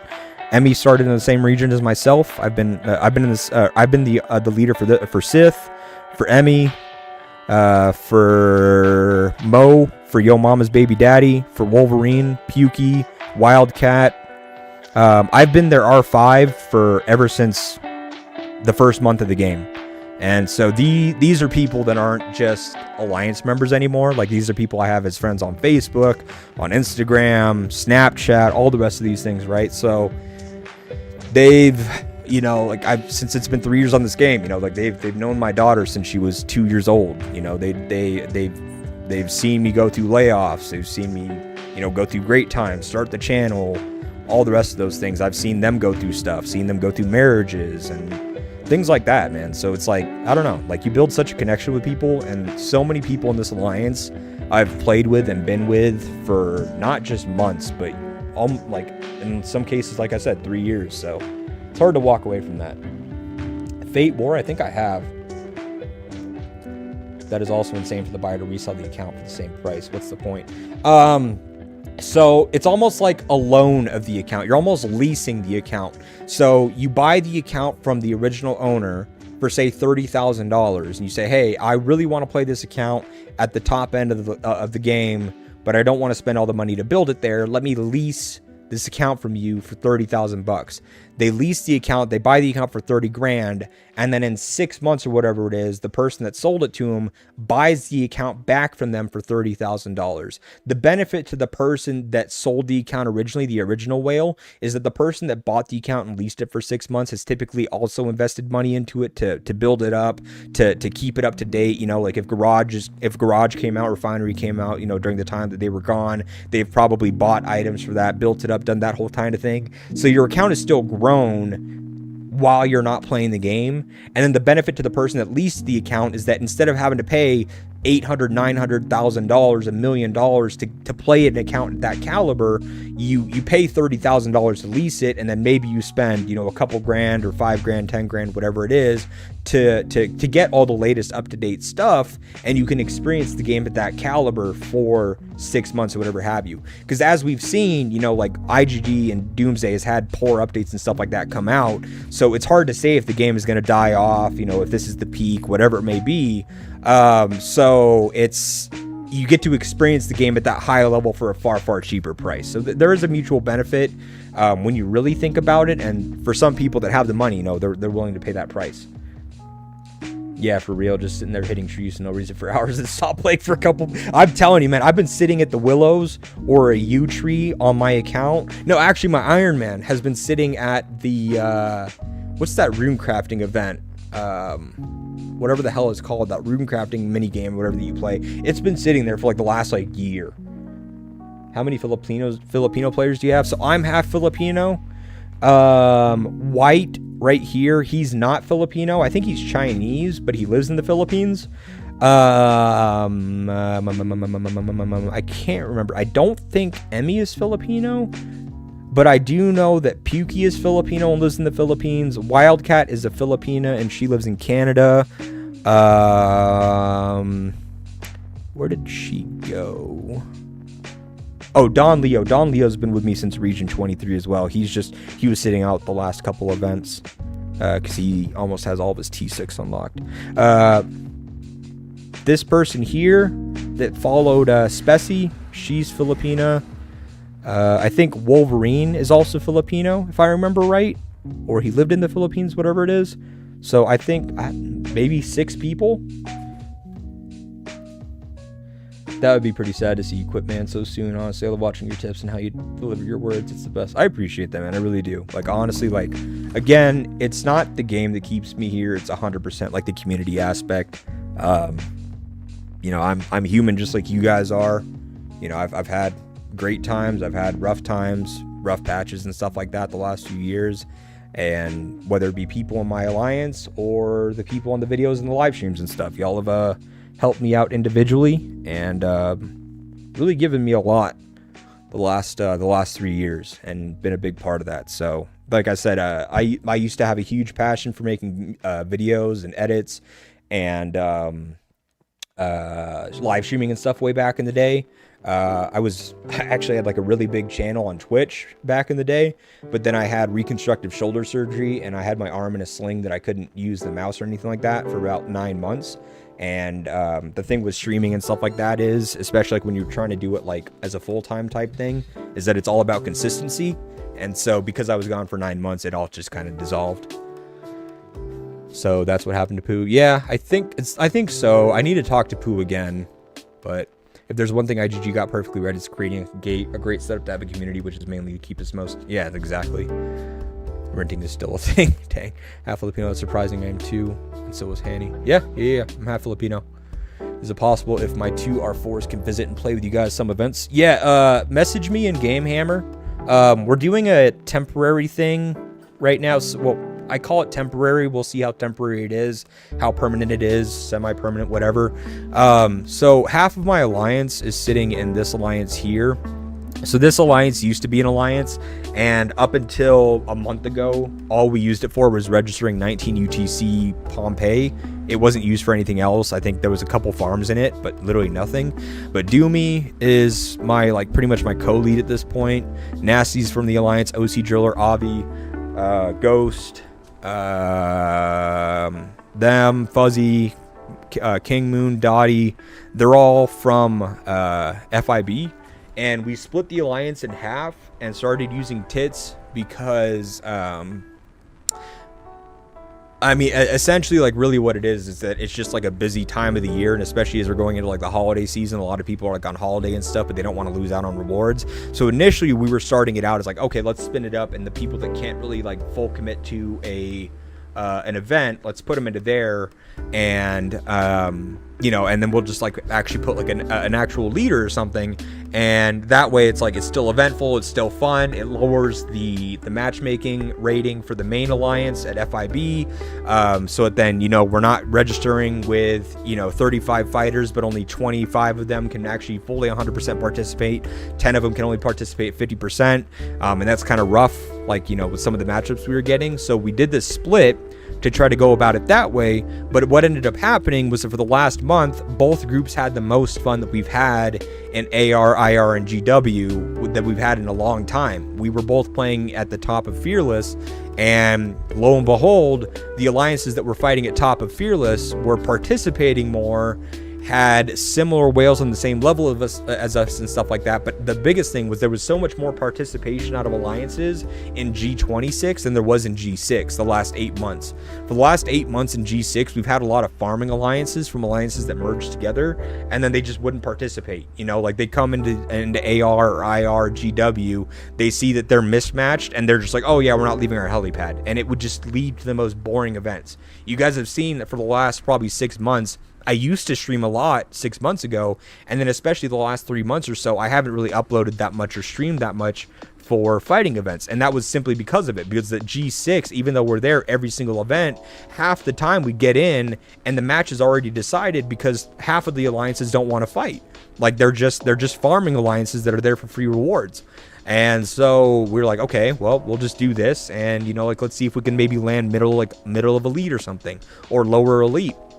And we ended up at the top of Fearless, and lo and behold, every single alliance fought and participated, and it was just super fun. So we're going to see what we're going to do with this and see how permanent we make it. But my point, long story circling back, is if you send me a message in game, I will know next month, or really in the next couple of weeks after we do a couple more rotations, where we land bracket wise, and if we have the space to bring people in, or if I need to move more people to tits to bring people in, that kind of a thing.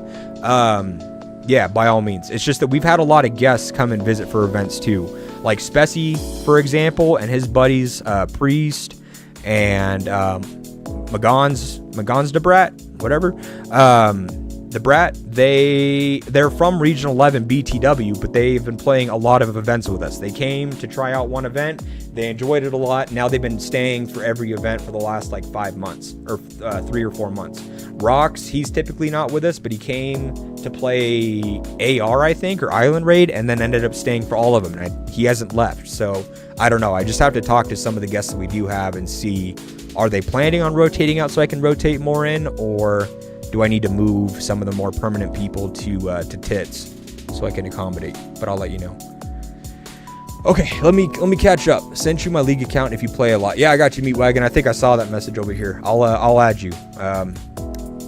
I'll let you know my name in game is Ligma Teemo Shroom, and I only play Teemo jungle. I'm a plat Teemo jungler. That's all I do. One trick Teemo jungle. That's it. So I'm letting you know and warning you in advance that that's what you're gonna get.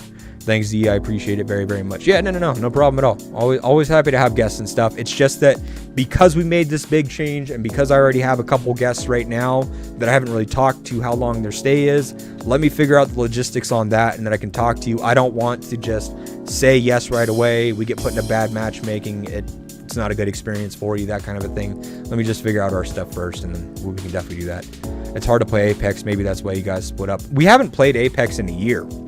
We've been in G6 Elite, the top of Elite, for the last 6 or 7 months, and it's been super fun. I mean, even playing against Edgar's account, which was a top 3 account in the game for the longest time, we can hold our own. You know, like we can swing and play and fight at that caliber. Like, it's no problem at all. We don't have any issue with it. Like, where's... Let me find something that's not just whores. I have other like top accounts in here that we fought against. Vanilla Soft. Vanilla Soft is one of the top accounts in the game. 25, 25, 25, 25, 25. Same thing. Like we can hold our own. We can do our thing against top accounts. It's no problem at all playing in like Emic, this account. This is 600 mil whale. Where's the one I'm thinking of has Like Sloth. Like Sloth has an insane account as well. This account down here, like, we can hold our own against like whatever. It doesn't matter. Like, we'll play in G6. We love that bracket. It's not the matchups that have been the issue. It's very demoralizing when you go and you wait 4 weeks to play AR between AR and between IR and all the rest of those things. You wait 4 weeks for an event that you love. Like, I love Archipelago Raid. I go into Archipelago Raid and all of a sudden we're not playing the event because all of Crimson is sitting out because Crimson didn't get to ally Jade. You know, Jade picked Azure. Oh, Jade picked Azure. Well, now Crimson doesn't want to play. And it was like that for 3 months in a row. And it's like why are we here? This is no fun. So it was the, I don't know, just the experience there, because there's so many alliances that merge together and farmers that don't give a fuck about anything but their own account growth. So they just merge a bunch of farmers together to go up into Apex and into Elite and stuff like that, just to get free merit chests for sitting on the helipad. And that, I completely blame IGG for that. That has nothing to do with matchmaking, none of that stuff. It's that you're giving guaranteed free rewards for people to just sign their name on the dotted line. They didn't do anything. And it ruined the experience. Would I be qualified to play with your main accounts with Pew Pew? We don't really have a requirement. If you have T5 plus, you can play with us. I will say like 98% of the players in the alliance have T6 troops, even when we're merged with the guys from Tits. I think we're all T6. But I'll take a T5 player. I don't have any problem with that at all. I don't have any like restrictions per se. Gotta hate farm alliances, man. Yep, that's relatable. Most alliances had been on problem. Yeah, we're at Fearless and dumb crazy fighters. I still kill about 600,000 troops per event. Yeah, Fearless is fun. I've noticed that. Like I would have thought it's the opposite. I would have thought the farming alliances were in Fearless and that's boring, and the fighting happens at G6 Elite. Like, and it was like that for the first half of that we were there, but it's just been so saturated with farming alliances this last bit. It's been crazy. NBD is still like they're their own. Like they play their, I think they have ROK Moab in there right now. I mean, yeah, like they're a solid group. This actually, long story short, I brought I was the one that started NBD, and it was us that migrated from Region 6 to 164, and we played in NBD when we played in Apex for about 9 months, a year or so. If you go to some of the videos on my account, you'll see us playing in Apex and G1, and a lot of my AR videos and stuff like that were us playing at that caliber and that alliance. But then just as they brought out Garage, or as they brought out the Garage, as they doubled the Garage max level and stuff like that, it just became too much of a disparity between what a max account was and what a max account is at that point. And we couldn't keep up with Apex. Like, we just didn't have any of the top end whales to be able to hold our own in Apex. And I am a firm believer on, if you can't hold your own in the bracket that you're in, you can't pull your own weight, then you shouldn't be there. So we split MBD in half, and that's how our 2 alliances were formed. Now we're at 3, where MBD sends some to Tits, we send some to Tits, and now it's a 3-way balance. I'd be down to join you guys for an event if the opportunity arises. Yeah, if anybody wants to play with us, I have no problem at all. No problem at all. Like I said, we're just in the middle of some logistical changes. Give me a couple weeks to figure it out, and then maybe I'll create like a sign up roster sheet or something that I'll pin in the live streams and stuff, or I'll put like a chat or a message on the live stream that you'll see. It'll be like !join or something, and that'll drop the link to the sign up sheet in the chat, and you guys can do that, and we'll do something like that so you guys can to rotate in. Who's stronger, you or Greaves, and or Greaves or Spessy? So I helped Greaves build his account, and so I have a 7 mil. Me and Avi are pretty much identical. We both have 7 mil infantries. His is higher because he has the Marco combat vest, the Marco backpack, and he has the rare home here, where I don't. The rare homes, I took off my rare homes, and this chest gives more of a benefit than mine does. I followed I want the skill damage taken reduction, the block and the HP and stuff, while this one provides lethality and skill damage. That's great for garrison. Squad capacity does nothing, so I wanted this one, even though it gives less power when it's maxed out.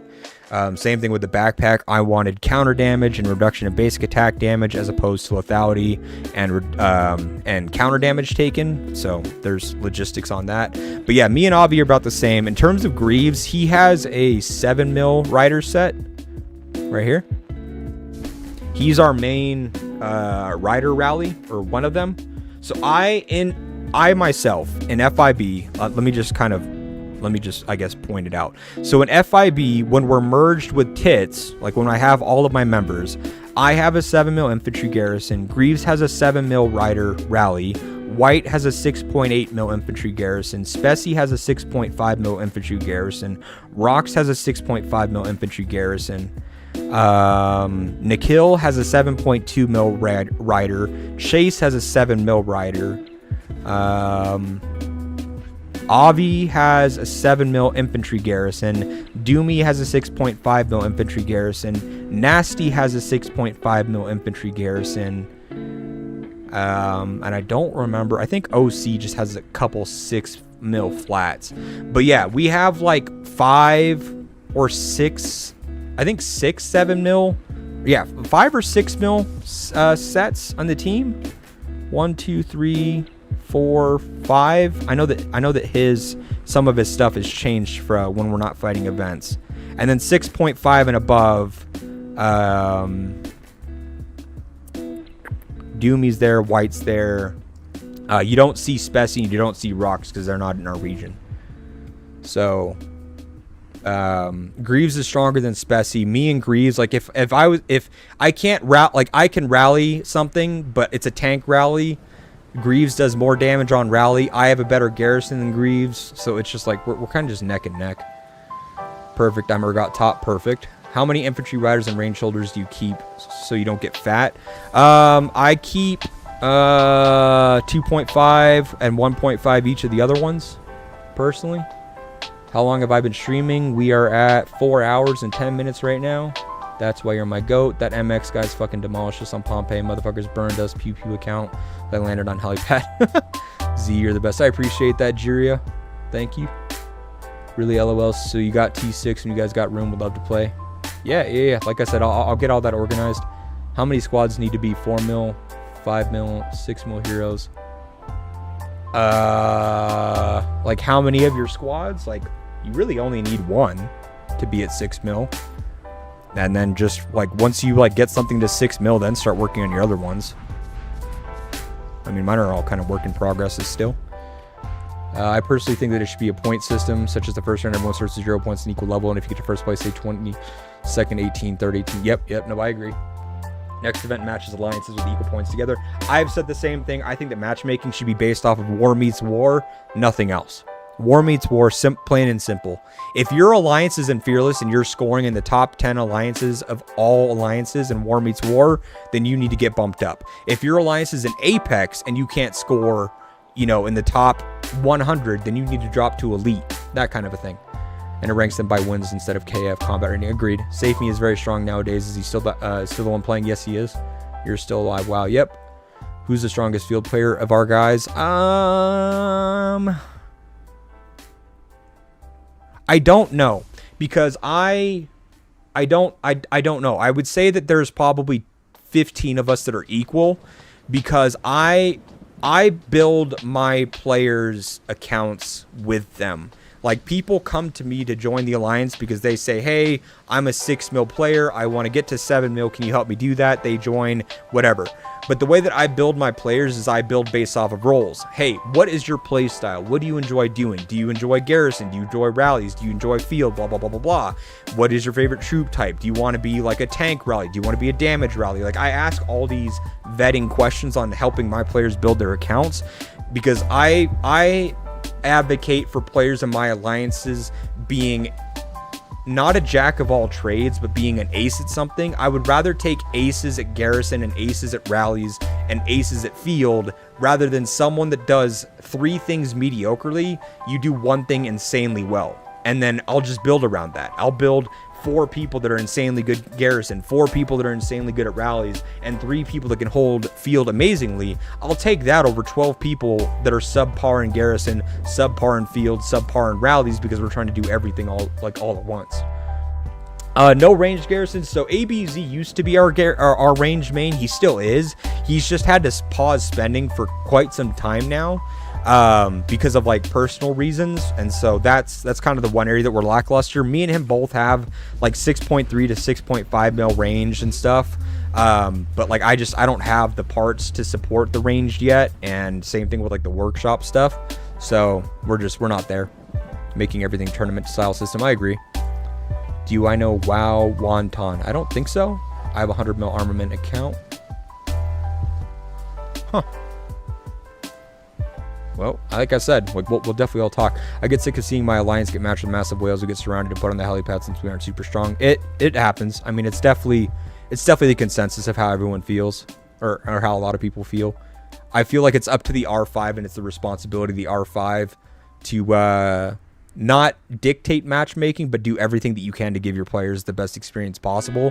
We don't have a revolving door in FIB. Because I prioritize my players' experiences first and foremost. I could take us to Apex, and I could garrison in Apex all day long. I can garrison in Upper Elite all day long. But I don't believe that the experience of all my Alliance players should just be them filling my garrison just because I can play at that caliber, that level. I would rather try to figure out how to get my players down to a level where Magans, Ayush, Malordo, Jazobo, Anushka, Elixir, Teote, all these guys can go play field and dominate in the field and be on par with the players that are there, and then myself and the other whales will fight the other relative whales that are in that same bracket, so then everybody can enjoy and have the experience and stuff. I don't need to play for my ego to say that I can garrison against I don't need to sit here and play with my own ego and say, oh, I can hold a garrison against Toto, which is one of the top accounts in the game in SSI, or that I can sit here and hold a garrison against SSI Ace. Like, even though I can do that, I'm not going to go to that bracket just to play for my own ego at the detriment of the experience of my own players. I make the decisions to split the alliance and move us around to different brackets and test it and stuff like that, because I want their experience to be fun, because I want them to play the game as long as the game that I'm playing it, because they're the only reason I'm even playing it to begin with, right? Or I'm still here. So That's how I build it. There's no decisions that are made in the alliance without getting put to an alliance vote. So extreme horde defense, start time, vote for any you can participate in. Because we split with the guys and some of them went to tits, I was just like, hey, like half of them are over there. Does our start time still make sense? Or is there a different start time that you guys want? So nothing in the alliance happens without the decision of everybody else. So the alliance, the whole enjoyment factor is around them all together. What happened to your old picture? I loved it. LOL. It's kind of just matching like the new theme of the channel and stuff. Have you ever talked to Save Me, and how was he to be friends with? I've heard he ignores a lot of people. Yeah, I've been friends with Save Me. So we gained the respect of Save Me in an island raid. I think there's a video of it actually on YouTube where we had an island raid against DHX, and they built straight at us, and they rallied us for 3 hours and couldn't break our tower. And they had to build flank towers on us to break us at that point. And ever since then, he had high respects for us and our team. And yeah, I'm friends with him. I could message him and talk to him. He's on like, I don't know. He can definitely get like, I don't know. Like, I guess like he has like that, what would you say? Like that emotional type side. But I don't know. I haven't personally seen it myself in my interactions. And maybe that's because I stay out of the drama and stuff. I don't know. I do know it exists, but I haven't seen it myself. Go to region. He has 7.2, 7 mil Stella.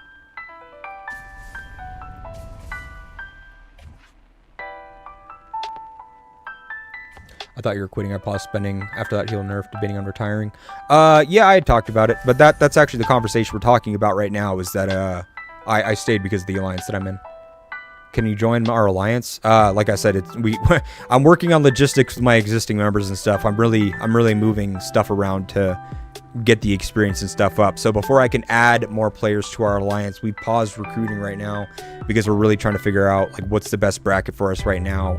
How much power do we have to recruit with to where we can stay in that bracket range, and then go from there. So if I could power up first between equipment and garage, which would be you recommend? Garage 100%. Just get the equipment stuff passively over time. You have a lot of these events and stuff over here that'll give you parts for your equipment. I don't know if any of them are up right now. But yeah, like even like the Bloody Brandy and stuff, like you have events that'll give you parts and stuff for your equipment first. So you typically get less for your garage. So I would spend on garage and get that up first.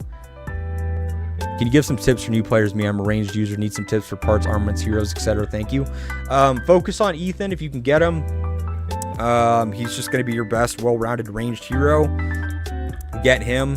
The other, like, honestly, the only other tip that I can say, the rest is going to be like generalized. It comes with time if you're a new player.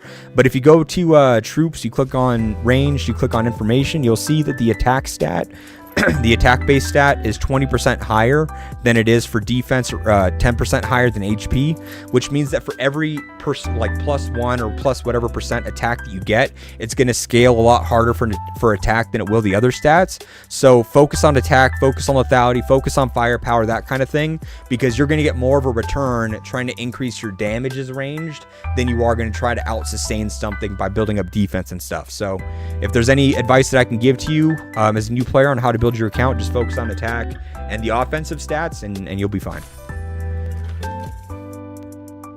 Does it help to bring baby farms to reduce combat rating, or does it not even matter? We don't use it to reduce combat rating. I just only register with 100% participation. So if I register with 9 players here and 2, 4, 6, 8, 10, 12, 14, 16, 18, 20, 21 fighters, and I need a registration, I need 40 accounts to register in order to qualify, then I'm going to fill up the other 19 accounts with just as low power accounts as I can, because I don't want to register with 5.5 bill as my registration might, but have 600 mil of that inflated by accounts that are farm accounts or alt accounts that aren't fighting. I want to register with 5.5 bill fighting, or I'm sorry, might, and have my fighting might be as close to that as possible. I don't ever want to fluff it. Just like I'm not fluffing stats and armaments and hones and stuff, I'm not trying to fluff my my rating as well. Pooh came back, right? Is he really the one that played? Now he's gone again. Yes, he came back again. I don't really know the logistics of it. I knew that he was coming back. I don't know what happened to the account after the fact. I'm not too sure.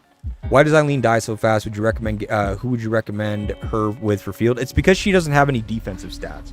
So Miyamoto has 20% defense.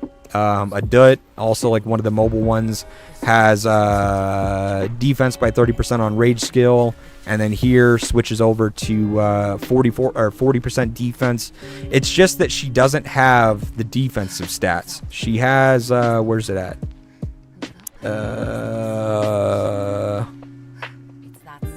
Reducing the counter damage, but that's it. She's a glass cannon hero is what it is. She has high offensive stats and high offensive capabilities, 20% attack, 35% attack, infantry squad damage by 10%, but she's a glass cannon. She has high damage but not much survivability. If you're looking at survivability as being an issue, then you're going to pair her with somebody like Bodala so you can get a shield to keep her sustained, or you're going to pair her with someone like a Dut for the 30% defense and the 40% defense, so 70% defense at max. Those would probably be your two best ones to pair with if survivability is like your biggest issue.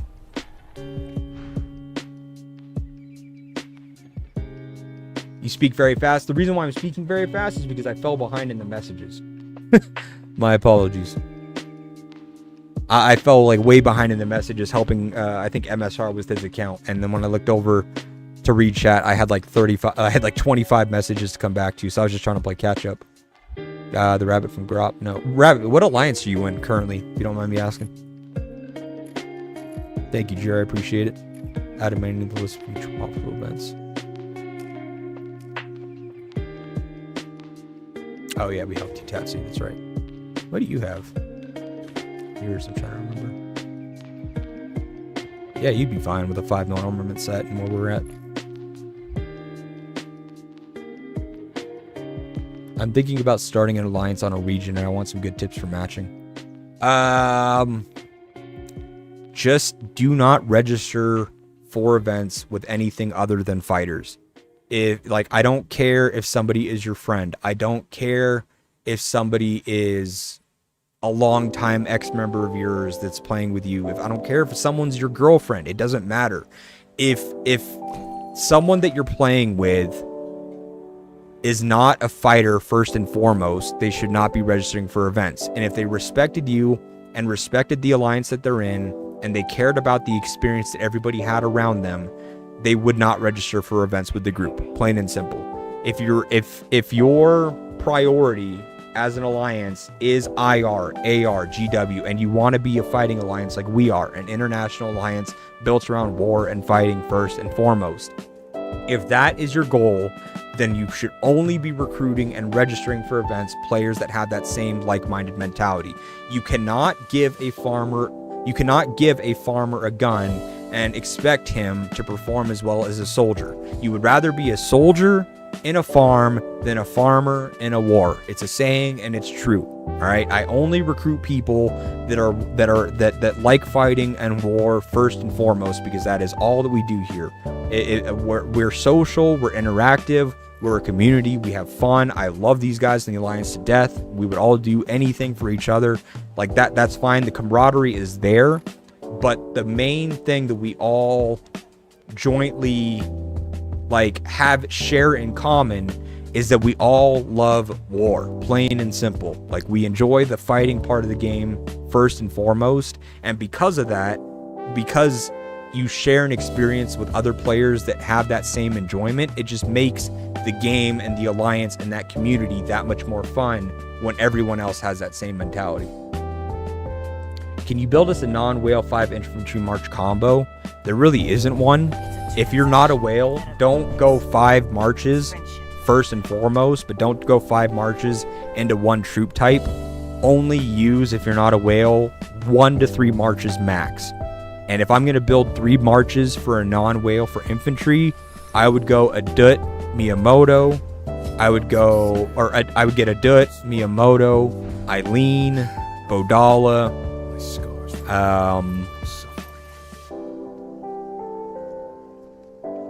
and then probably like Tom and Claude. You're just going for heroes that aren't TC, like the main TC heroes or whatever that you need. or even Robert. You could put Robert in that mix. But if you're not a whale, honestly, just go with 2 marches. Just go with Adut and Bodala, and go Miyamoto and Eileen. Do that. Get 2 armament sets up as high as you can, as fast as you can. Awaken those heroes as fast as you can, and just do that. Because you do not want to go with 5 marches that don't have good armament sets. You're filling your hospital super fast. You're using resources and speed ups out the wazoo. Don't do that. Don't expect to play with 5 marches unless you're spending and stuff, or you have a long time in the game. Just do 2 and start there. You have all heroes awakened. Can you give me 4? I don't have all of them awakened. Do I?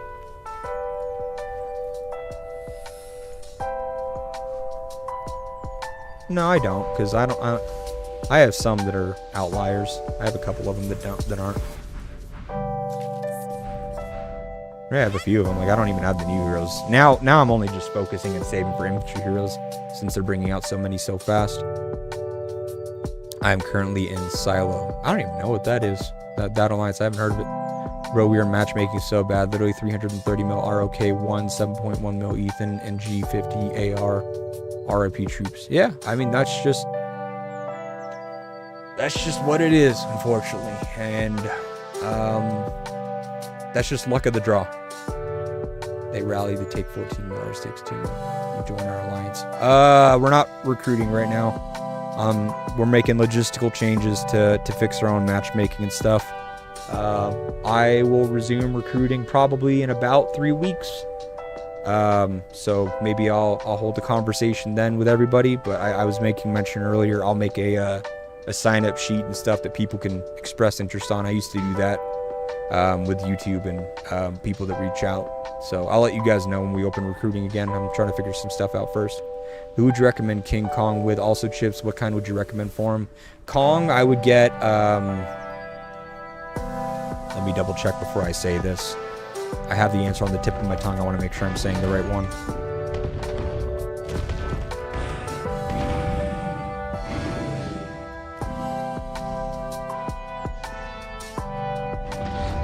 Yeah, so I would do combo chips on Kong. I was going to say crit, but I would do Kong. If you're doing like a field march and you're going with Kong, I would actually put Kong behind Kyron. And do crit chips on Kyron, combo chips on Kong. If you don't want to do Kyron, or if he's just too hard for you to get, then I would put like Rhino or Saber, Blaze Sabertooth, and I would do crit on Saber or Rhino, and just put them behind him. But I would go combo chips on Kong. I am also a fighter. I fight to the last troop and then go to sleep.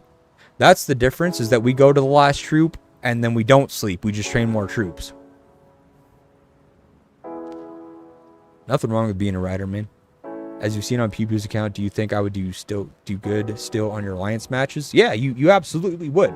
Like, I don't have, like, not everyone in the alliance is a whale. Don't get me wrong. I spent a while there only recruiting 6.5 mil plus rally and rider leads. That's how I got Greaves. That's how I got ABZ. I think that's how I had the interest from like Speci and stuff. That's how I found Doomy and Avi, Nasty and those guys like that. Like, that's how that kind of came about. But 80% of my roster aren't rally or garrison leaders. You know, they're just T6 field fighters and stuff. Like, these aren't whales. I don't expect them to spend, you know, like they're just normal T6 players. Do some of them spend? Yes. But the vast majority of them don't. So yeah, you would be totally fine. What can you tell me about the sisters? Are they still worth buying their skins? Never seen them in field no more. If you are a rider main player and you are using at least 4 marches in the field, 4 out of your 5 marches, I would consider getting them. If you're doing 5, I would absolutely get them. If you are only using 3 marches, you don't need them. And honestly, even with 4, you still don't need them. Really, like, I would only get the sisters if you have a 5 rider march setup and you can use them as like the 5th one. I'm playing soft until I find the region I want to build on. That makes sense. I'm not a whale. Totally fine. If I get a strong garrison lead account, can I still fill the garrison in my farm accounts? Yeah, absolutely. Okay, yeah. I bet Apex is super boring. Same low faces every event. Whales aboard. Yeah. I mean, It is. It is. But also at the same time, Apex, like just being someone that has fought in G1 and G2 and G3, and we used to be G1 every single event for like a year straight.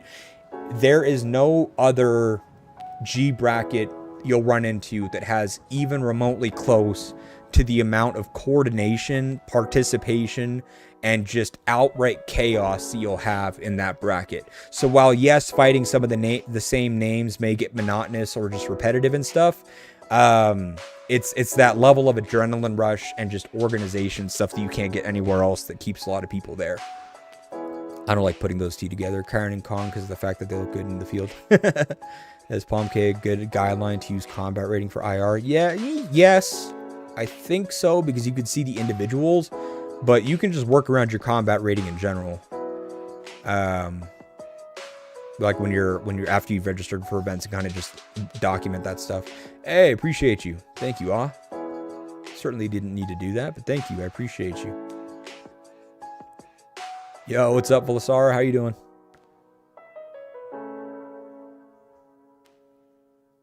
Yo, Jiria. Hello, hello.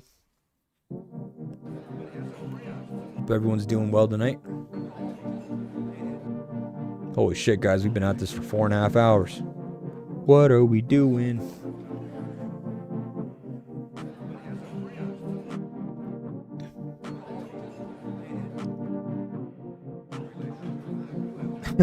Karan. What's up? What's up?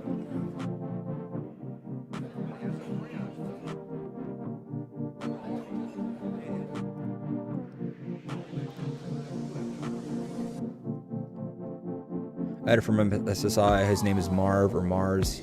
He sold his account and it's absolutely strong, even stronger than Jinzo, and sold it for $8,000. That sounds about right. Yeah, I mean, like, now is not the time to be selling accounts. I remember I had offers on my account for like, I think the most I ever got offered was like 10,000.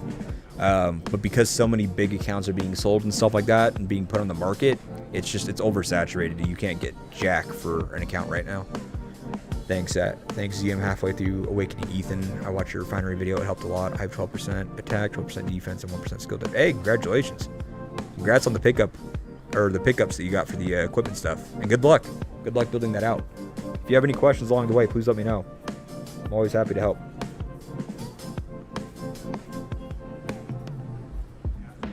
Four and a half new record.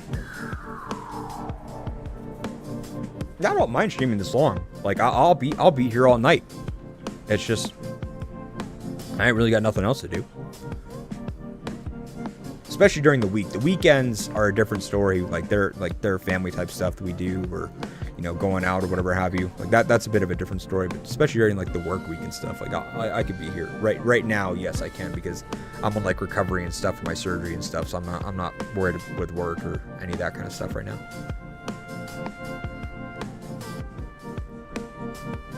Oh, there's a lot of us with the Zilla skin, man. It's kind of embarrassing. I have it.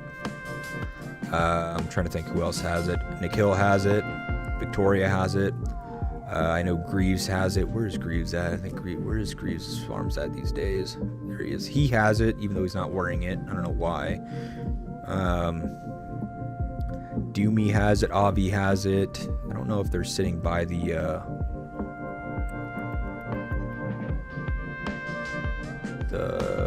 Ant Pete thing. Where's our Ant Pete thing?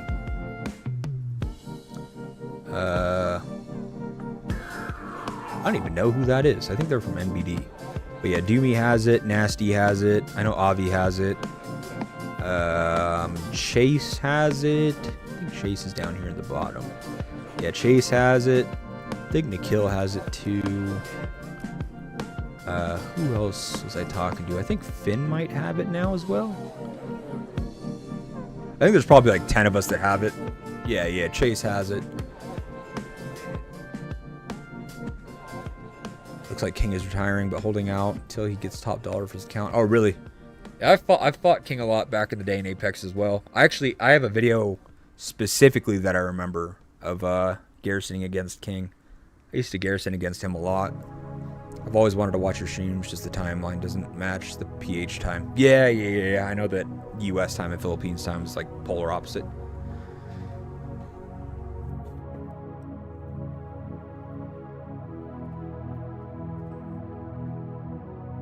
should be morning there, right? So like magandang umaga, right? Morning? Magandang umaga? I'm debating between Boyd and Stella. Who would you recommend to awaken first and try to transcend first to the field? For field, go Boyd. Stella's terrible in the field, personally. Because unless she's getting targeted to build her war wheel stacks, or in rally for her rally buffs and stuff, like sure, like half her kit just doesn't work, or 3/4 of her kit doesn't work. So just go Boyd and then get his 35% bonus skill damage up. Dang, I didn't know Godzilla's that common. I have no idea. I didn't really do the fishing event, to be honest with you. I didn't care for it. Yeah, I was about to get the Zilla skin also, but the nerfs. They nerfed the heal bots. Yeah, magandang umaga. But they nerfed the heal bots and didn't fix the lag. No point in rewarding them. Yeah, I get that. Problem is that everyone else did, so I was like, I'm not gonna miss out on the best looking skin. Plus, I was always I loved the Godzilla skins, the Godzilla movies growing up. Godzilla vs. Kong was also like one of my favorite movies. Might be a poor take, but I love the Godzilla movies. I just remember like watching them growing up. So it's kind of a childhood thing for me. No, I haven't yet. No, I was supposed to visit the Philippines a couple years ago, or a few years ago, but then COVID happened, so we didn't get the chance to. And then because I have the little one, yeah, we just haven't had the chance. It's expensive to get enough seats to go there. Plus, the little one up until this point wouldn't have done well on a 16-hour flight. So, but now that she's a bit older, she's 5 years old now. Now we should be able to bring her on the plane for that long. So now I can actually start looking at doing it. It seems that I'm really digging streaming. I used to stream full time, like I said, like 12 years ago. I used to do YouTube and streaming full time.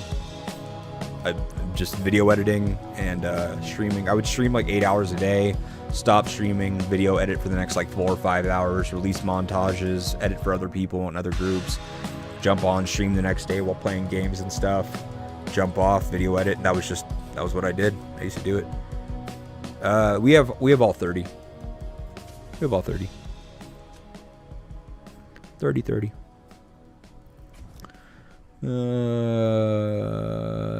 Don't make regret skipping the Zilla skin. No, I'm not. Well, just me personally, I wasn't gonna miss out on it. King Kong is super cool. Almost looks like a squad skin. Yeah, for real. In the field, he's huge. I know. I like putting him in front of the bull just because of that. Even though the chips are better on the bull side. Fuck! I get so busy talking to everyone, I keep getting raided. Fuck off. 88 mil. Man, I should have beat their ass. Who?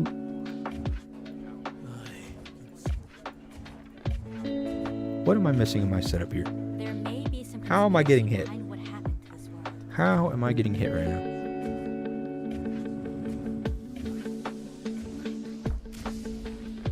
Assholes.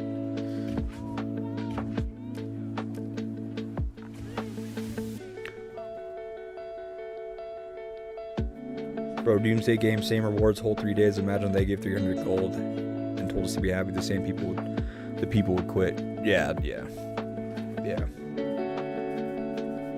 I know. Noon, 12:28. Oh, okay. I see.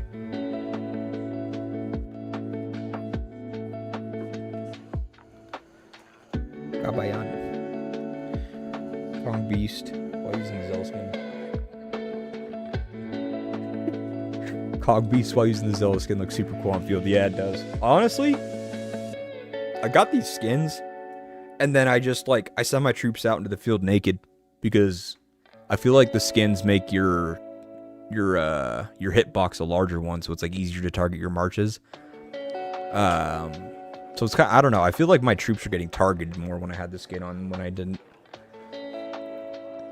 Can I join your Discord or maybe talk to you as well, perhaps, if you don't mind? I don't have a Doomsday related Discord, but I will be making one tomorrow, and then I will post the Discord link as a command in the chat, and then you guys can do like !Discord and be able to join it. I'll make that for tomorrow. I've got it written down for myself. You've been streaming for 4.5 hours? Yep, I have. Getting up to 1,400, 1,500 rolls. The HQ skin is crazy. Yeah, from all of us that did it, most of us got it between about 1,550 to 1,650. What's your tag? H&B? Yeah, I got the H&B tag. I was really good friends with Hans, so of course I'm going to rep his. What can you tell me about Marcos? Why is he worth awakening even though he's double frags? He's worth just on the simple fact that he has the highest amount of HP debuff. 47% HP debuff is no joke. There's nothing else about his kit that makes him shine. I don't care what anybody says. I don't care what anybody says. It's the HP cut.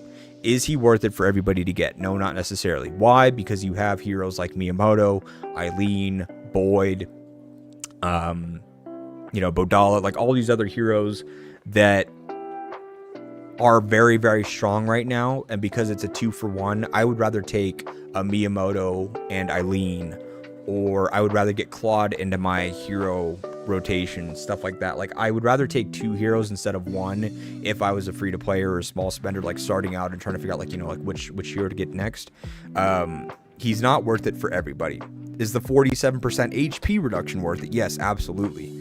However, it's not meant for every person. Like, if you are a free-to-play or a small spender and it costs, 1,360 hero fragments to awaken them, you would rather just awaken 2 new meta heroes like Eileen and, Bodala or Boyd or whatever have you.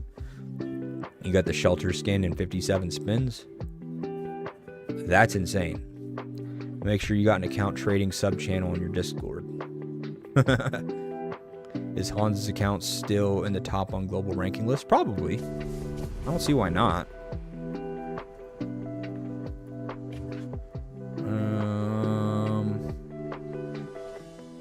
Here it is. So the account is an RSTR 894. I wonder if it's helping with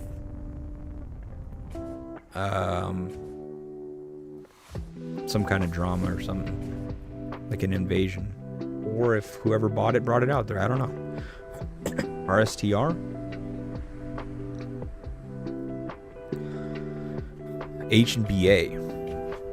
Oh, they're starting an H&B Academy out there. Interesting.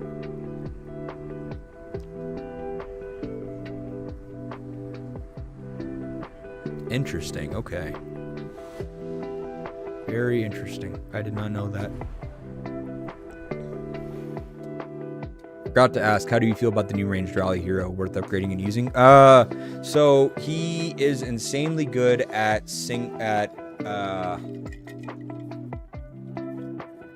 like 1v1 in garrisons basically. So yeah, he's a really strong rally hero. Pairs really well with Ethan, and pairs really well with Bard as well. A transcended Bard. There's no reason not to get him if you're a ranged rally main.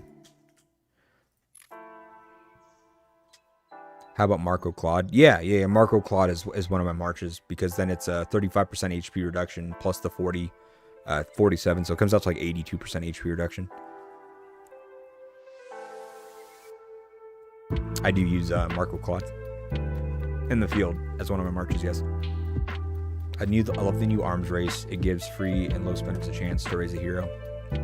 Yeah, true. Anyone got the 84% possible equip game? Wait, what? Anyone got the 84% possible equip gain? What is that? Am I missing something? Bro, my luck is the literal best. That's crazy. Oh, mod is just dang. How do you 5-star those limited collab armaments? You just use normal superb armaments. So if I wanted to upgrade, this, I would have to use pieces of this. If I wanted to upgrade this, I just use pieces of this. This would use pieces of this. This would use pieces of this. This, pieces of that kind of a thing. Wait, H&BA, which is H&B's Academy, is getting its own academy. So an academy for an academy. Yeah.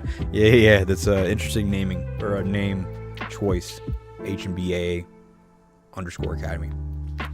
If I had to choose one rally hero, then who should you choose as a better choice, Bard or Cedric? Probably Cedric. I only say that because Cedric seems like you could get more done on rallies without having him transcended. But Bard, one of the main reasons why he's really good on rallies is because of his transcended 35% defense reduction when you have him fully transcended.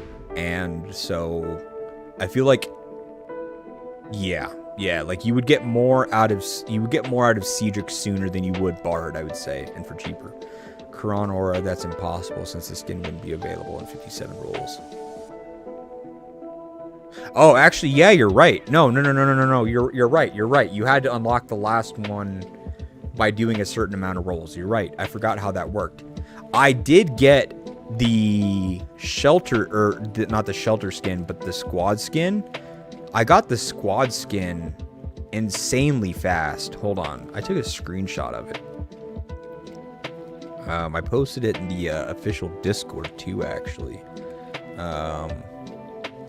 One second. Doomsday Last Survivors from Z.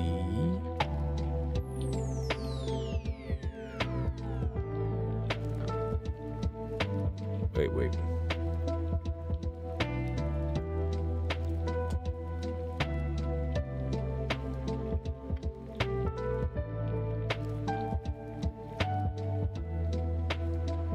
Yeah, so I got the squad skin. Here, I'll show you. I got the squad skin in 211 rolls. So long before you even got like the naming plate. I never even got the naming plate because I thought it'd be funny to say that I got the squad skin, but I never got the naming plate. So I got the squad skin in 211 rolls. That was my luck on it. That was my quote unquote lucky. How are you managing your healing during events nowadays? Same way as everyone else, just I don't know, fighting a bit less on the field, I guess. All red stats on refinery.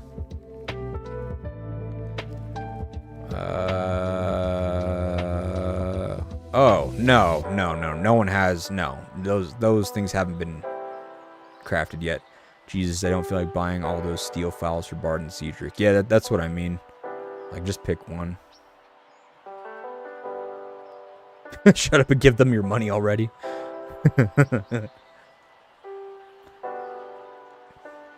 Yep.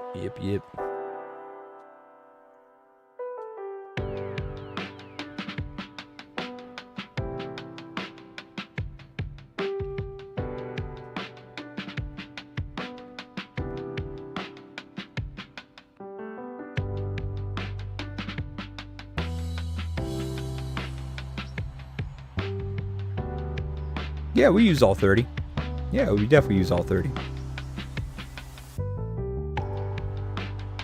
Yeah, I could probably show... Oh. I don't know if I have anything that... Yeah, I don't have anything that I can use to show you that we have 30 out of 30, unless there's something in here I can build. I don't have 250 for that. I don't have any... I could probably just do one of these for pretty cheap. Yeah, so see, if I hit develop, see, we have all 30.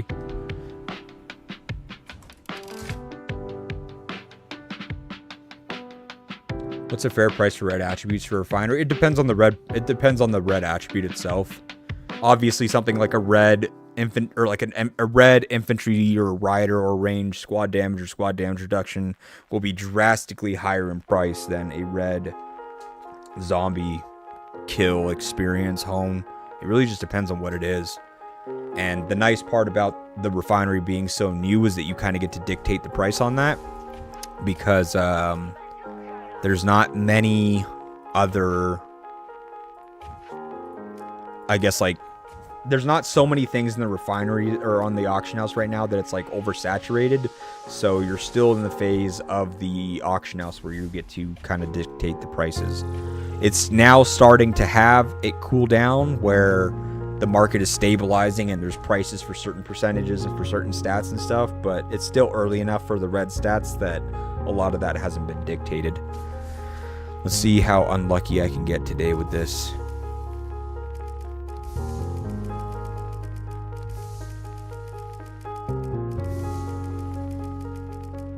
Yeah, I have a host for ours, Enfeet.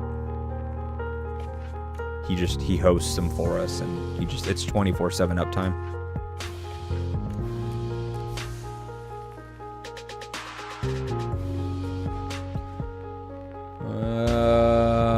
I'm on with the helicopter, and if they let me buy it in $5 increments, I would probably already have it. Yeah, I know a lot of people wish that they could do increments on a lot of the bigger purchases. Layaway program. Z saw the latest changes on ROK after all these years to just come back to life. Regret selling my account now. Rise of Kingdoms? No, I know that some of the content creators that I've followed for a long time posted some videos on it. I'm yet to actually watch them. I'll probably check that out tonight, actually, now that you've mentioned it. The moment it gets to the $1,500 buys and the price be out. Yeah. Ooh, actually, I need to do my daily take a peep at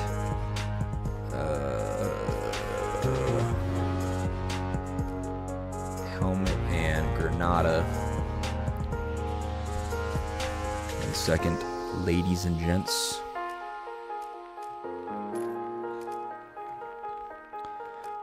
Three, 3.6, 3.4, 2.7, 3, 3.1, 2.9, 4.1, 2.9. This one's decent.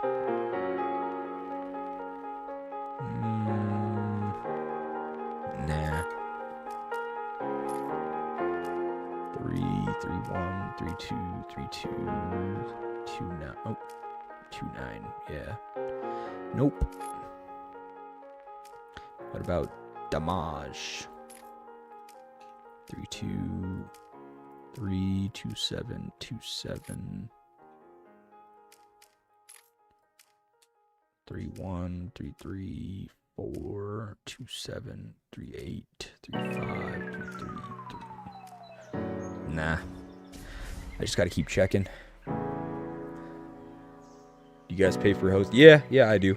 Actually, the whole alliance does technically. So the way that we do it is that we just take 7,500 gold from the vault, send it to myself, and then I make the payment for it. But then everybody kind of chips in towards that because it just comes from the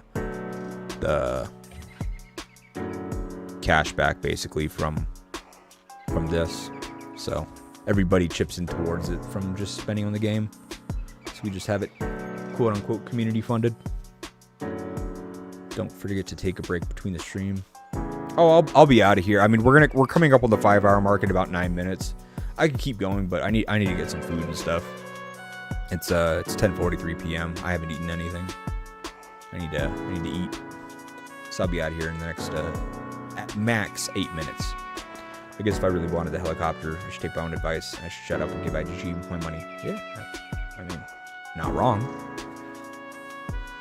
Stand on business about it. You guys doing the dice boosting thing? No, we're not doing the dice boosting thing. No, we don't care about that. No. Nope. There are some things that are just a bit too go touch grass. I don't care enough to tell everyone you have to spend $20 to be in my alliance for a week. Like, that's so stupid. I think it's cool other people are doing it. Like, then all the spenders can be there and do whatever. We don't care about that. We hate the Monopoly event.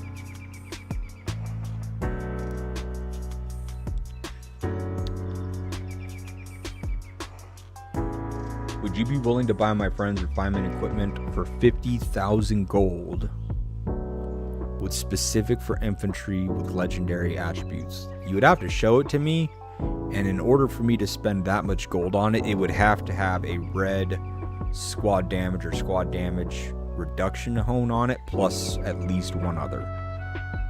How bad has the whale exodus been? It's been pretty bad. Hit or miss. It's not as bad. A lot of the ones that said that they were leaving haven't left. The ones that have left gave their or sold their accounts. So it's like, they're still technically there, so who knows. Yeah, 100% I would have taken Darksteel back in a heartbeat. What does pay for host? It's just someone hosts the bots for you. Pretty much it. Yeah, some whale said it's for 50K.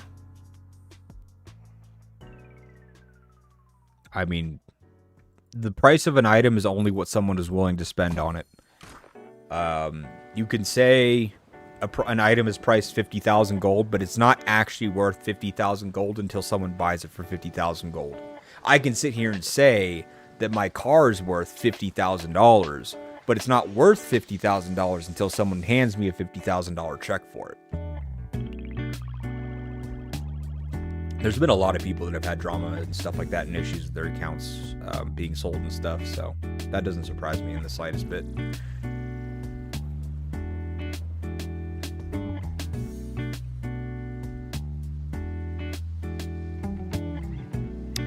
It's absurd, but he says if he doesn't get what he wants for it, he'll just keep it. Then tell him to keep it. The rabbit. No, I was matched recently with the rabbit from Grop this past week. I see.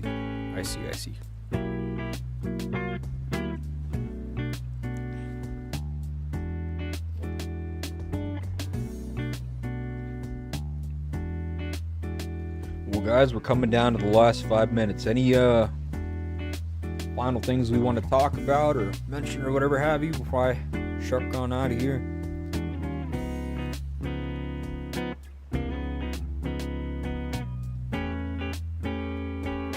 I want to put this new sniffer of mine to the test while sleeping. I want to see what it's like sleeping, being able to breathe properly.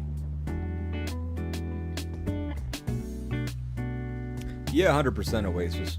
I mean, like, that's kind of just like the mutual trust thing that you kind of naturally get into when you initiate buying an account that you didn't make and also selling an account to someone that you don't know. New Rider Heroes coming up. Yeah, they're pretty mid. I talked about it a couple times in this stream.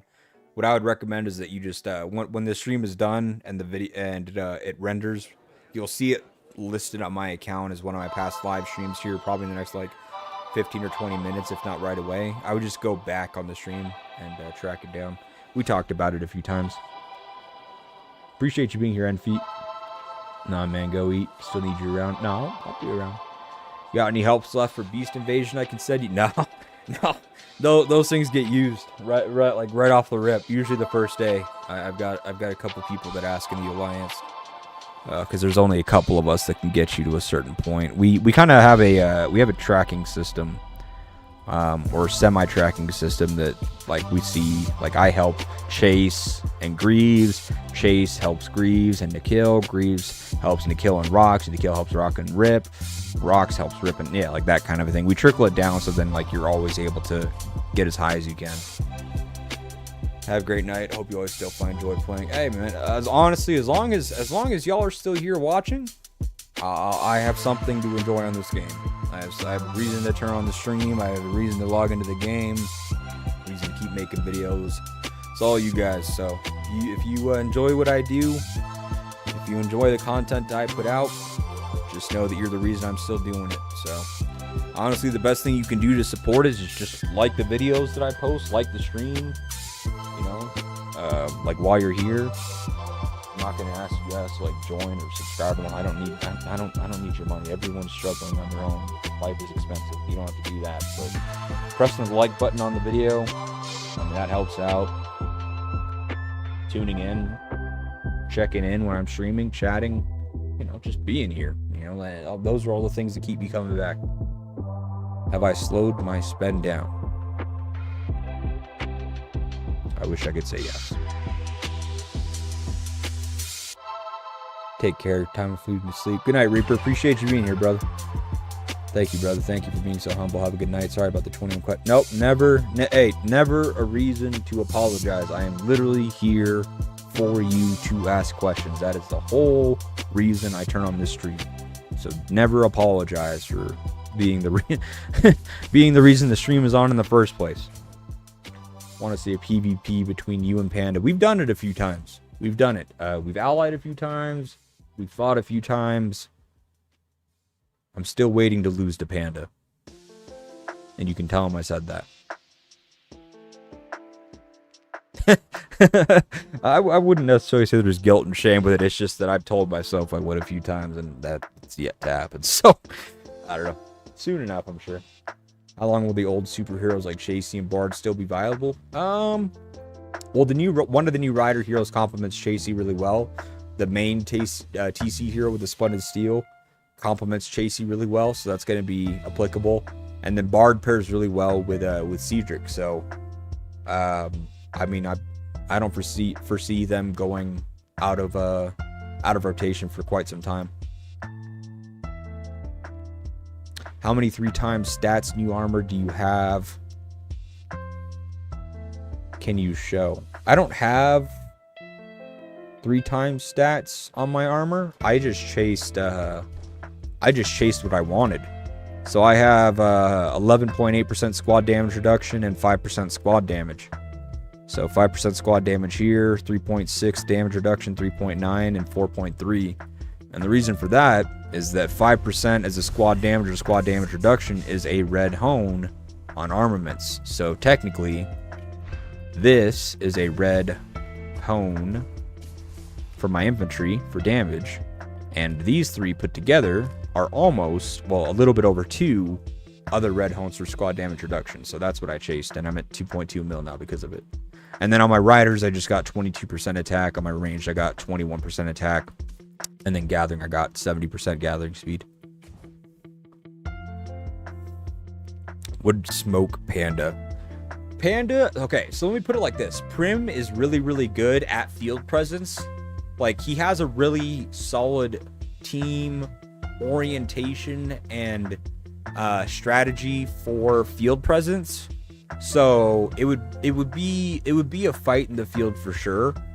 The thing is that their team is so heavily oriented around Dr. Death and Big Daddy and I think like one other, that even he knows they don't have the means to move us from a tower. So like typically, like if someone rallies our tower and they're like, oh, we can't break Z's garrison, we'll build a flank tower. Okay, well now you just ran into Avi and his equally as strong 7.2 mil infantry garrison set, and all 3 of us, myself, Doomy, and Avi, all have a maxed OC chip beast, right? Like physical beast. So you just ran into a 10 mil Pango and 7 mil infantry garrison set behind mine. So now that's 2 towers. Okay, well let's build a third one. Okay, well now you just ran into a 6.8 mil infantry that also has a max beast as well. Okay, well now you just ran out of all 3 of your rally heroes in Prim. Well, now let's try to build a 4th. Okay, well now you just ran into another 6.7 mil with a 7 mil or 6 mil beast behind them. We have enough garrison leaders to be able to hold 11 towers. Let me just put it like that. So you're not going to outflank our team. And because it's a game of attrition, what's going to happen is you're going to try it. It's not going to work. And then I'm going to start building flank towers on you, and you can't break our flank towers on you because you can't break our garrison because you don't have enough rally leaders to be able to do that, and we're just going to cut them. So even Panda knows, like, you can talk to him. We've had this conversation and joke about it all the time. We would beat Panda outright in an event when it comes to objectives and towers and stuff like that every day of the week, but it would be a good fight in the field. I was lucky to buy one for 12k gold. Oh, nice. Panda got a hand-me-down whale account. Yeah, Big Daddy's is a strong account for sure. IGG gets 1 hooked and spending hard to stop. I tried 3 times, only managed to reduce, but once again I push. I need rehab. Panda baits. I had some crazy portfolio gains this year, but I'm struggling to hold back my spending. Hey, congrats on the portfolio gains. Yeah, well, my next question, did Panda buy or something because he got a huge jump in might? I think that a lot of his jump in might came from the gold that he got from the world tournament, because they gave like what was it, like 50,000 gold there or something like that. in what instances you merge your best players all together to participate in an event. Typically every single event. Like I said, this last rotation, so this last AR, IR, and GW, so just within the last 3 weeks, is the first time that we've done this split. Other than that, we've all played together every single time. No, Mr. Brain will not be returning to the game. Unfortunately, his health issues and stuff took his life. Oh my God, don't say it like that. It didn't take his life. It took his life down a different path from where he was at. He was in the military. He was, like, you know, the job and stuff like that he was doing in the military and like the requirements in the military to do PT and stuff. Unfortunately, the health issues that he had like wasn't allowing for him to do that anymore. So life took him down a different path, and he had to kind of dial back like the physical type stuff that he was doing and the physical like workouts and all the rest of that stuff to kind of calm it down. So because his whole life took like a large pivot, he's way too busy. Plus he has multiple kids and stuff. So if you were free to play infantry main, what would be your pair to a twice transcended Boyd? Stella Riven, don't have the money for Ethan. Thanks for your advice. Boyd Stella is great. Boyd Riven is solid for single rally garrisons, but doesn't have the counter damage to sustain beyond that. Boyd Stella can thrive in multi-rally garrisons, so I would go Stella.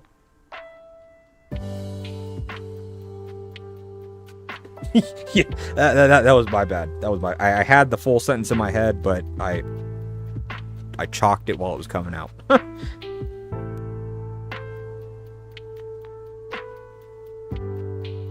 Did not mean for that.